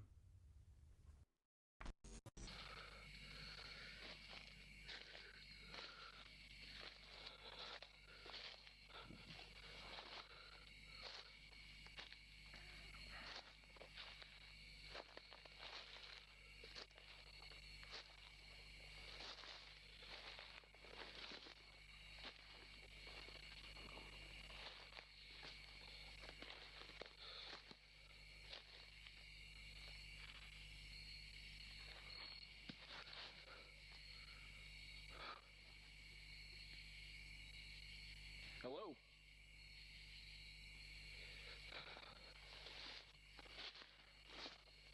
I think it's time to run, brother.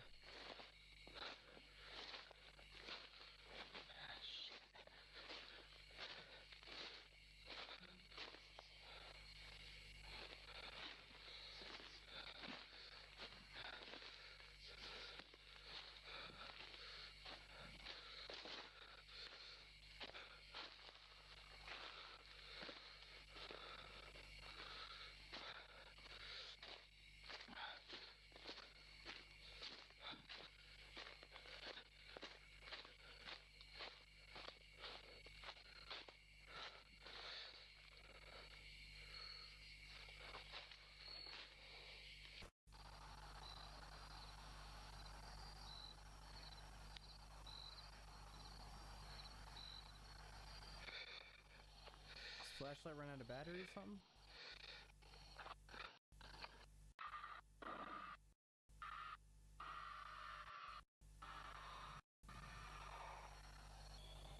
Oh. And he's dead. Okay.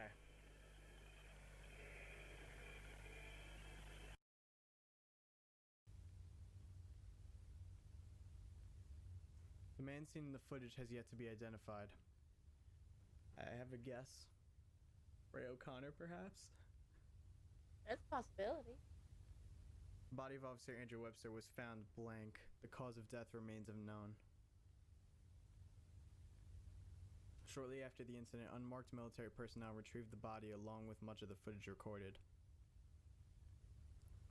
A CIA operative named Robert Spencer was assumed command of the surrounding area and has threatened the Long Pine Police Department to remain quiet regarding these incidents.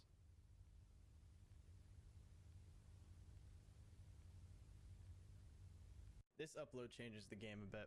That document that they discover in the church shows that the infection is more than just a virus trying to spread. It does seem to have somewhat of a hive mind, is what I'm getting here. Just to read it again, a gift of the blood of an angel, phantom in its appearance, but insides churn with flesh and blood of the stars. The blessed walk in silence, blissfully closer to his sacred realm. Ascended beyond mortals, we have become apostles of Azazel. The fact that they're talking about it and it's called Azazel has some pretty huge implications. Okay, wild theory here that I'm putting out here. This thing was aware that humans were watching it way before. Like back when they first discovered it, this thing was aware and already influencing the humans that were observing it. Or at least I believe it was influencing Dr. Lucas Michaels, because the fact that it's named AZ001 and then it's also asking to be called Azazel, that cannot be a coincidence. I think it somehow influenced them to call it that. I don't know how powerful this thing actually is, but I think that's way too big of a coincidence. And if it was actually influencing humans way back then before it even landed, that would make sense why Dr. Lucas Michaels disappears. Maybe it was influencing him to start doing things before it even landed, maybe to prep its landing, which would make sense why there was areas in Iowa that they said in 1985, Home was trying to be like, everybody, if you were in these counties, come to us and we need to do testing on you, because maybe the humans that were influenced way ahead of time were doing something. I mean, that part's a little iffy, but it would make sense why things were happening before it even landed. It was already influencing people on Earth. I also just think it's insane now that this thing is almost forming like its own religion or cult. Now that it's infecting more people and they're like writing these things about it, they built like an altar to it. It's insane. This thing is insanely powerful. Let's watch the next one and then I'll give my final theory on all this. Midwest Angelica 004S. The tape was recovered from what is believed to have been the remains of a home convoy on US Route 183. Based on all recovered footage, February 23rd, 1999 seems to be the last time any new material was created by the original home group.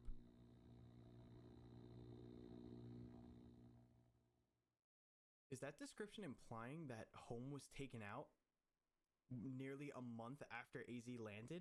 Because that's pretty insane if they took out that, if the infection basically annihilated that entire group. All right, classified material property of the Home Xenobiology Research Group, top secret clearance required for access. Here we go. Last video.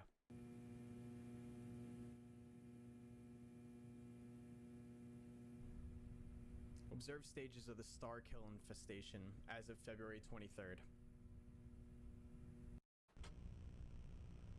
Sustenance hunt, stage 1. The star kill begins to absorb most available biomass to sustain itself for all subsequent stages. Intelligence accumulation, stage 2. The star kill searches for and targets the most intelligent species available for assimilation. So humans. Stage 3, self-replication. This is the altar, it looks like. The star kill is able to form enough biomass to manufacture novel entities from itself using biomass structural hubs. These hubs include altars, which produce smaller star kill life forms, and temples, which produce larger life forms. A fourth stage has been hypothesized based on critical mass calculations. It is unknown what will occur once the star kill network reaches critical mass. However, the network is predicted to grow to the following size within a year based on currently available data. Oh, GG. That's a lot. That's a GG. lot. That's a lot. So that was the end of Act 1 for Midwest Angelica. I think that might be in top 3 analog horror series for me.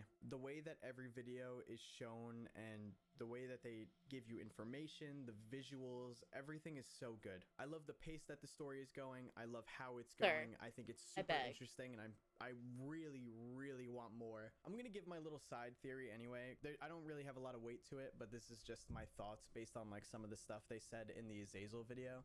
Really far into the beginning, we thought that AZ-001 was actually just a dead body floating through space. So I'm wondering if whatever Azazel is, if it's just really weak right now, and it's sent off that chunk to Earth to basically infect all of the planet, and then eventually it will try to eat up all of the infected to become part of it again, to maybe give it more energy, to maybe not come back to life because it is still alive, but to just bring it back to its normal state that it was at. I just got that vibe based on what they described with the stuff they found in the church. I don't know much about Azazel or anything, so if you guys want to teach me about it in the comments down below, please do, because I know nothing about that. So if you do know about that and you know what implications it might have, let me know in the comments. Midwest Angelica's channel link will be at the top of the description down below. Alright, this will be the last one. Watch this and we'll be done with this. We'll deal with it more tomorrow. Ooh.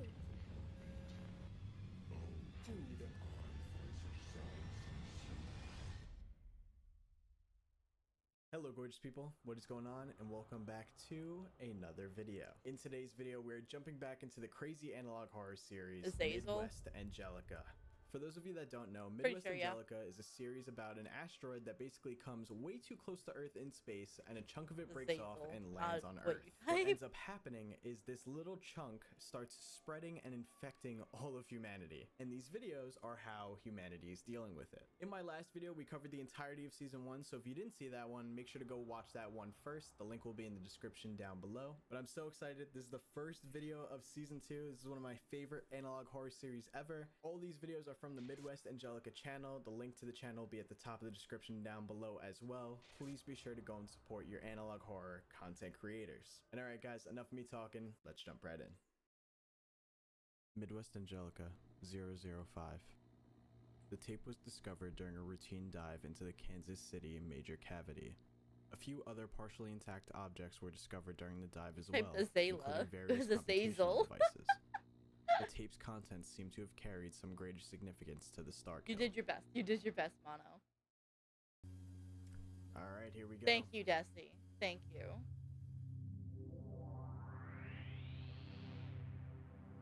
Home Delta. That's new. That's not the same home logo. Top secret for the eyes of Home Delta Command only, approved by Admiral Nero.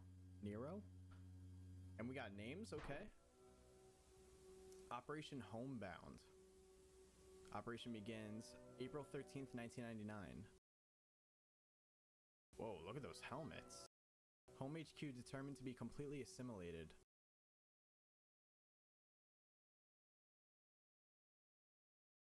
AGM-114 Hellfire bombardment of Home HQ commences 12:01 a.m.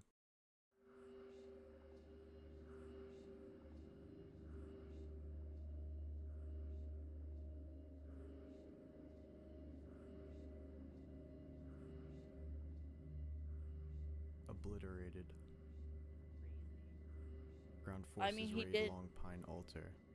They did like infect the entire building, so. Obliterated. Jones family Giga tracked and located at the coordinates. Obliterated. Orbital bombardment of Alpha Chunk and Starfield Ranch commences.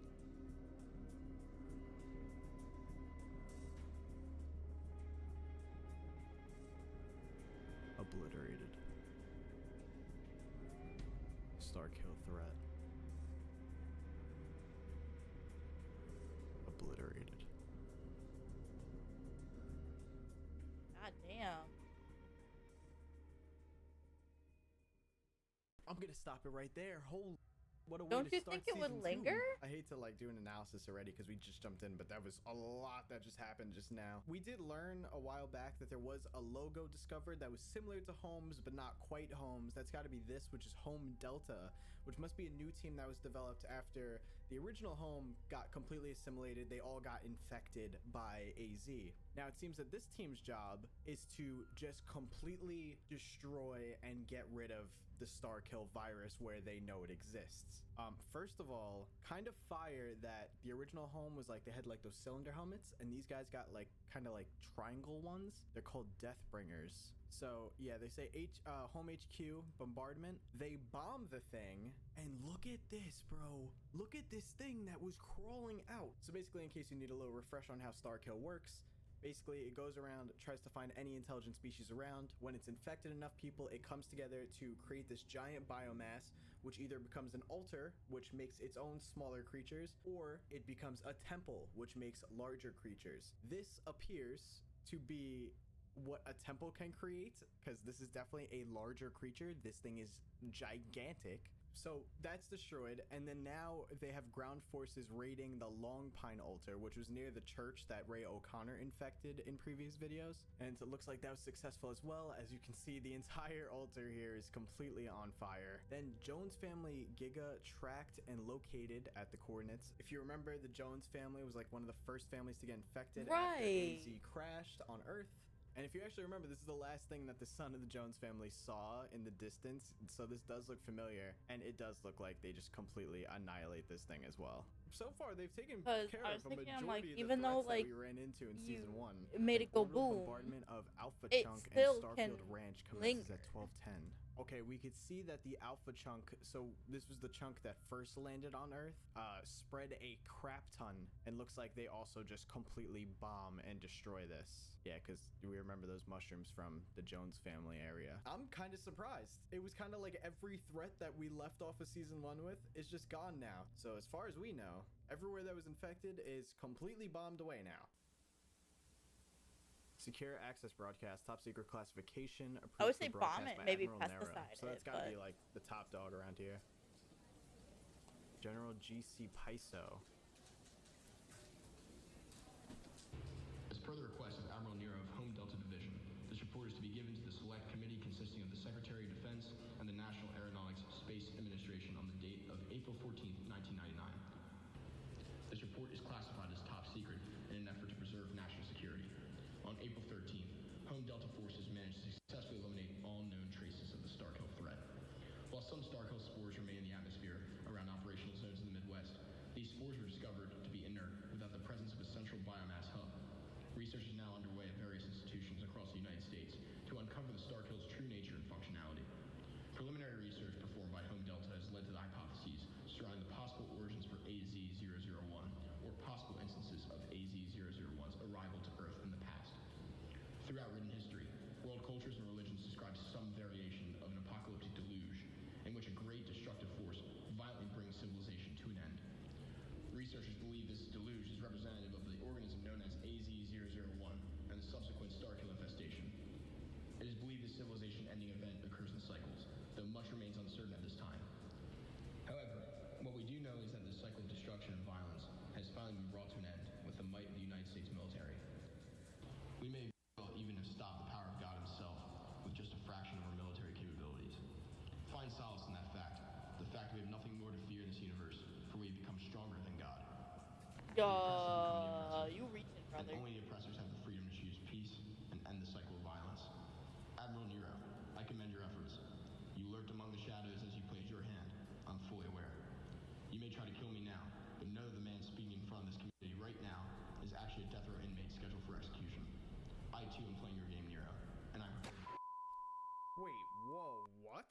Okay, so that last section there about Nero playing his hand from the shadows and how he wants to kill this guy, Paiso, and how Paiso is already on death row, and then he looks like he gets shot at the end there. I don't understand that at all, so if you guys can explain that, maybe I missed something, or maybe we just don't know yet, but that confused me a lot. It seems that what he said was AZ-001 coming to Earth may not be the first time. It may have come in the past during these apocalyptic stories that we've heard, and all of the things that happened may have been a result of the star kill. They also did say they basically bombed all the hubs, so even though there are spores in the air still, the spores don't really work without the hub, so that's interesting to note. But I'm very confused by that end there, and it is very interesting to think Okay, like so AZ even could have been here though before.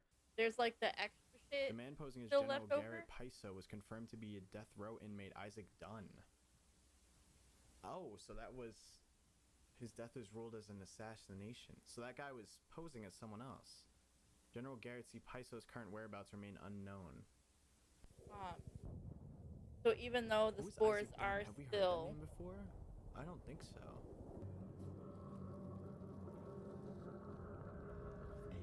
I guess it's dormant. What?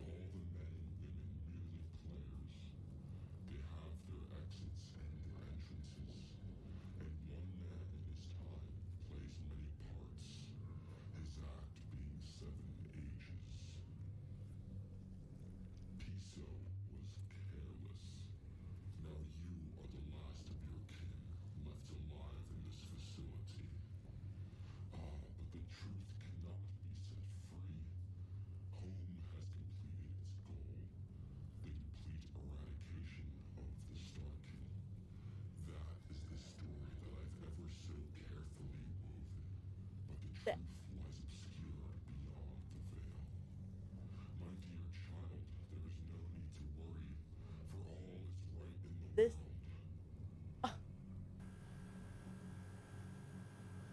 That must be AZ001 sending out another chunk. Beta chunk. Sing your last song, my children. Sing your cry to the universe. How you long to live forever through the sound of a heartbeat. Oh, how even I find such sounds to be soothing. A mathematical purity. The expression of the universe's logical blueprint in a tangible form. Music enriches the soul. It is truly humanity's crowning achievement. Now, my children, let your voices echo through the vastness of space. Let your souls sing with great spirit.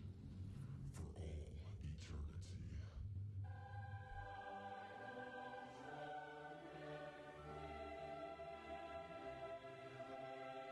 What? Is that... Home Delta threat. Obliterated. Oh my god.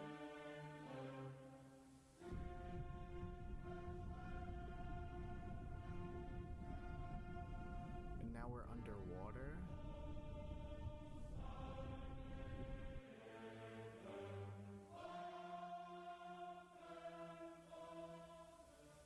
And that's the end of the video. Bro, the amount of circles that my brain just went in from this one video.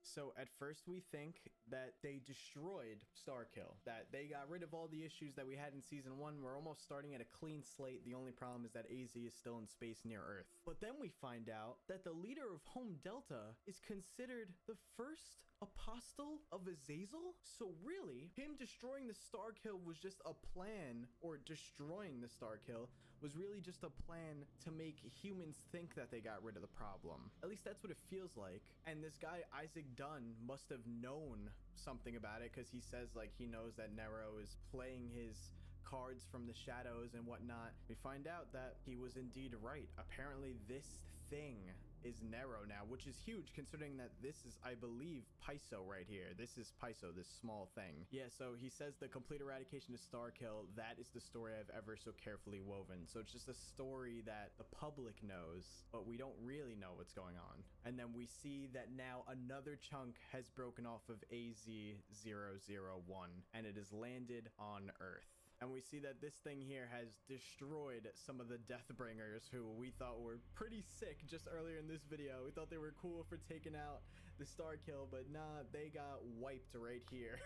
I'm still a bit confused on Paisos and Isaac Dunn. Like, I don't know if we've heard Isaac's Dunn name before, and I just don't remember his character. Same thing with General Paiso. Maybe we'll hear about or understand more about them later this season, but what a crazy way to start season 2. It's just wild.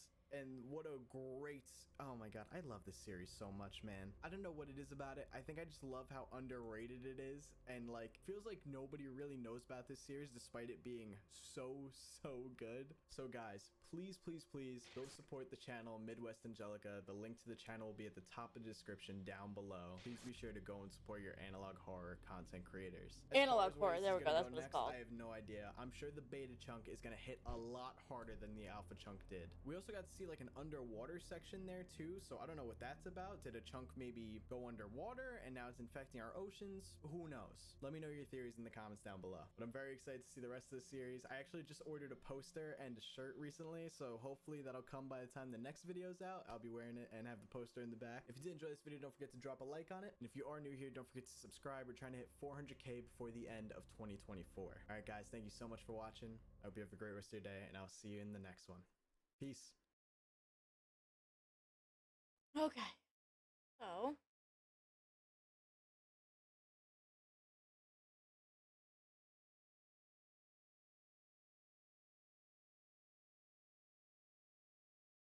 Oh boy. Oh boy. This is great. Alright, so I will be back again tomorrow. I believe I'm playing Darksiders 2 is what I told Cry. I'm like half fucking asleep. Darksiders. I'm doing Darksiders.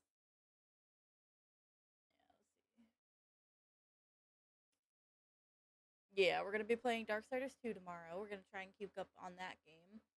Keep going there. So this is what we're gonna do. Oops.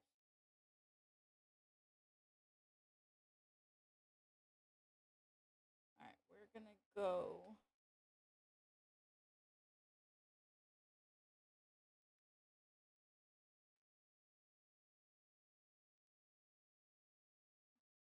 Lay's doing karaoke, so I'm gonna go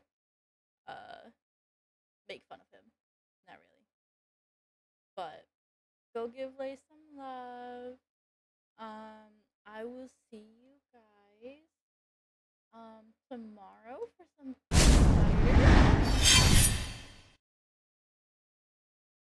I have my schedule posted. It's posted in the Discord.